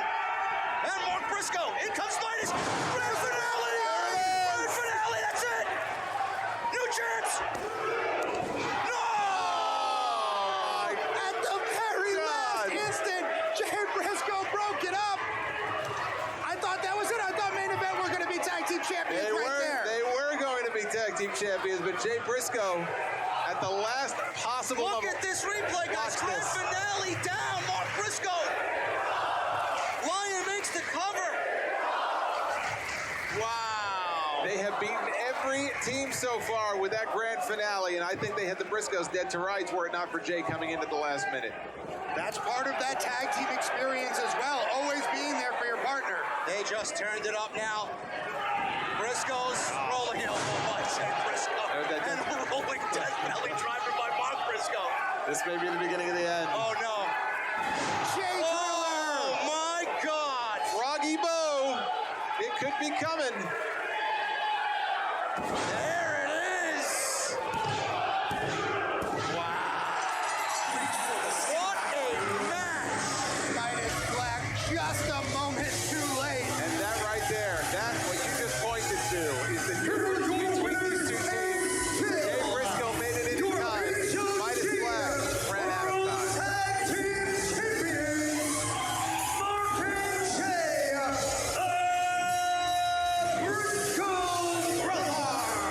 Everybody and to us, guys, that looks like the face of disappointment. Main event having absolutely nothing to be disappointed about tonight. Your heart breaks. You look at Midas, you see how disappointed he is, but these two have nothing to be ashamed of here. Well, they lost. They should be ashamed of that. No, they shouldn't. I mean, the effort was there. It was a game of seconds, as we just said. An extra split second, and Midas Black might have been able to break up that pin. But how long until they'll get another opportunity like this?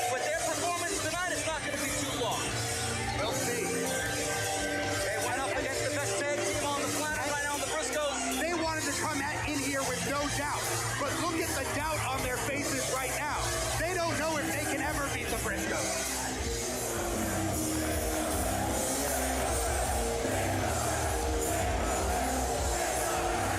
These crowd, these fans giving these four men the respect they deserve. And the nice show of respect there from Jay Briscoe. Love to see it right there, Mark. That's going to do it for us here tonight.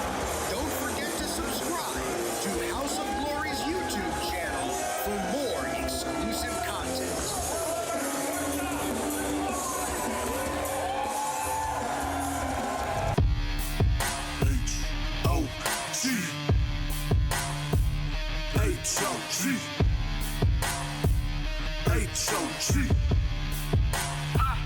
High intensity 12 rolls on here at the NYC Arena. And we are about to get our first look at an HOG ring at Hell's favorite harlot, Priscilla Kelly.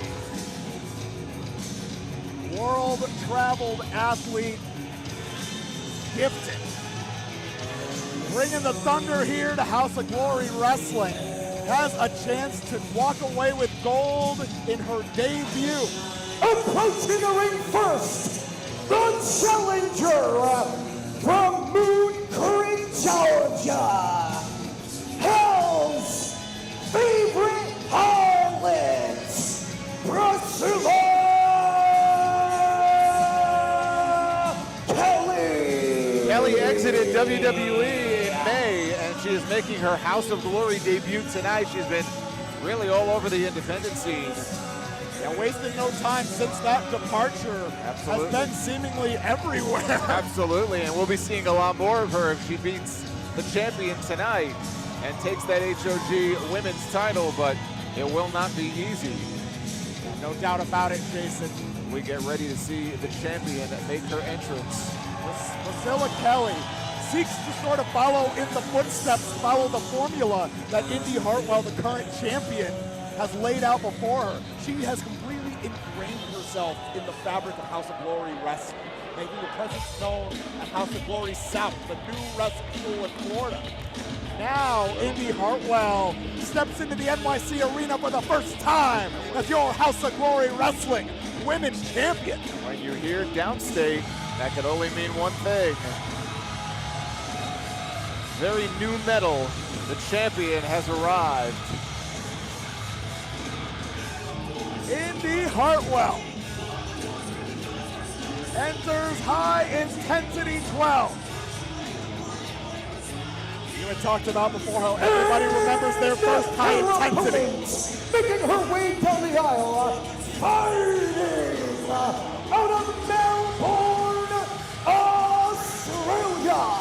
She is the reigning, the defending House of Glory Women's Champion, Indy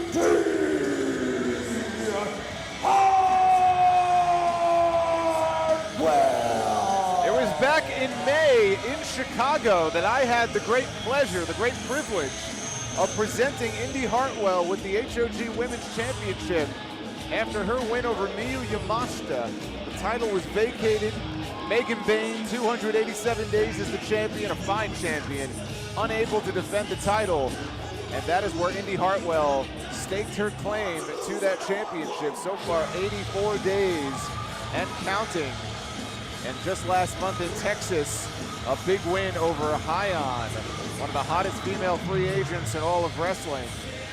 This is her first title defense here at the NYC Arena in front of our hometown crowd, but it was after that match with Hyon the real story took place, because Indy Hartwell was ambushed by one Shotzi Blackheart, who was not scheduled to be on that show. And that issue is certainly going to be rectified at some point by Indy Hartwell. You can rest assured of that. She was not happy about that, but Shotzi Blackheart on social media had not been shy at all about having eyes on the championship that Indy Hartwell currently has in her possession. Well, you know, it's funny, you know, Shotzi Blackheart has something in common with both women in this ring. All three of these women, former WWE stars who have been carving out their path on the independent scene. All three. They've not wasted any time. Not at all. All three, some of the busiest schedules in professional wrestling today. We will be seeing Shotzi in Philadelphia, but that's September 4th. Tonight is August 1st, and it is high intensity. Will Indy Hartwell even make it to Philly or the NYC Arena in October as the HOG Women's Champion? Not if Priscilla Kelly has anything to say about it. No. We are off. High intensity 12 Women's Championship action here. We're going to get a feeling out process. I wonder how many reps at a training center here and wide have these two shared together? How many times in the ring? Oh, well, I'll tell you what, I mean, they've shared quite a few times in the ring. Never one-on-one against each other. Incredible. Eventually, these battleships, they must pass in the night. Two warriors of the ring, Indy Hartwell, Priscilla Kelly. Always on opposite sides, never in singles competition. Tonight is a first. Priscilla Kelly says that she and Hartwell go way back, but unfortunately for her, she's never been in the ring with Priscilla Kelly. She says that she is coming to claim her first piece of gold of her Indy return. She says she enjoys Australian meat. Oh! My word, we're learning all sorts of things here. I don't know what she meant by that, but find out, I guess. A little under. Somebody that likes to compare notes with Charles Mason about certain activities. I think the two of them would actually be quite fine. Now Priscilla Kelly. To keep Indy Hartwell off balance. The arm throw connects. Chop, kick, combo. Right into the cover. Hartwell only first made her HOG debut in this building in March against Mercedes Monet. 2 months later, she found herself as HOG Women's Champion. It can happen just that quickly. Opportunity knocks, Indy answered. Got a big win, one of the biggest wins of her career against Tessa Blanchard. TNA Slammiversary only a few weeks ago. Big boot there by Indy. Oh, Priscilla Kelly spilled to the floor. So she really is riding a wave of momentum as the champ. Now trying to keep up that momentum, following Kelly to the outside. Indy Hartwell. You had said it before once. That revenge against Shotzi Blackheart in the worst way. And I gotta believe Shotzi Blackheart has been in touch with Priscilla Kelly about this bout tonight. Well, she's probably watching from somewhere right now on Triller TV, like everybody else, scouting her. Absolutely. Advise Priscilla Kelly, please get that pound of flesh for me as well. Australian flesh. And now, Indy Hartwell chopping away, going for her own pound of flesh. Priscilla Kelly trying to create space. Indy Hartwell relentless. Priscilla Kelly, something else in common with Indy Hartwell, both women, former NXT tag team champions. There's a lot of similarities between these two ladies. I mean, very different personalities, but a lot of similarities to be drawn. Look at these stiff kicks there by Priscilla Kelly. This goes to show all sorts of roads lead to converge at high intensity, folks. Now Priscilla Kelly. Putting the rubber to the road, cover now, leg hooked. Only two. Now Indy Hartwell trying to figure out a way to rally back. The rights coming in. Now Kelly off balance, sent to the ropes. But there we are. Priscilla Kelly, this is what Priscilla does best. She keeps her opponents off balance on the back foot. Wow, look at that. The impact there on that drop kick right to the mush. 2 count only. That's all she's going to get. High tempo offense from Priscilla Kelly. The wear down tactics being employed. Now grounding Hartwell. Does not want to allow Indy Hartwell to build the steam with all of her new friends that she's made here in New York City. Absolutely, and look, I can tell you firsthand the line, the list of people knocking on my door, wanting a shot at Indy Hartwell is very long. I bet. I mean, my word, at this point, the women's wrestling revolution is beyond full swing at this point. Absolutely, and here you see Indy willing herself back to her feet. White hot heat, all kind of contenders. First whip into the corner, big boot. Priscilla Kelly eats the foot and a back elbow. It's the jaw, point of the elbow. Priscilla Kelly staggered. Indy Hartwell. Fight for the German suplex. Priscilla Kelly had it scouted. Point of the elbow meets the jaw. Irish whip. Keeping that leash adhered, drills the big right elbow. Kind of a short arm Irish whip. Maybe once again. And another one. Seen that before with the knee strikes. Nifty wrinkle on it, the elbows. Now Kelly. Takes off. Full head of steam, but runs into a brick wall. Almost took her head off with that clothesline, but that's the separation that she needed to desperately create. Let's see if the champion now can take advantage. The referee laying down the count. Neither champion nor contender able to get that advantage immediately, but Referee Carson Zach laying the count on. With both women now on their knees. Take another look at this wicked clothesline. Boom. And now back and forth we go, center of the ring. They have the option to go to opposite corners and collect more of their energy reserve, but they want no part of it. I was going to say that was an open hand slap is what that was. We're mixing up the strikes now. European uppercut lands flush. Well done on the counter offense. A trifecta of strikes. Indy Hartwell rocking and rolling. High intensity, spine on the pine. She could be looking for that Hertz donut. She's that full Nelson twisting flapjack. If she hits that, it's going to be curtains. Homage to a mentor, the great Johnny Gargano. Now Indy Hartwell. They have exactly that in mind. Priscilla Kelly. There's one maneuver she knows to look out for in the arsenal of Indy Hartwell. It is exactly that. Now Priscilla sticks the landing, spins out. Variation on the Blue Thunder bomb. I like that she's staying on top of Indy. She's not, no wasted time in there. Not trying to taunt the audience, nothing like that. The gravity of the situation not lost on our contender here for the House of Glory Women's Championship. Priscilla Kelly. Oh, beautiful move there. Sliding German. Picture perfect. Now the cover. The hardest part about that maneuver, repositioning your opponent. Who after a knock on the back of the head like that may just be dead weight. Could be, but this is not the time to let up. Got to stay on top of Indy as much as possible as we take another look at that. Round and third. Innovative move. Slide into home. JC's safe.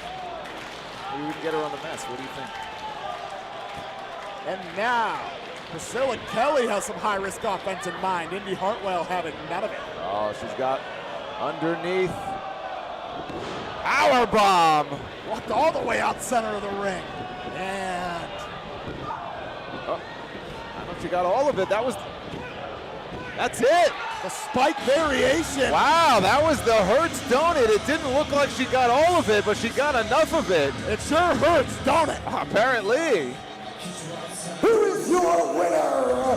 And still the HOG Women's Champion, Indy Hartwell. Let's take another look. It didn't look like she got all of it, but Priscilla Kelly was completely stunned. I don't know if she hit her head or what happened there, but 3 seconds is all it takes. The quick follow-up off that sheer shock. Indy Hartwell retains the House of Glory Wrestling Women's Championship here at High Intensity 12. And hold on a second. Absolutely. Now. I don't know, we got a power outage here. Something happened. It is dark here in the end. Wait a minute! Something is going on here. Shotzi Blackheart is here! He's back! Shotzi Blackheart again! Drawn blood for a second time! We saw this in Texas last month. This is the second time that she has ambushed Indy Hartwell. And wait a minute, Priscilla Kelly just ate one. The Indy God, Shotzi Blackheart. She is obsessed and again holds up the HOG Women's World Championship. She is sending a message to Indy Hartwell right now. Look at this. She is obsessed. Oh, barbs.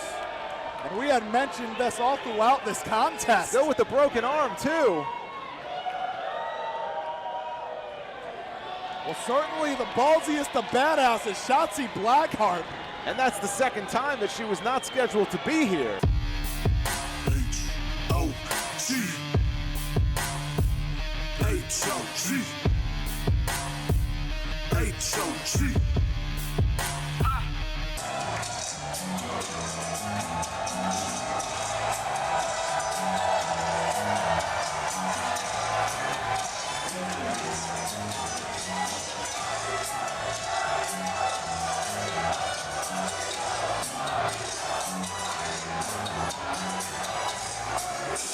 I spit in the face of people who don't want to be cool.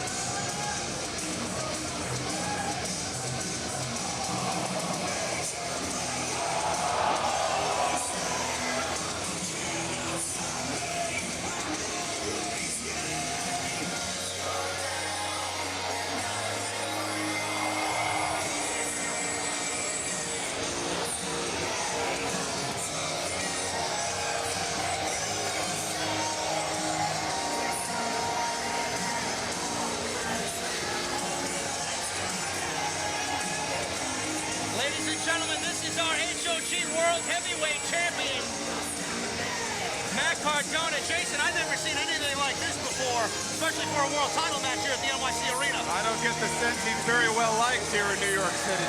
Maybe it has something to do with the fact he said he was going to take that HOG World title back to Orlando with him.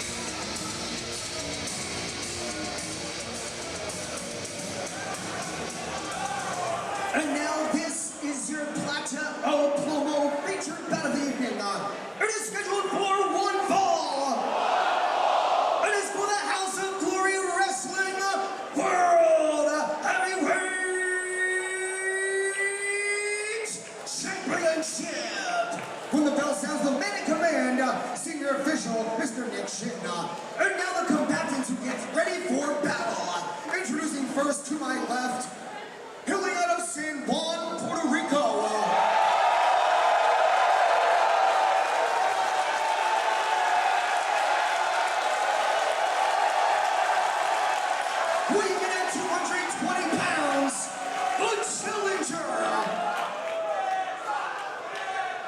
he has gained weight, weighing in at 235 pounds, the challenger, Carito.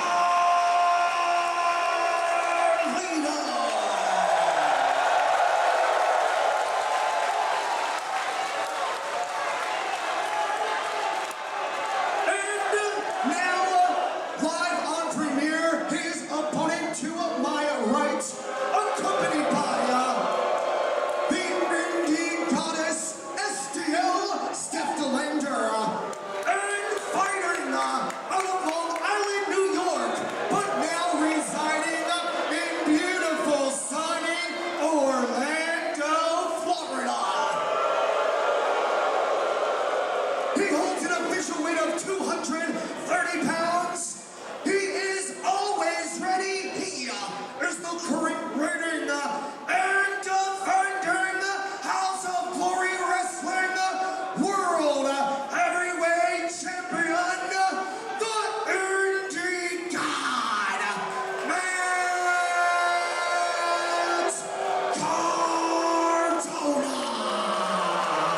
You know, he may be crude, he may be immature, he may not be the champion that these idiots here want, but he very well may be the champion that they deserve. Clearly. The Indie God, Matt Cardona. Clearly, he's not the champion they want. They're hurling trash at him. Yeah, but the one that they deserve. That's what they do to him. Well, they deserve everything that he gives back to them. Now, I don't condone the actions of the HOG faithful, but Matt Cardona wants to push, they're going to push back.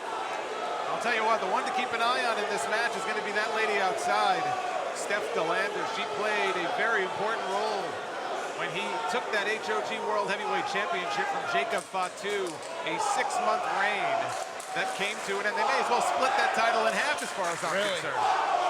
Carlito's got that apple. I don't know if you can trust that guy to keep it safe. I don't like his jacket. I don't think we have a lot of Florida fans here. This is one of the most volatile environments I've ever seen in my 5+ years here.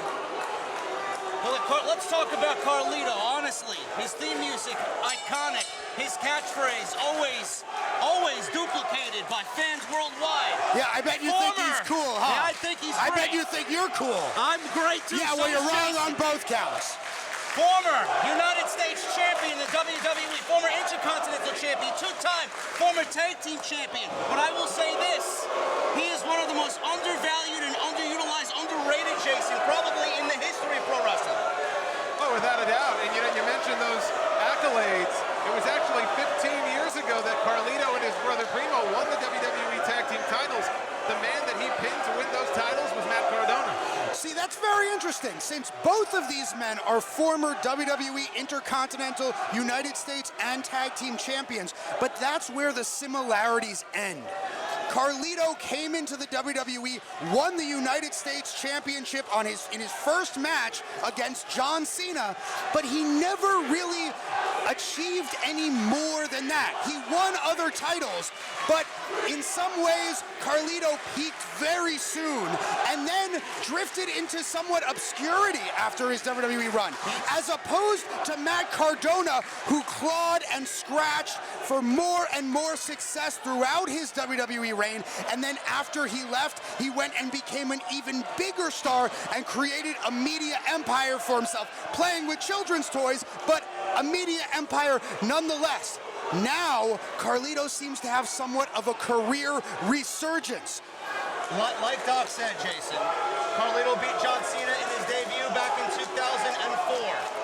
Matt Cardona, he's been very vivid and very open about one of his dream matches being John Cena.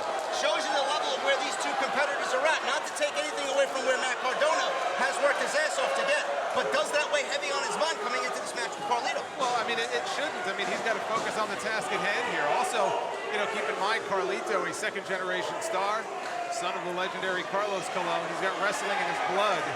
See, that's the thing, is Carlito seemed to have everything handed to him on a silver platter in this business and maybe didn't appreciate it. Whereas Matt Cardona has had to work for everything that he's achieved in professional wrestling. You know, is there like a plug coming out of your back that we can kind of yank back out there for a second. Take a breath. He's been very agitated all night. Take a breath. My goodness, I was going to say Carlito's in the best shape of his career. You know what it is, Jason? He's upset that what you said about Charles Mason and Eddie Kingston for high intensity. He's upset. I'm upset that I have to sit here at this table with this so-called commissioner. He says it's unfair. This biased, overreaching, authoritarian figurehead here at ringside who has absolutely no qualifications for being any kind of authority here in House of Glory. Oh, look at this coward. Look at this. How very brave. How very brave. Well, what I was trying to say is that Carlito is actually in the best shape of his career. Yes, he is. Phenomenal shape. He does, as I said, seem to be experiencing a career resurgence after showing up at WWE Backlash in Puerto Rico. Oh, he's got the microphone. The champion has something to say. Carlito, I'm sorry for messing up your hair, bro. And guys, I'm sorry to each and every one of you. I love the House of Glory universe.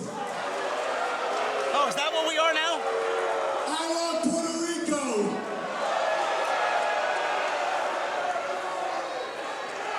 I love Carlito. He is a future Hall of Famer. Future Hall of Famer. And I don't think we need to wrestle tonight. You know, I think Matt Cardona might have a point here. Hear me out, bro. We don't wrestle. We already got our pay. We go out and we party in the mean streets of New York City. What do you say?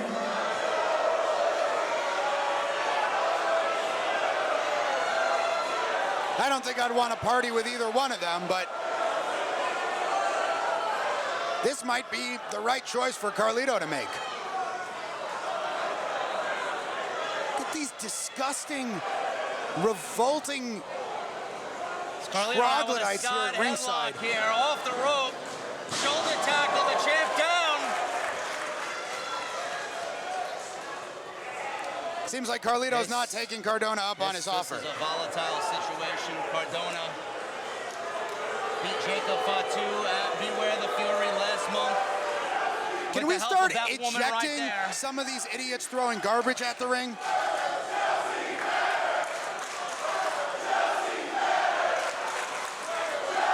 There's been a lot of chatter about Carlito and his future in wrestling. All I know is one thing. We're very lucky to have him here in House of Glory tonight. And who knows, you know, wherever he may or may not be headed, he may be the House of Glory World Heavyweight Champion. Wherever he goes, he may be taking that title with him. Oh, and you'd be okay with that? Sure. But you denigrate Matt Cardona for wanting to take the HOG title wherever he goes. I never said that. I never said anything about Cardona either. I don't know where you're getting your information from. Thumb to the eye there by the champion. And another shoulder tackle down, and Cardona again completely outclassed by Carlito. I take back everything I just said. Of course he does. I hate House of Glory. I hate Puerto Rico. And most importantly, I hate Carlito. Referee, count me out. I'm done. With good reason. Look at how these degenerates are treating our champion. Literally hurling garbage at him. The biggest prize in our company, walking out of the NYC arena. Yeah, because this is an unsafe work environment. Look, they're hurling projectiles at him. Right behind.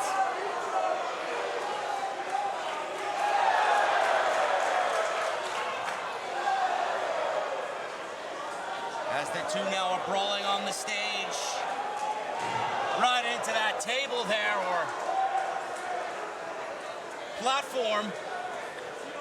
And what's Nick Shin doing? Well, is Nick he Shin counting them out? He's showing some latitude Have here. a seat, champ. This is the World Heavyweight Championship match. He's not going to end like this. He's got to get it back in the ring. His brain is probably still addled from that sugar rush earlier tonight. Don't remind me, please. Carlito now works Cardona back into the ring. The only place he can win that time. Now Right back out. to the outside. The Right Indy back God out. is looking like the Indy coward at this point. Well, he's not going to find any friends on the other side of that barricade either. Well, I'll tell you what, Carlito has more friends in this crowd than Cardona does. Pointing elbow right between the eyes there by Carlito. Cardona better watch out. Yeah, that Bad Bunny impersonator is behind him. Oh, he looked great, didn't he? Impersonator? What do you mean?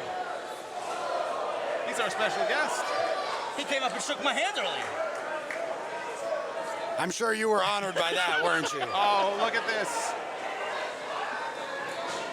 Oh, Cardona out of nowhere with that wrecking ball drop kick, and Carlito is down. And we talked about how important Steph DeLander was in that match with Jacob Fatu. I don't believe Matt Cardona would be the HOG World Champion right now were it not for her. This is basically a handicap match. One way or another, Matt Cardona is in control of this World Heavyweight Championship match right now. Matt Cardona, a master of sign language. My type of language, I think that's the only sign he knows every 5 seconds. He is rightfully enraged by these imbeciles, but he shouldn't waste time responding to them. Carlito is an extremely dangerous competitor, as he's showing us right now, delivering punishment to our champion, Matt Cardona. Post here, it looks like Cardona. He's beating the four corners. Knife edge chop. Cardona fights back with a chop of his own, but gets another knife edge chop from Carlito. Irish whip. Cardona. Boot right to the face. Carlito. Beautiful drop kick. Look at that athleticism by the challenger. What a scene here at the NYC Arena.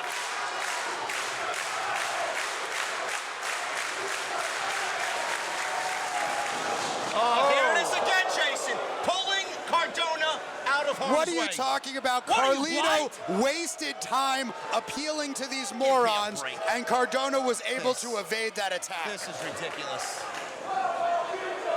Cardona with the cover here, and Carlito barely powered out of that one. You know, I have the power to make a tag team championship match if Cardona's that interested in being a tag team wrestler. I don't quite understand what's going on here. There you go. Just mount absurdity upon absurdity, won't you, Solomonster? Look at this. Behind Nick Shin's back, choking Carlito on the bottom rope, and yeah, there you go. Yeah, very classy. Very classy. Cardona with those vicious right hands. Talk about class within a sea of filth like we have here at the NYC Arena. Rolling from behind. 2 count only. Cardona clotheslines Carlito down.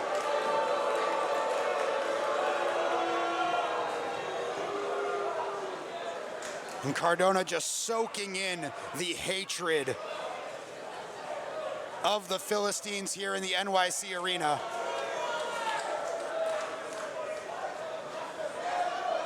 Boos from them sound like cheers to him, as they should.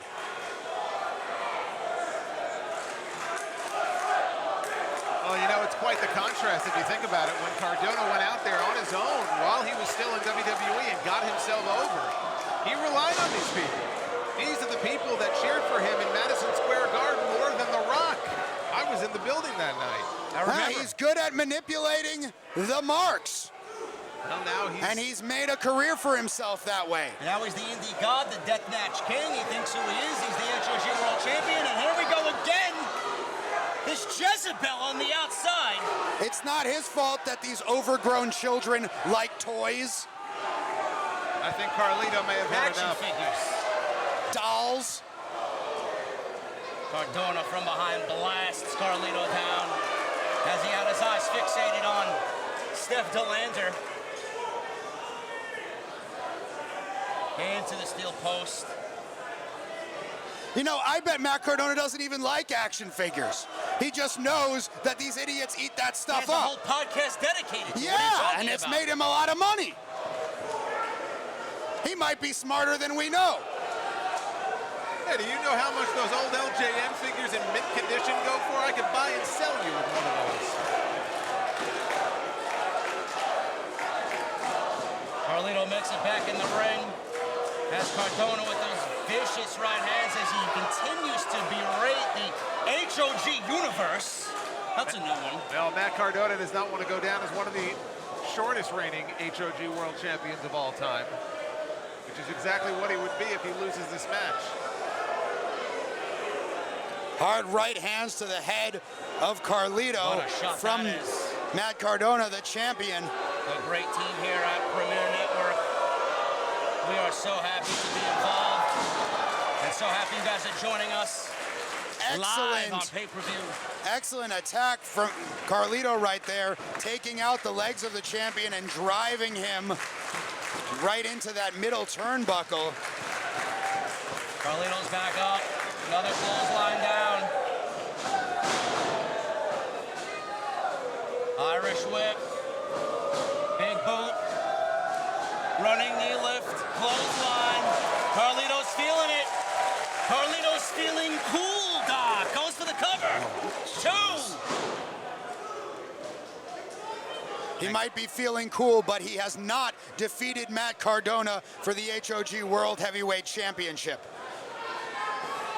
Well, he could be moments away.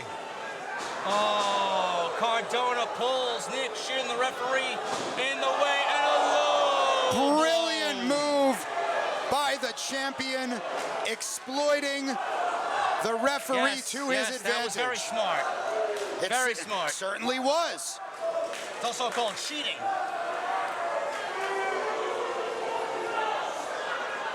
That's Cardona now setting up for that broski boot. Cardona mania running wild here. There it is. Just knocked Carlito loopy with that He one. goes for a cover, 1, 2, and Carlito's still alive. Somehow, Carlito is still in this fight. Cardona has a look on his face of what he has to do. What does he have to do to beat Carlito here?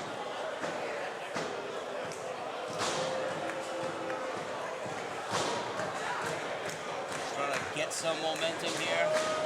Build that adrenaline up. Cardona going for radio silence. Into a powerbomb by Carlito, countered. Wow! Twisting neck breaker. 1, 2. And Cardona got the boot on the rope. If he had not gotten the boot on the rope, that might have been the Indie God's last crusade as HOG World Heavyweight Champion, but he remains champion for now in this match. Carlito can't believe it, but that's a great veteran move there by Cardona. As his insurance policy's on the apron, Steph DeLander. Cardona went for radio again. silence again. Oh, he went for that backstabber. Cardona evaded that, and There here's the it radio is. silence. Did he silence Carlito? 1, 2.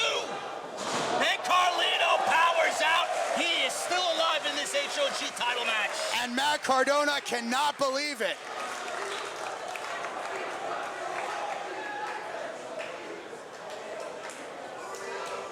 He's calling for the belt. Plan A didn't work, now he's moving on to plan B. He's telling DeLander to go. There it is. She slips the HOG World title. But Nick Shin sees it. Into the ring. Well, he's let everything else go. Why not? There you go. Oh, my God. Wheels within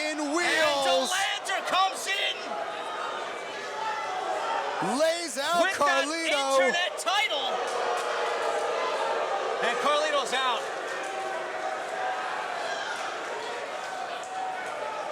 What's he pointing at now? The apple. Spit in Carlito's face. Why don't you, Matt Cardona? I think that Carlito is the one who doesn't want to be cool. Very good. Wow, Doc. And Cardona seems to agree with me. There we go. Give him a taste of his own medicine. There we go. Oh my God, right in the face of Delander. Yes! Delander is horrified. Backstabber! There goes the apple. There goes the championship. 1, But 2, 3, 4, There's 5. no referee. These idiots can count as high as they are capable. It doesn't make a difference. Here's another referee. 1, 2. Oh, and that's it. What did we just see?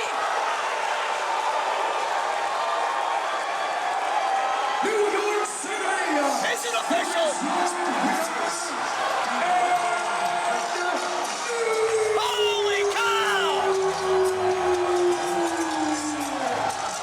House of Glory Wrestling World Heavyweight Champion,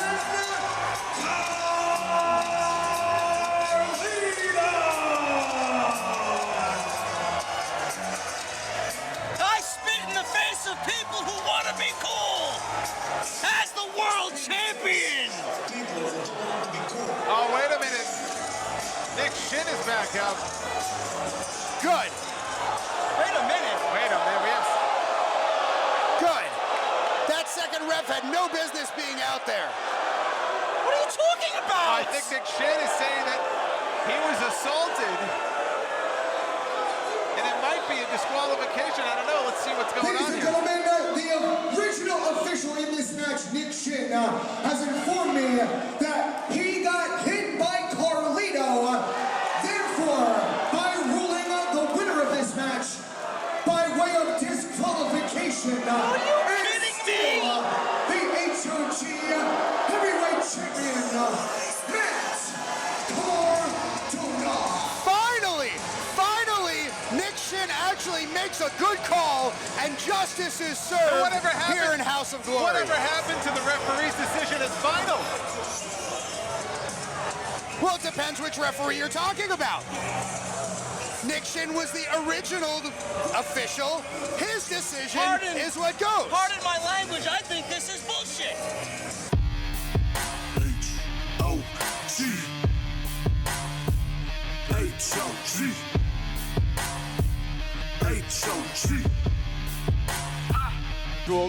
With Zilla defending his title against his cousin, his own flesh and blood, who has made his life hell over these last couple of months, and lands on Hawaii announcing we're going to do it on his time.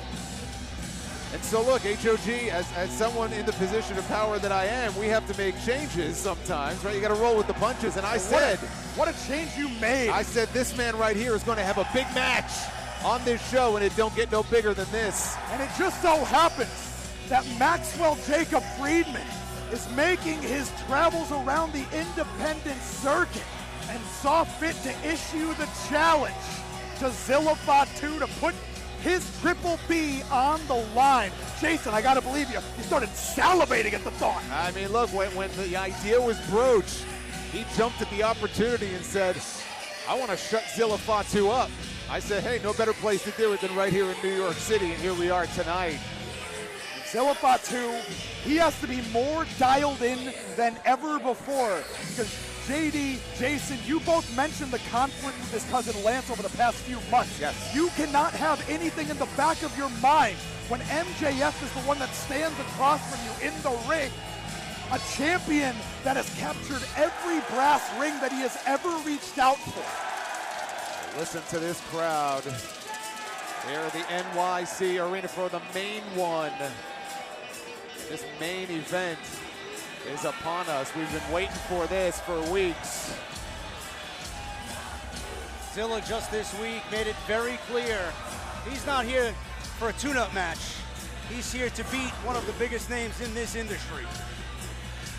And the world opens up to Zilla Fatu even more than it already has with a victory here tonight in your no turning back main event. MJF, he's done the movies. Zilla Fatu could be next in Hollywood with a victory tonight. We could be seeing him on national TV multiple times a week with a victory tonight. The chips, they're all on the table here at No Turning Back.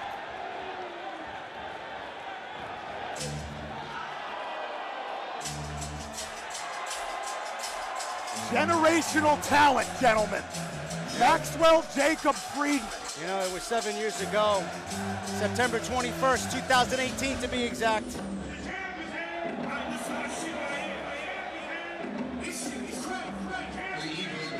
Channeling the great Samoa Joe with this very theme song.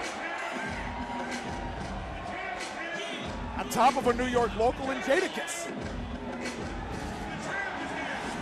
Look at that entrance.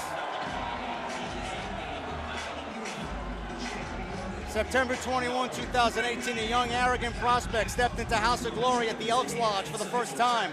Tonight, that same man walks back in as the longest reigning AEW World Champion in company history. Jason, 461 days combined as the top guy in AEW. He's defeated Samoa Joe, Swerve Strickland, Adam Page. He reclaimed what he calls Triple B at World's End. He survived Brody King in Australia. He doesn't just win championships. You and I both know he defines an era. And now a date with a certain millennial cowboy. That's coming up next month, though. Only if he can get past Zilla Fatu. Zilla Fatu can create a lot of chaos tonight. There's David Adams with the official introduction for this massive main event.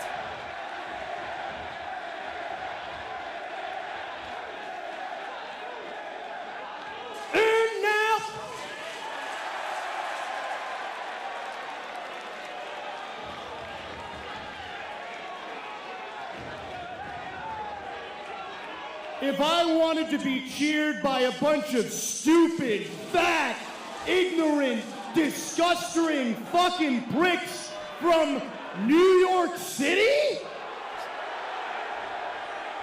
A fucking dump like New York City? Nah. I hail from the most magical place in the world, known as Long Island, New York.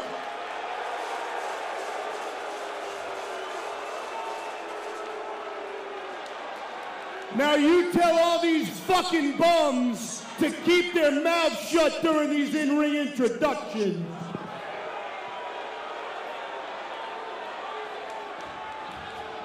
MJF asked me to ask you if you could please keep your mouths shut during these I said to keep their fucking mouths shut! Keep your fucking mouths shut during these in-ring introductions.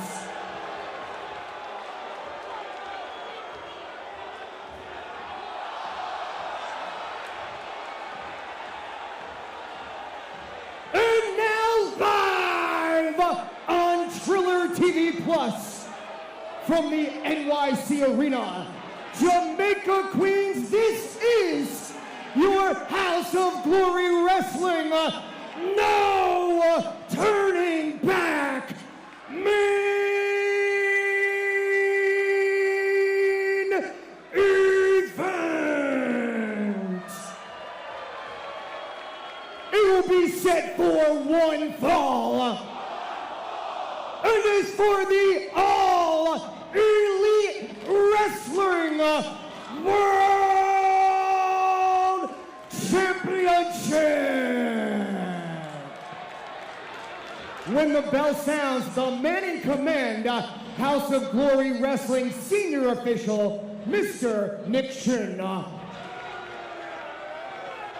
And now there truly is no turning back. Introducing the combatants. First, to my left, he comes to us from H-Town, Houston, Texas. weighing in at 265 pounds, he is the reigning HOG Crown Jewel Champion. And here tonight in Jamaica, New York, stands before us the challenger, the main one, Zilla Fatu.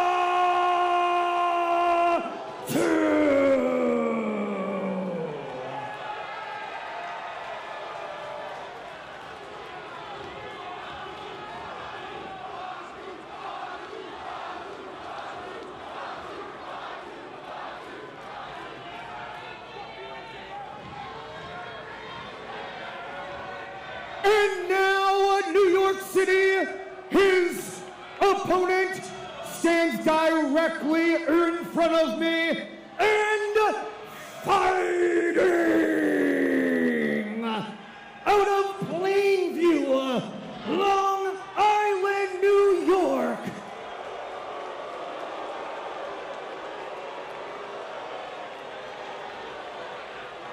Holding an official weight of 226 pounds, he is the reigning, defending AEW World Champion, Big Hebrew Maxwell Jacob Friedman, MJF.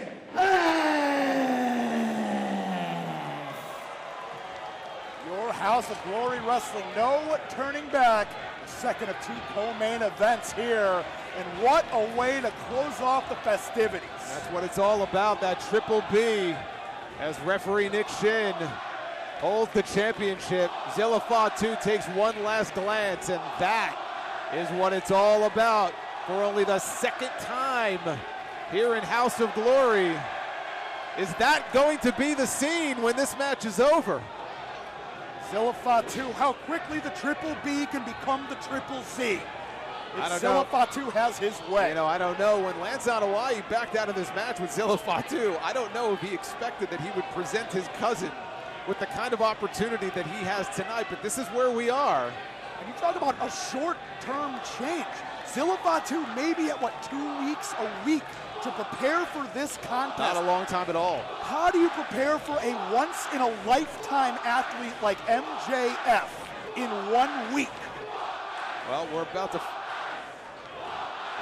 find out here. Again, MJF, he called this a tune-up match before he gets to Hangman. And he had some very inflammatory things to say about Zilla. He referred to him as, and I quote, another sloppy Samoan Nepo baby back bitch. Woo! Yeah, his words, not mine. Snug. Hear the bell, we are underway. AEW World Championship up for grabs here. What an environment. This is just a crazy atmosphere here at the NYC Arena. One of the biggest main events that we've ever done. It's champion versus champion, legacy versus ego. Two once-in-a-lifetime athletes. Chime in on social media, hashtag HOG Wrestling. We have a collar and elbow tie-up. Shin here trying to back the two of them apart. Zilla Fatu, he's become very familiar with other worldly tactics here in HOG, lest we forget the chapter with Bully Ray. Oh, he's gotten an education for sure. And he was victorious against Bully Ray, who has a wealth of experience over him. He was able to regain that Crown Jewel Championship. We've been able to see Zilla Fatu grow over the last few years here in this company. As MJF backs Zilla into the corner here. Still very young in his career. Zilla did say that he has accomplished more in 3 years than MJF did in his first 3. In the back and forth that they did on social media. Big shove there by Zilla.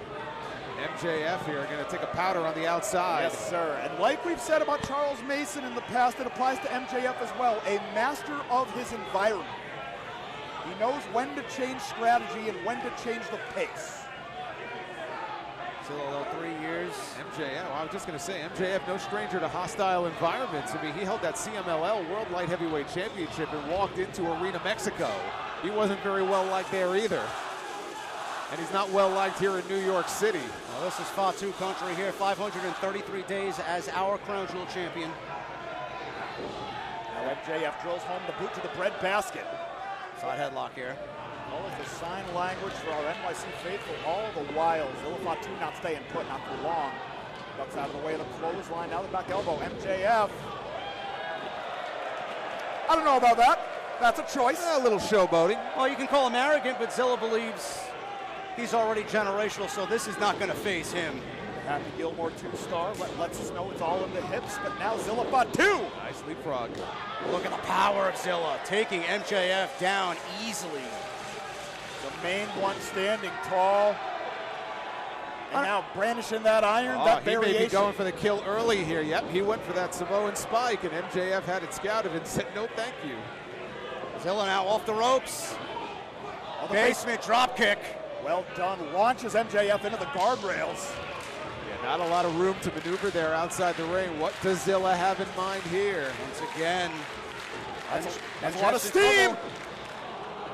Well done. Put on the brakes. Very wise. Very wise. Hey, he's a generational talent for a reason. And Zilla quickly from behind with that big elbow. Soaking it in here. Well, I don't know, Jason. We know how great MJF is. Do you really think he sees this as a tune-up match? No, I don't. MJF has gone on the record time and time again, letting us know that he walks it like he talks it. Not only does he repeatedly proclaim that he's better than you, the royal you, and you know it, but he seeks to show it every time he's in the ring. No, I think he likes getting under his opponent's skin, getting in their head. Irish whip. And right now he's getting into that guardrail. Got to get under his own skin if that keeps happening. MJF, that's not where you want to be. He's down on the floor outside. One of the biggest championship matches that we have ever had here in House of Glory. Zilla needs to know that he can't win the title out there either. Smart. He broke the referee's count. Right back at it. Very wise move there. I gotta believe he saw the way our House of Glory World Championship contest ended, and he's like, we don't want lightning striking in the same place twice. No, absolutely not. What's he got in mind for MJF here? Irish whip into the other barricade on the opposite side. That was a lot of runway. The part that hurts, of course, the sudden stop, especially when it's cushioned by steel. What's Zilla got in mind here? I think for hardware. He might be looking for something. This is not a no disqualification match. I don't know how wise that is. I think Nick Shin was telling him the same thing. You better get him back in the ring. Well, Nick Shin is not afraid to be a little lenient in the main event. Referee's discretion. Oh, we're going to get a spike. Oh, my God! That's a turning point right there. Oh, he may have broken his thumb. There may be no turning back now. And MJF, look at that, like a shark tasting blood. And that may have opened up Zilla Fatu for that salt of the earth, the Fujiwara armbar. Yes, MJF knows exactly where he wants to go. Well, he's not worried about the arm right now. He's worried about that hand and that finger, that thumb. Back rake. Nobody does it better. Yeah, he jumped into action right away. So astute is MJF. Once in a lifetime generational talent, not just a wrestling talent, but every aspect of professional wrestling. He checks all the boxes. We already know that. He'll be the first. Just ask him. He'll be the first person to tell you. But there's a reason why, as JD mentioned, that he is the longest reigning AEW World Champion in history in that first reign. And Zilla is not in a good way here, Jason. Middle of the ring. MJF has that armbar. Variation on the top wrist lock, but from behind. Got Zilla Fatu. The way his torso is contorted right now makes it very difficult to breathe. And on top of that, he's carrying some of MJF's weight all the while. Yeah, just a little bit. The surgical precision out of the AEW World Champion. And MJF, two-time AEW World Champion, AEW International Champion. Zilla back to a vertical base here. He has done a lot in a very short period of time. Headbutt again. Waist lock. Going for that German suplex. MJF says no. But there's that thumb. Great defense from MJF. And shoulder first into the canvas goes Zilla Fatu. And MJF knows he bought himself a moment to posture. Yes. He's in control. He's in the driver's seat right now. He loves to admire his work. He's about to get surgical on that whole arm. It started with the thumb. but I believe he's going to get holistic with it. Wants to dislocate the elbow, separate the shoulder, you name it. And to the point that Johnny made in one of the earlier bouts, MJF does not have to beat Zilla Fatu. No. Zilla Fatu has to beat MJF. He's always thinking 2 steps ahead, and again, look at MJF right back for that submission. On the Japanese stranglehold now.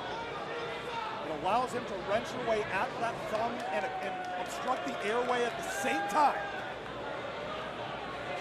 Nowhere for Zilla to go, right in the center of that ring. Yeah, I mean, I talked to Zilla earlier today, and I know he was not happy about MJF and the comments he made about his family members in that interview that he dropped. You don't mess with the man's family. This is personal for Zilla. It's not just about the title. He wants his pound of flesh and his 20 pounds of gold simultaneously. For him and his family.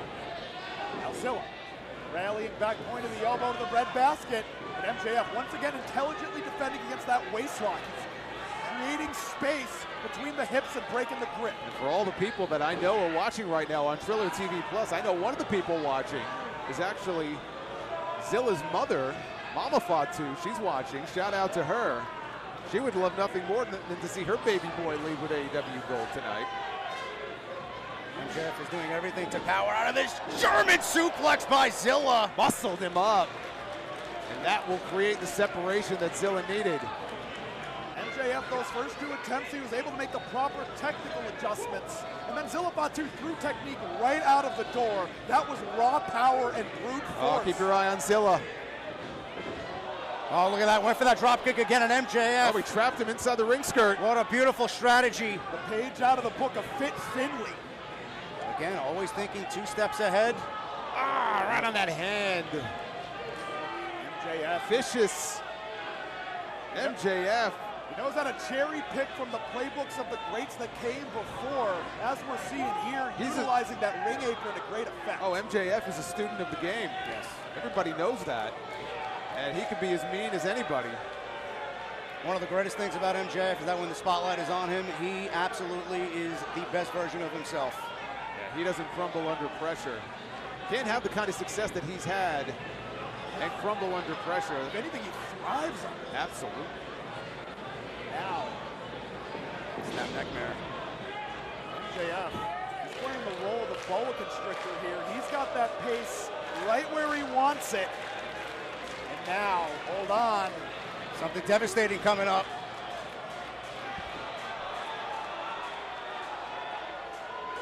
Oh, and he calls that the grist. Is that what he calls it? That is what he calls it. Went on record and said it. I'll take your word for it. Zilla Fatu. Oh my goodness. You can only take so much disrespect. There's one insult. MJF's biting that thumb. Trying to bite it clean off. MJF was watching that Charles Mason contest and got himself some nasty ideas. I do wonder if he's actually playing up to the NYC faithful here just a little bit too much, and I don't think that's going to work. No. That is not going to work. That is not very good strategy there by MJF. One of the top rules in the pro wrestling do not do this list. Don't headbutt a Samoan and don't attack the head of a Samoan. In the words of Pokemon, he's only making it worse. Pokemon once said it's not very effective.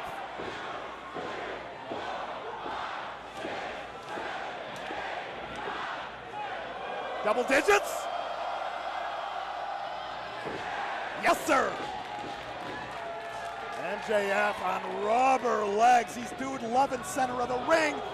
And the Uranagi. Ah! The snap on that senton. He's got another. Got the height on that one. Impact cover. The senton symphony. And Played you'll notice successfully. every time MJF gets in trouble, wisely rolls out to the floor. That's at least the second or third time I've seen him do that here in this match. He talked all that garbage about NYC, and he moved that feud between NYC and Long Island forward. He, in his mind, to lose the AEW World Championship. Oh, with a dive. The tope suicida. And he may be on his way to the nightmare that I was foreshadowing, to lose that championship in New York City. He may be on his way to the emergency room. No padding out there. And MJF took a hard fall on the floor, but again, Zilla has to get him back in the ring. That's exactly what he does. Is that Triple Z still an option for Zilla Fatu? That flying variation of the Samoan spike? I don't know how that Samoan spike is going to be with him shaking his thumb like that. He's obviously favoring that thumb. He may have the next best thing in mind. We've seen him drill home a big splash from the top rope. See him fly. MJF quickly up. That's a great move. We just saw Mason do that with Andrade. Think of the brains of one another, I gotta believe, or perhaps they just think and communicate telepathically, MJF and Charles Mason. Oh my God, what a horrible team that would make. Good grief. As if your job wasn't hard enough, right? Don't get me started. MJF gonna follow Zilla up. He's just perched up there. This is high risk. Again, he's clenching that wrist. Maybe looking to utilize a falling arm breaker from such great heights. But Zilla. Well, MJF is not afraid to fly when he needs to. Big money headbutts connecting flush though. Oh, he's in position. He's in the drop zone, and Zilla with that Fatu splash. Got all of it. Cover, deep hook! Ooh! Pow! Pow! MJF. Generational resilience on display. If Zilla got the 3, I would assume that would be the biggest upset in House of Glory history. Zilla can't believe it. He might have been a few moments away there from Zilla Fatu against Hangman Page. Zilla now, it looks like he's tying his boot, and he is setting up for that spike as we take one more look at that splash. Boom! Perfect. He got all of that. The iron brandish, that Triple Z. Let's find out how effective that thumb is. Nobody home. MJF. Roll up. Deep cradle. Quick follow-up. MJF takes off. Up! Oh, the pole! Look at the way MJF came down on that. Samoan dropping a cover. Looked like he came down on his hip, his shoulder. No warning there, not a 3-minute warning, no nada. Zilla Fatu. Well played. Sir, pulling out all the stops. Digging deep into that playbook. And you know that runs deep. And the AEW World Championship hangs in the balance here. MJF has taken on several challengers so far this year as it is. In and out of AEW. This may be his toughest challenge yet. Again, Zilla for the spike. Oh! Nick Shin! Nick, see you later! Oh my God, the Triple Z just cleaned out our zebra. Wrong place, wrong time for Nick Shin. Wait a minute, who is this? Wait a minute here. Hooded what the hell is this? Oh, don't tell me. That gun's cocked. Super kick! On the butt. There he is! Again! Lance on Hawaii. He is not supposed to be here. That's your own flesh and blood. Zilla with the super kick! Stacks the jaw! And a cutter by Zilla. As Lance on Hawaii rolls out to the floor. Look, if he wanted the match with Zilla, he had the chance to keep his match with Zilla. This is not his match. Zilla was always fighting 2 battles, though. No doubt about it. Oh, we got a big problem here, though, because we got no referee. Oh, and MJF seizes the opportunity with the referee. Look at that. MJF tried to lift Zilla Fatu. Zilla Fatu receiving end of that Mortal Kombat uppercut right between the uprights. And where is MJF going now? He sees the referees down. He's going for that Triple B. Big Burberry belt. About to be a big Burberry blast if Zilla don't get out of the way. Might be a big Burberry bump on Zilla's head here in a moment. Wait a minute! Wow. Andrade El Idolo. He's not looking for 2 miscarriages of justice in one night. He says, you're not using this. What do we got going on here? Oh my God! Zilla! 2 can play at this game. What's good for the goose is good for the gander. Are we gonna see it? Andrade wants it. Measuring. There it is! creased him, cracked him with the AEW World Championship. Nick Shin. That's it. Cover!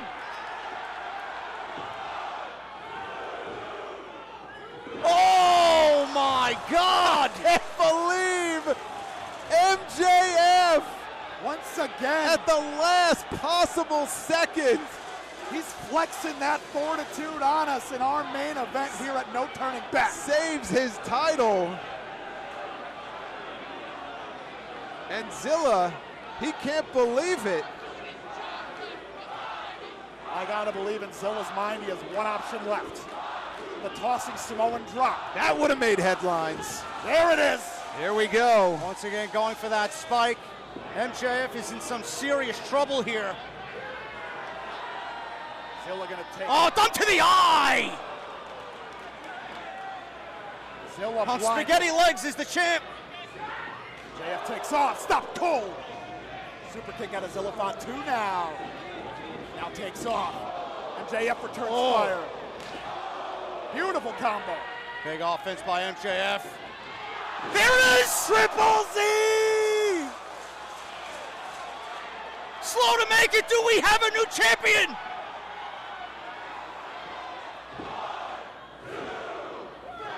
Well, look at that! Salt of the earth! Salt of the earth! What an unbelievable transition! Fluid with the float over. And that's it. Wow. That's it. Zilla Fatu, no choice but to tap out. It was instant. It was immediate. It was academic at this point. And MJF does it again. And still. What an incredible back and forth battle.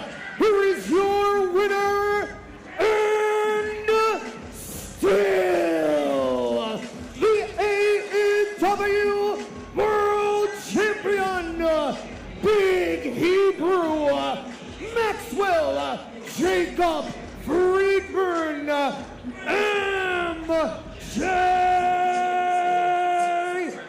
This wasn't just about championships, gentlemen. This was about blood. And Lance and Hawaii just drove a wedge even deeper. MJF asking for a mic. And House of Glory just became the epicenter of a family war.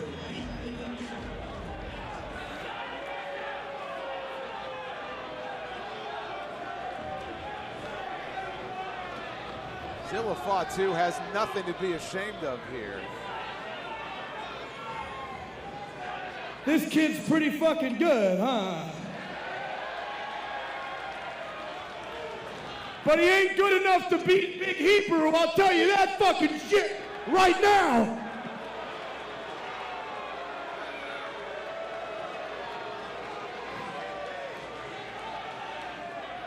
Now, for anyone who's been following my career long enough, you know that I started out on the independent scene right here in NYC, baby. Now, I do think this place is a dump, I'm just being honest. I do think all of you people are disgusting, I'm just being honest.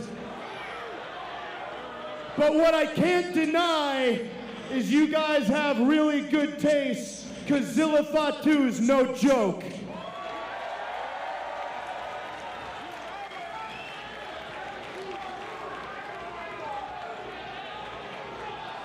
I may be better than you and you know it, but today I'm gonna do something very rare because I believe you earned it in front of these people. A rare show of respect here from MJF. We don't see that very often.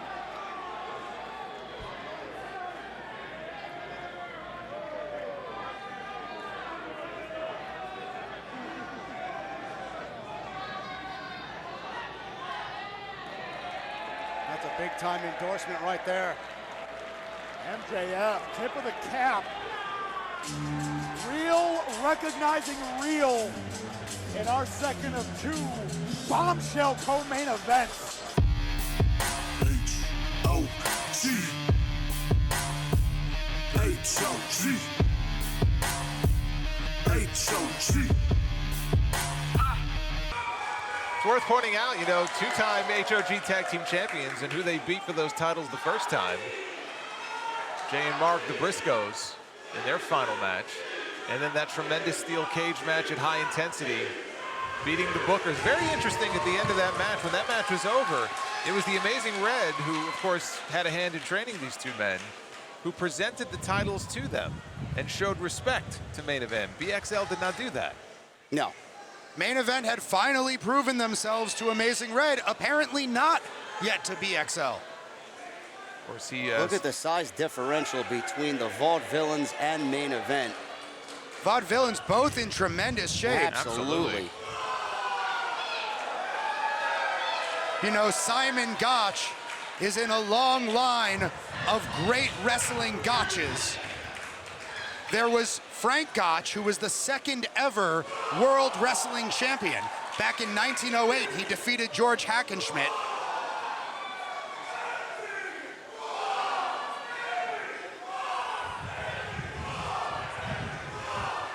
The Vaudevillains asserting their manliness, Main Event asserting roar. Again, this is the first time. And a double drop kick there by Main Event. First time in 6 years that these 2 men, is there going to be ring rust between the two of them? I don't know, that's a good question. We know they're former tag team champions before in NXT, but that was a very long time ago. Now, the second great Gotch in wrestling history was Carl Gotch. He's still going, do you believe this? Who played a great role in innovating the Japanese style of professional wrestling, as well as what would eventually become MMA. Simon Gotch. You don't even know what you're saying anymore. Shut up, shut up. Simon Gotch is an excellent technician in that history as this tag of team Gotches. title match is underway. Matthew Raywalt, a part of the Impact Wrestling commentary team, does an excellent job over there. He's also a fine lover of whiskey, Jason. I did not know that. Yes, he is.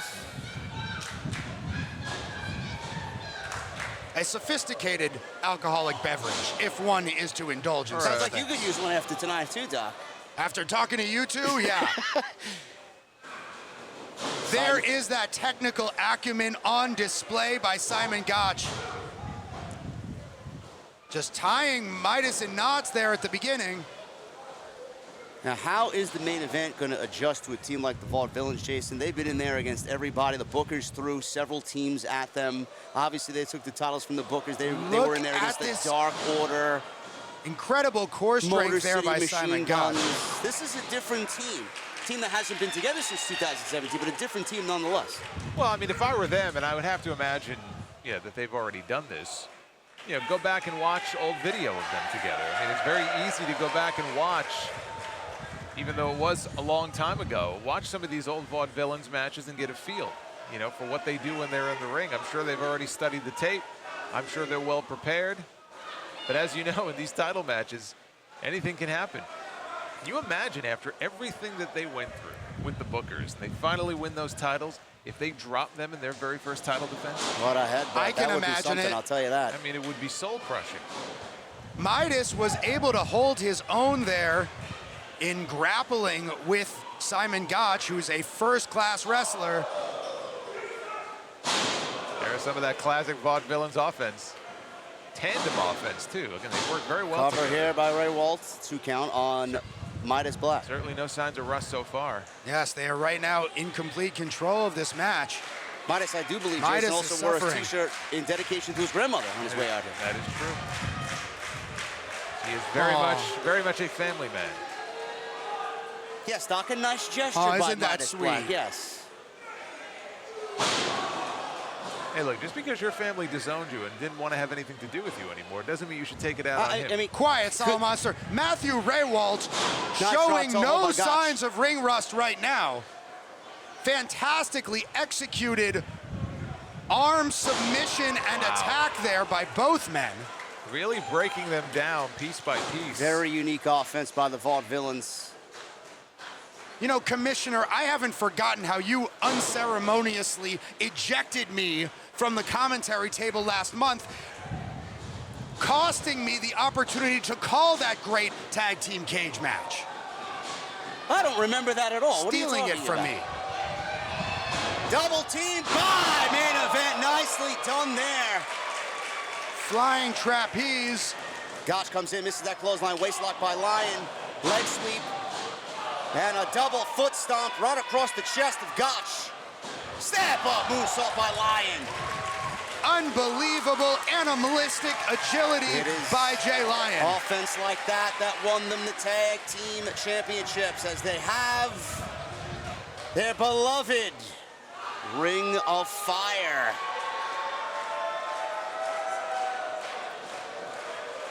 Lion with those somersault cannonball. To the delight of the imbeciles amused by those circus tricks here in Jamaica, Queens. Quickly rolls Ray Walt back into the ring. Lion goes for a cover, deep cover, 2 count.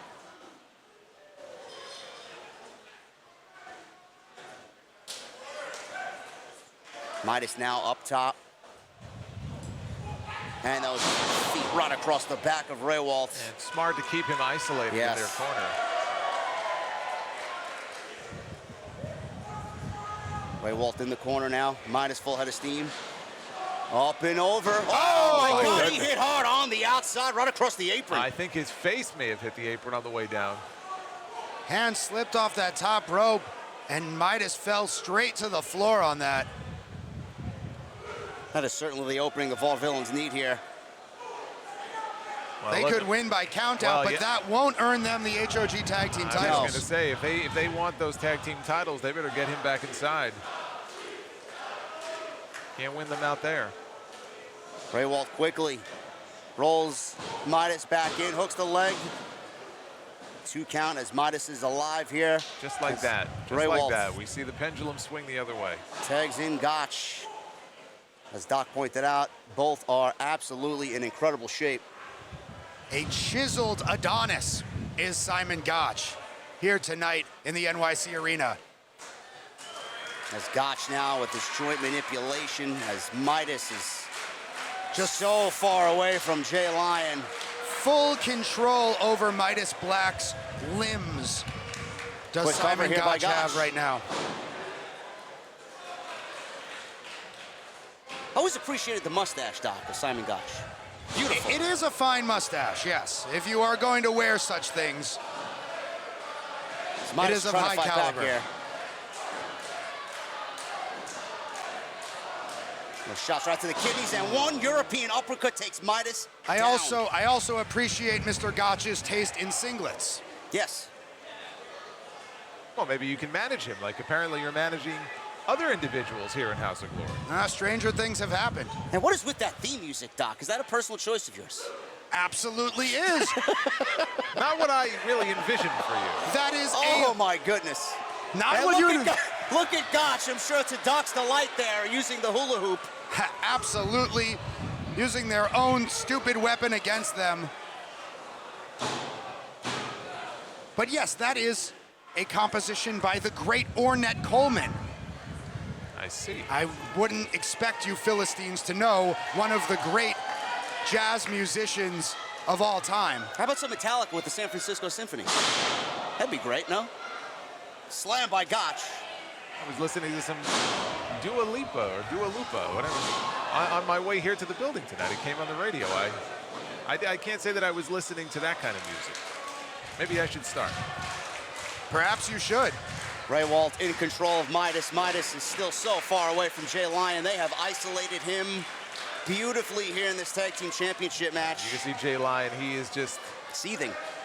Look at how Ray Walt has that headlock clamped on to ringleader Midas's head. What a trial and tribulation series of tag team matches the main event had to go through to win those titles back as Midas is fingertips away from a tag. But not quite there. Just so strong. And Midas flipping over the back. He makes the tag to Jay Lion. Blistering chops and punches right to the chest here. Lion just exploding with offense. Raywalt with the Irish whip reverse. Lion floats over. Look at the power of Jay Lion. Airplane spin into Circle of life by Jay Lion, but here comes Gotch, made the tag. He's gonna do the same thing to Simon Gotch. No, but Gotch able to fall to his feet, but here comes the throwing knife. There's that tandem offense by the main event. Lion hooks the leg, and Gotch powers out. Could be setting up for that grand finale. We know how many matches that move has won them. It won them the tag team championships last month. They're setting up for it indeed. Oh, but Gotch gets a guillotine choke. That's a nice move by Raywalt, pulling Midas out of the ring with the European uppercut there by Gotch. A swinging neck breaker by Raywalt. Gotch that was to the cover. The whirling dervish. Oh, but Midas able to break it up just in time. Been a while since we've seen that whirling dervish. Midas dumped to the outside by Raywalt. Again, it is now a 2-on-1 advantage here for the Vaudevillains. But what do the Vaudevillains have in their playbook that might defeat main event and earn them the tag team championships? Jay Lion, that kick to Gotch, waistlock to Raywalt. Oh no! Wow! Nicely done there, which propelled Gotch into the DDT by his own partner. Some of that creative offense. We got Midas is back. See what they can do. Midas full head of steam. There's that Tiger feint kick there by Midas. Lion, he's going for that springboard. Lion salt! And Midas is up top. Big time frog splash cover. And Raywalt powers out, but Jason, he didn't hook the leg. That could have cost him. I agree. You ever hear the fable about the lion and the frog? Neither did I. Oh, you're full of them tonight, Doc, huh? Feisty. Main event, sizing up Matthew Raywalt. What do they have in mind here? Some kind of avalanche tag team maneuver, perhaps. This is something new from main event here. Looking to risk it all to retain the 10. Gotch. Gotch has like, nice move. That is a beautiful move by Gotch. And it's so simple. And he ends up giving his own partner an electric chair. The ring IQ of Gotch is unbelievable as Raywalt is up top here with Gotch. This could be it, guys. Fireman's carry on Jay Lion. Finley roll, and now... Swanton bomb by Raywalt, hooks the leg. And the Vaudevillains don't get it done. Raywalt can't believe it. He thought they had the tag team titles won right there. Gotch trying to give him a pep talk. See if they can produce one more tag team maneuver that might get them the titles, get the job done here. Big uppercut to the back of Lion's neck. He went for the whirling dervish again. There's but the grand finale! 1, 2, and that is enough to beat the Vaudevillains.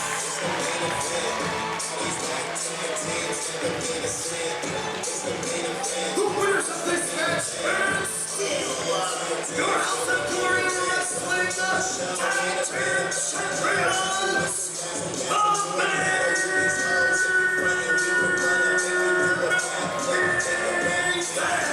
What a first title defense. But let's not take anything away from the Vaudevillains, Jason. It's seemingly looking like they haven't lost the steps. Absolutely. I mean, look, we could be at the beginning of a Vaudevillains reunion tour. I'm all for it. For one, I'm glad that they chose HOG for their first stop. But a huge win for main event. Coming out of that cage match, now beating the Vaudevillains. They're on a roll. Raywalt's got the microphone. Hold up.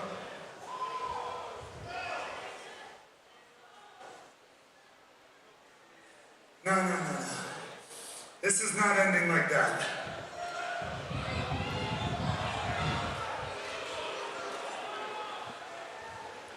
It has been over 2.5 years since I stepped foot in the wrestling ring.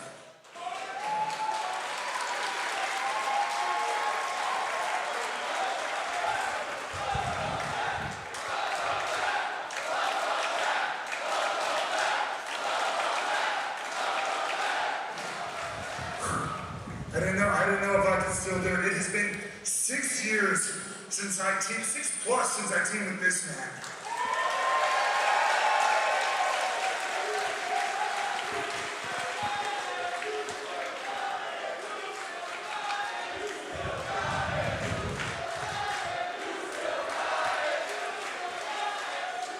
All that aside, it felt good to be back here in front of a crowd like New York City. We got some fond memories of New York City, if you remember correctly. But I will say this, these two right here are what made this return special. The first time we just touched, and it already felt like home. You guys got something here. There's a reason they are your House of Glory Tag Team Champions. And this man, Midas, right here, I know has gone through a lot of personal strife to get here and work through and find his happy place to entertain each and every one of you. We appreciate this. I damn sure know this audience loves you for it. And boys, it would be an honor to wrestle you gentlemen in tea time.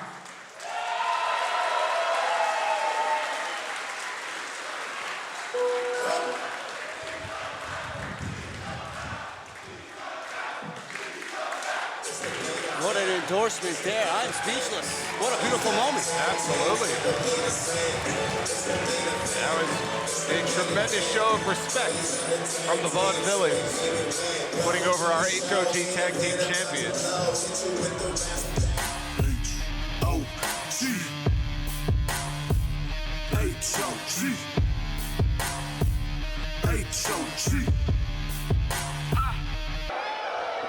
The pestiferous dunderheads here at the NYC Arena, as always, showing their distaste for Charles Mason, but that says more about them than it does about Charles Mason. Independent Wrestling's Captain Caveman, gotta believe that he identifies with our NYC Arena faithful better than most. And Trevor Lee is in better shape than I've ever seen him. He's put on some muscle, looks extremely dangerous. No doubt about it. Ever since the return to the independent circuit, Trevor Lee, the momentum, the occasion not lost on Lee. Now the waist lock brings Mason to the mat. And we are off. For all of you tuned in at home on Triller TV Plus, thank you for spending your free time with us here at House of Glory, bringing the thunder with isolation. Mason in the ropes now. Trevor Lee overpowering and somewhat out-wrestling Charles Mason in the early moments of this match. But Charles Mason is an extremely crafty competitor. If you give him an inch, a fraction of an inch, he will take a mile. Mason now. He knows, as well as Lee does, they have to be careful with one another. They are both gifted combatants.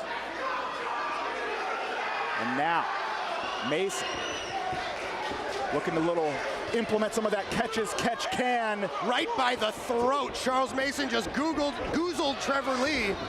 Now the snapmare. Mason drops on down. Trevor Lee showing off the agility. The scoop. Mason out the back door. Rear naked choke.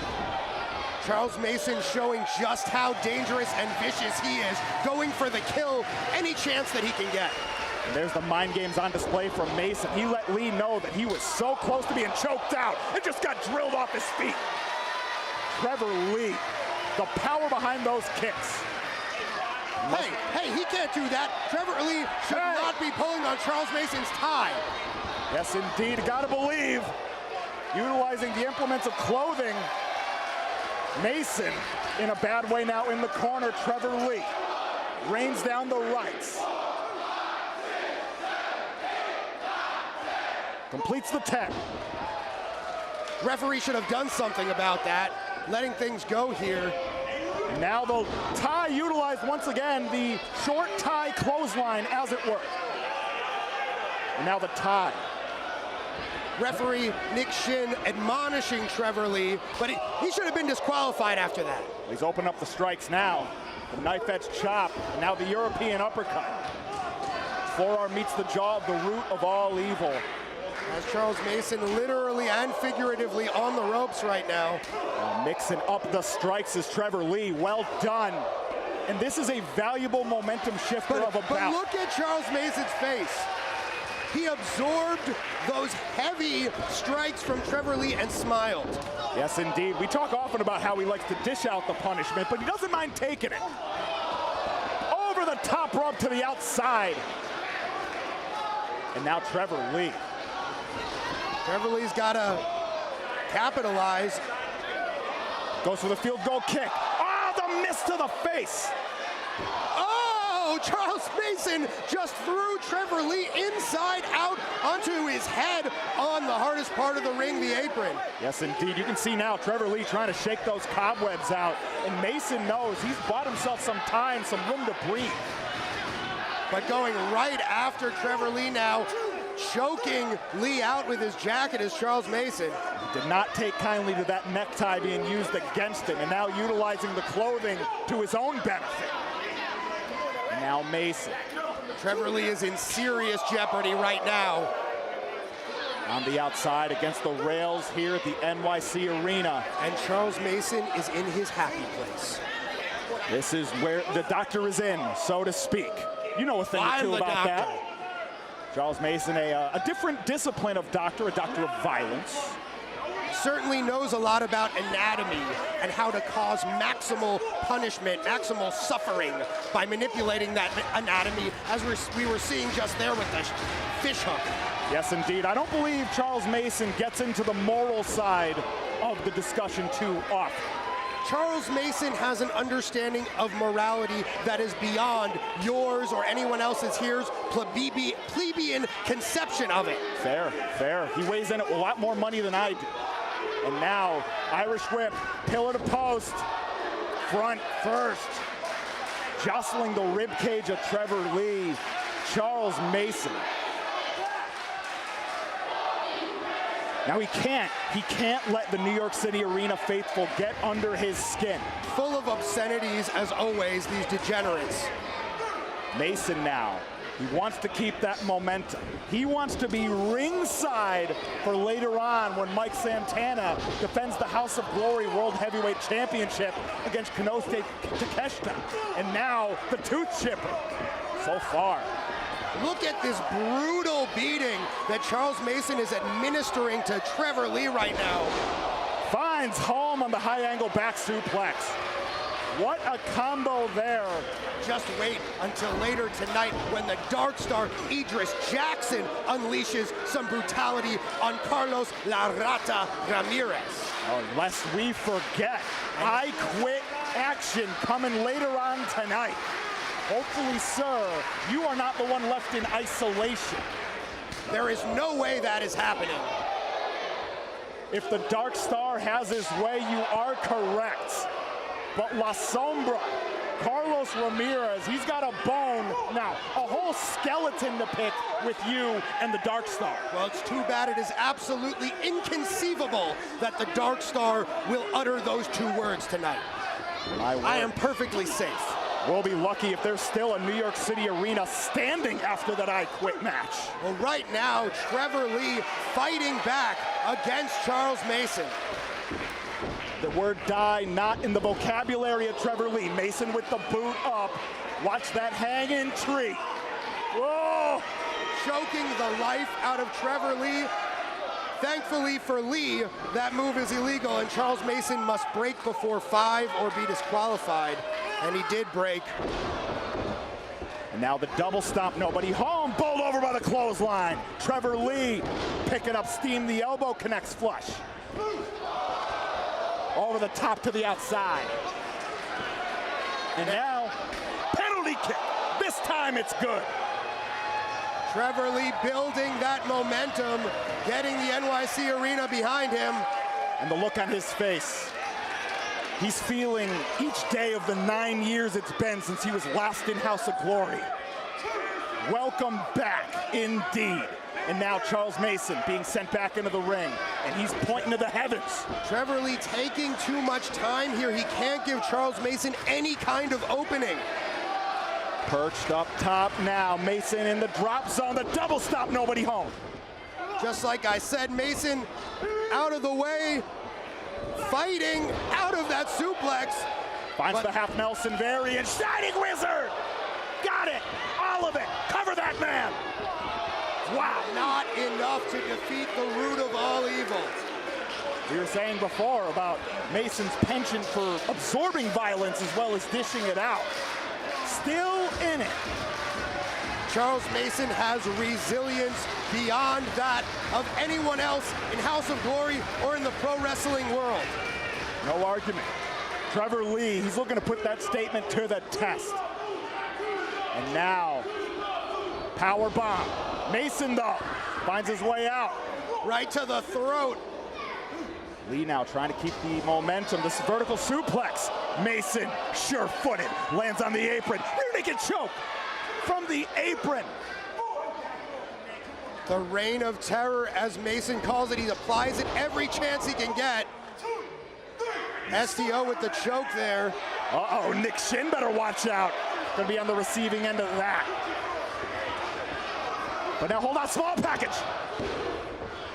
That was absolutely Nick Shin's fault that Lee got that opening there. Close, no cigar, the double stop. And now Mason coming in hot. The low Meteora, knees to the jaw. Look to follow up, Death Valley driver. Could that be it? Ooh, Trevor Lee just barely gets the shoulder up. Mason didn't have the energy left in the reserves to cover both shoulders, and it was that far shoulder of Trevor Lee that made the difference, and that's why, folks, your isolation opening contest rolls on here on Triller TV+. Mason up first, he wants that fish hook again. Freshly sharpened. And to the chagrin of the NYC Arena. He does it for their chagrin as much as he does it for the opponent. And now, fish hook, half Nelson suplex. Trevor Lee has other ideas. Here's the choke again. Oh, prawn hold, prawn hold! Not quite. Both warriors exhausted. Both men have absorbed an enormous amount of punishment in this match. And now the ripped cord, bowled over. Trevor Lee answers with the lariat. And now the flying elbow, the cover. Mason out again, somehow. Sits out with the power bomb, high stack. But still the root of all evil remains in this contest. And Trevor Lee is wondering what he has to do in order to defeat Charles Mason. New York City, the city of champions. And both Trevor Lee and Charles Mason are fighting like bona fide champions. And this is just our opening contest, Doctor. Trevor Lee trying to summon something from the pestiferous dunderheads here. Hold on, Nick Shin dragged into harm's way. Mason now. Brilliant move by Charles Mason. The sleeper suplex, dumped him on his head. Now the fish hook into the lariat. Cover now. What? Oh, now right into the rear naked choke. No wasted motion. Body scissors hooked in. Trevor Lee has to make a business decision. Live to fight another day or tap right here, right now. Will Trevor Lee succumb to the reign of terror? Hold on. This may not be a willing end. Wait! Trevor Lee! How? Textbook rear naked choke implemented by Charles Mason, but Trevor Lee not saying die. Mason has the leg hooked now. Back roll. Shoulders down, nothing doing though. Mason off balance, but coming in hot. Passed by. Nasty kick to the head. Mirko Krokop, eat your heart out. Trevor Lee coming in hot. Lands on the second. Electric chair position.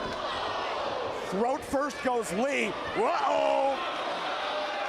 Rest in peace.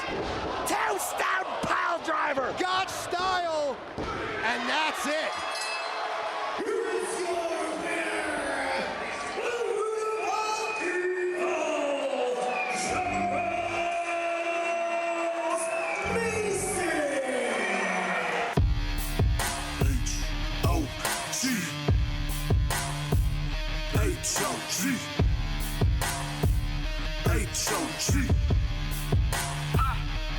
Your referee, Mr. Franco Cosenzo. And now, the combatants who get set for battle first. In the corner to my right, hailing out of Bradford, England, weighing in at 92 kilos, he is the reigning TNA Exhibition champion, the youngest in charge, Leon Slater.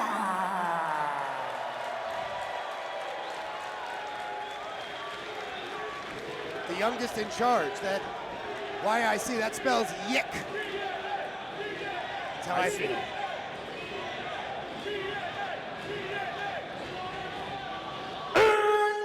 His opponent across the ring to my left, fighting out of Brooklyn, New York.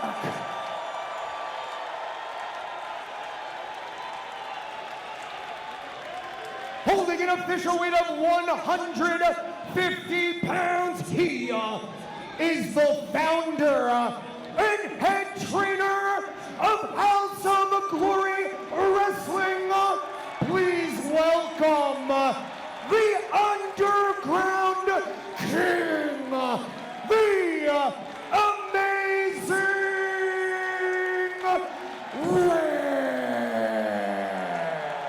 Amazing Red, the patriarch of House of Glory.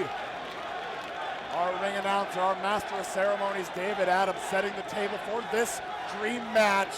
The patriarch until now. You know, I've been watching Darren Richardson's classes at the HOG Wrestling Academy. Excellent work there. Yeah, I'm surprised you haven't mentioned the fact that Darren Richardson just cracked the PWI Top 500 recently. Bell rings. You'll have singing his praises so much. Well deserved. You know, a lot of that came at the expense of the Amazing Red. Leon Slater, Amazing Red. Indeed, Leon Slater, another man trying to make a name for himself here tonight against the legendary Amazing Red. Leon Slater, just 21 years old. No greater authority than AJ Styles. Had glowing things to say about him only a few months ago. The tale of the tape between these two is very fascinating, because typically, talking about a singles match with different opponents, these two would have the speed advantage. Who has a speed advantage in a contest like this? If you've seen the Amazing Red over the past year, I would say Red still has the speed advantage. Slater, like, there's no slouch in that department. No, not at all. We're going to comparing fastballs, it's 98 versus 99, you know? Both men so explosive that it set off sparklers here in the NYC arena. Unreal. Technical prowess, wizards. O'Connor roll now. The Reds, they're rotating. Now the boot and Slater surprisingly holding up with Amazing Red technically. technically. Almost that code red. And that's scouted now, rolled up. Just like that, Red creates the separation. And we got a stalemate. And this crowd loves every second of it. There's so many similarities between their styles. It's not just the speed factor, but there's just so many things about their styles that are similar. A bit of surprise registering there on Amazing Red's face. I think Amazing Red might have underestimated Leon Slater here. I wonder about that. You do so at your own peril. He is not someone that you want to underestimate. When Red initially threw down the gauntlet, the challenge to Leon Slater that night, part of me wonders if he's like, okay, you just beat my record. I want a taste of what you're made of, what the new class, the new generation of X Division stud is made of. Amazing Red is known for his innovative, amazing high-flying offense. but he is underappreciated for his technical acumen as well, and Leon Slater holding up in both departments so far. We're going to be testing gas tanks. We're going to be testing knowledge of one another's arsenal. Wow, look at it, shoved by Leon. As you had said, Doc, as you said, Jason, as well. The physical tangibles are very similar between the two, so it's coming down to the mental game. Your eye on Red. That speed just picking up. All the way around. Beautiful tilt-a-whirl by Red. Unparalleled velocity! 187! That homicide flavor right over the guardrail. And the roof nearly blowing off the NYC arena.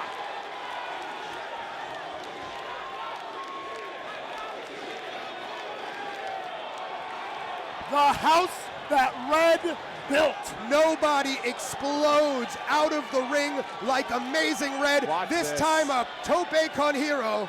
Watch this. How many times have we seen him do this? My God. Leon Slater crushed against the guardrail. I don't even think Red meant to do the hero. He just dived out so quickly that he spun upside down. Gets faster with age, it seems, if you're the Amazing Unbelievable, Red. unbelievable. Quickly putting Slater back inside. Takes off. Red, beautiful missile drop kick. Absolutely blast Leon Slater clear across the ring. Shotgun blast of the double barrel variety. Oh, if I'm in that front row, I thought Red might be interested in flying again. I was going to say you might want to evacuate the area. Red now. I think Red is pissed off. Red is angry here. Not only did Slater usurp his record, but Slater has been taking it to Red in this match so far. Oh no! Knife edge to the post. Rookie mistake there. And blasted over the guardrail. The cagey veteran Amazing Red avoids the one chop and then explodes with another one. I can only compare the sound to those of Kenta Kobashi that I have witnessed live. And you had mentioned the underrated technical acumen of the Amazing Red, but that striking acumen also underrated. Absolutely every part of the pro wrestling game Amazing Red has mastered. That is why he is also the greatest trainer in pro wrestling, training here at the HOG Wrestling Academy, except of course now for Darren Richardson. Red had a great battle in Philadelphia last month. Cedric Alexander, baby, who we will see next month when we return to Chicago. That's on November 21st. But Red he's not taken a back step. I mean, he has taken challenge after challenge after challenge. It's as if he has something to prove. As I said, he is a desperate man, is Amazing Red. I wouldn't he say sees desperate. He sees his legacy fading away as these younger stars begin to eclipse him. I don't know if I would necessarily call it desperation. What we can absolutely agree on, though, is that iron sharpens iron, and if Red wants to stay sharp, this is the kind of opponent you need to step to. Wicked kick there by Red, right to the spine. Again, so much velocity on that kick, so much power that it set off the pyro again. Our pyro man is just so unbelievably excited about this match. He just can't control himself. It's fire, as they say. As the kids say, it is fire, yes.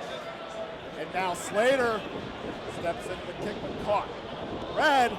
Big misses there. Slater, one of his own misses. That one didn't. The rewind on the enziguri.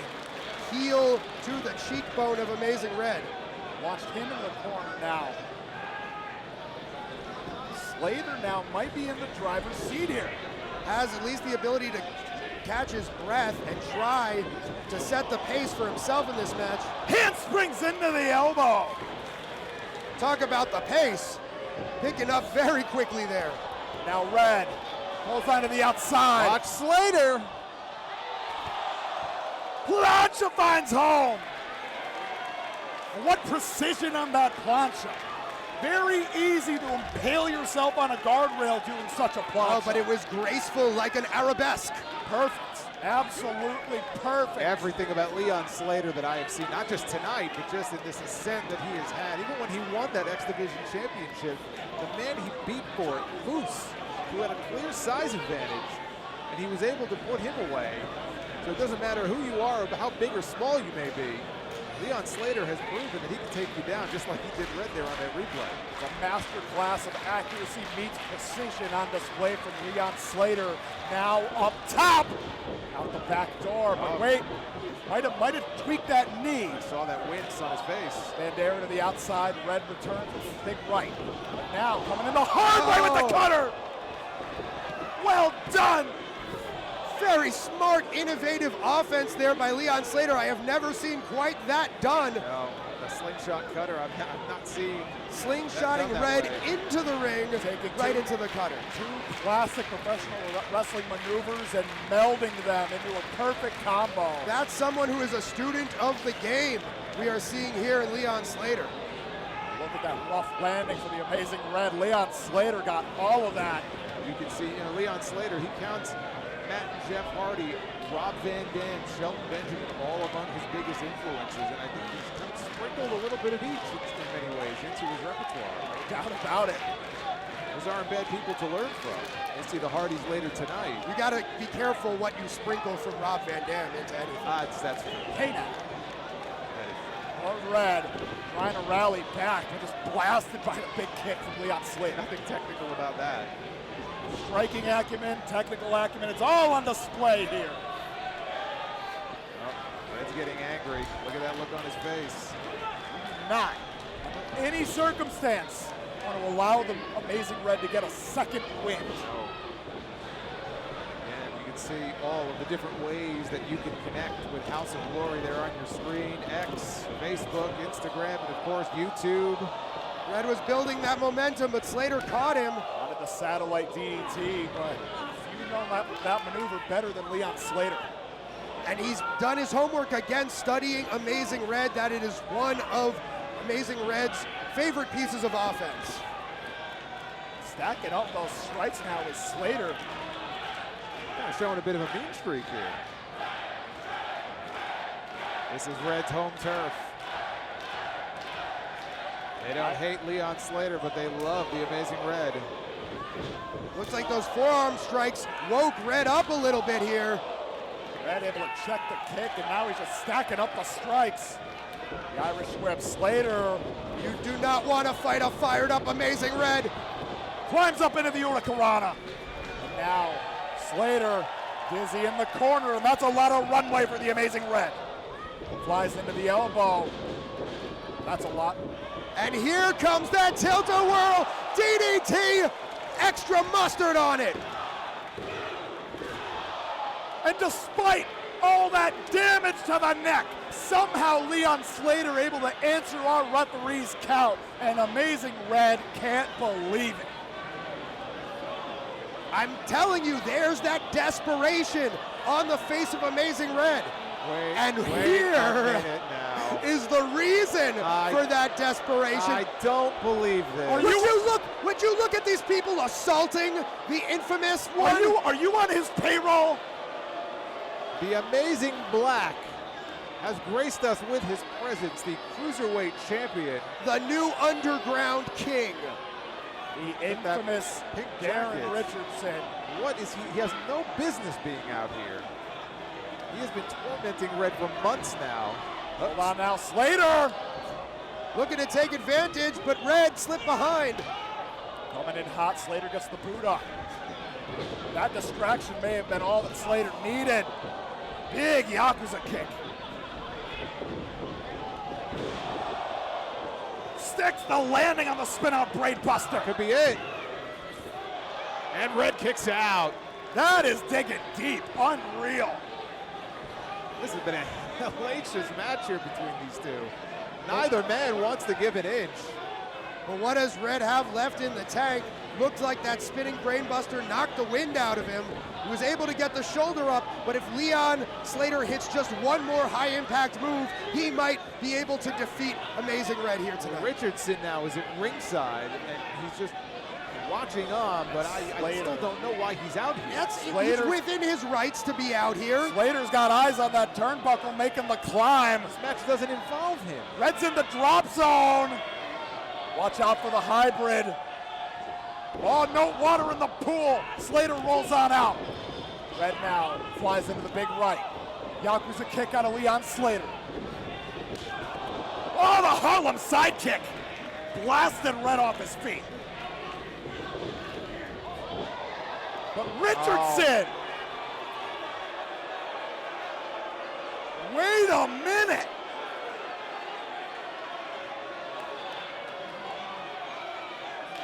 Now it's Red. And Slater now the short right. Oh, like-minded, these two. Pair of clotheslines, elbows, neither going down. Slater down to one knee. Red on rubber legs. What's happening? They're hesitating. Oh no! Oh no! Oh, this is not good for the infamous one.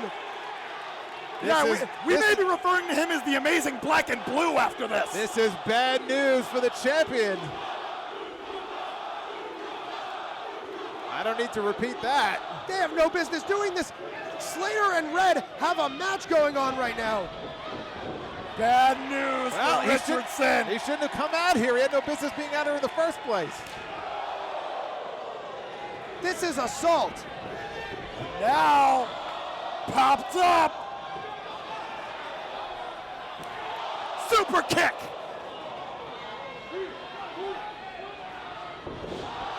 God, Lord, the powerbomb lung blower hybrid.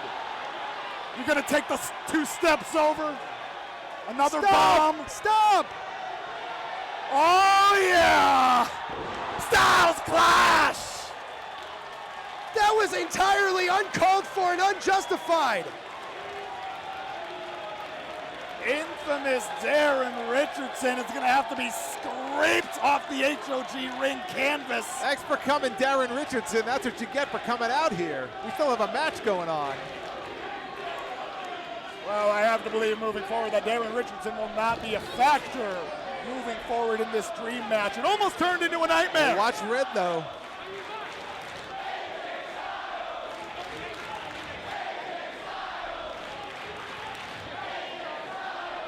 Yeah, I wouldn't have my back to Amazing Red if I were Slater. Roll up, Red! Oh, Slater stepped into that super kick. And now leaps into the Hurricanrana with the pin. The clutch.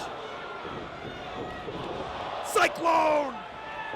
That Phoenix kick. And now Red. Code Red! Oh. Slater kicked out. What's going on?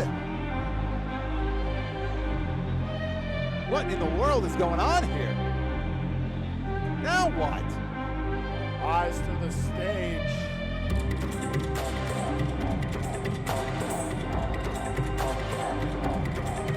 Someone is making their way out here. A hood. Wait a second. Hold on. That's something familiar.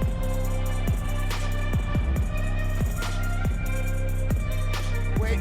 Oh! Oh! That's Diamond Virago!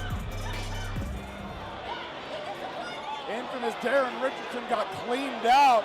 Diamond Virago running interference, and from such great heights. Oh my God. Slater. There's no way. Super Styles Clash! The super variant of a Styles Clash. Avalanche, if you will. And now, who does this better than Leon Slater? Answer, nobody. Swanton 450, sayonara. Holy hell! Here is your winner, the TNA X Division Champion, Leon Slater! Lives up to the billing. Dream match. But give the assist to the it couple, the power couple of House of Glory Wrestling, Darren Richardson and Diamond Virago. They have no business every single month. What are you talking about? What are you talking about? Amazing Red. Darren Richardson was simply out here to watch. He was brutalized by Slater and Red. Diamond Virago simply came out to check on her man, And Amazing Red, it's not their fault he got distracted.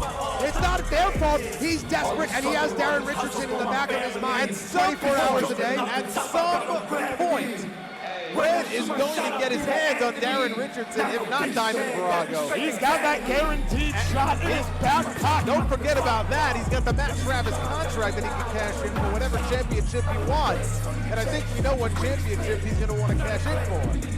Ron Richardson, I'd want to stop shaking the cage because that contract cash-in is coming a moment's notice. Oh, I think the chickens are out of the barn on that one. He has made his bed. He's going to have to lay in it at some point. It's unfortunate that he came here in the middle of a great match. Not taking anything away from Leon Slater. And there you see Red with that X Division championship. And hello, old friend. Hello, old friend. And he's going to place that old friend around the new champion's waist. This man right here. Before she took the hood off, didn't Diamond look a little bit violent to you out there? Be that as it may, Leon Slater. You're talking about the color. I think it was the lights on her hooded sweatshirt. Sure, yeah. X Division champion. A win for Leon Slater in a week that has been full of wins so far. Again, he's got one more big challenge coming up this weekend against Javon Evans. Real recognizes real, center of the ring. Pioneers having their powwow center of the House of Glory. Watching Red out there, it's as if no time at all had gone by. I mean, it was the Amazing Red that we saw innovate that X Division so many years ago. Yes, he is. He is the same Amazing Red, but he's no infamous Darren Richardson. And thank God for that. Yeah, why don't you go represent him like you represent Aegis? I'm amazed, frankly. The way you wax poetic about this guy, I feel like you're going to write your next book all about him. Look, I'm not going to be a third wheel out there with the infamous one and Diamond Virago. They have the situation completely under control. It's almost like you have a financial stake in this man. That sounds like a philosophy textbook, the third wheel. That sounds like a title of a philosophy textbook. There is the third man argument. Look it up. Wait a minute, hold on a second. Red is going after, and he's got him! He's got his hands on Richardson! And he's dragging him back to the ring! What? Oh! Busted the brain on the apron. On the wooden ramp. Jeez. Amazing Red has had enough, and I don't blame him. Darren Richardson has had enough. Darren Richardson does not deserve any of this punishment. At this point, if Amazing Red doesn't try to cash in that contract, he's going to try to make Richardson relinquish it via injury. Watch this. No, that's not fair. Whoa. He wouldn't. He wouldn't. Big snap on that power bomb. And Red's not done yet. This is months worth of frustration that is boiling over here. This is bad news for the champ. This is desperation. This is the Warrior. Amazing Red. Well, that's the Warrior's way. He's not done. He's not done. Again. Is this the Warrior's way? This looks like the coward's way to me. Wow! Good Lord, that landing. All that force, all that momentum sent radiating through the body, the now lifeless Diamond husk. Virago outside is losing her mind. Diamond is apoplectic and deservedly so. Red was aiming to crack the sternum with that. I don't think he was going to stop. Diamond's got to get Darren out of here right now before Red thinks about cashing in that contract. Red is motioning for something. No, motioning for the championship. Oh my God, look at Darren Richardson, his blood. That could be internal bleeding right there. Watch this again. Look at the height on that. Right in the guts. That's got to be internal bleeding. And there it is, Amazing Red, posing with the championship that may soon be his again. You think about that, the way he delivered those stomps from the top. Usually one rolls off the body to preserve the impact on the knees. Amazing Red stood there. He ate the impact on his knees. Wait a minute, hold on a second. Red has a chair. Red has snapped. What is he? Red's not going to be finished until he kills Darren Richardson. That's how desperate Amazing Red is. Oh boy. Oh, the John Woo style drop kick. And Amazing Red, he's staring daggers at Diamond Virago each time he passes by. Diamond Virago is in tears. Well, you know what? Serves him right for coming out here. HOG. HOG.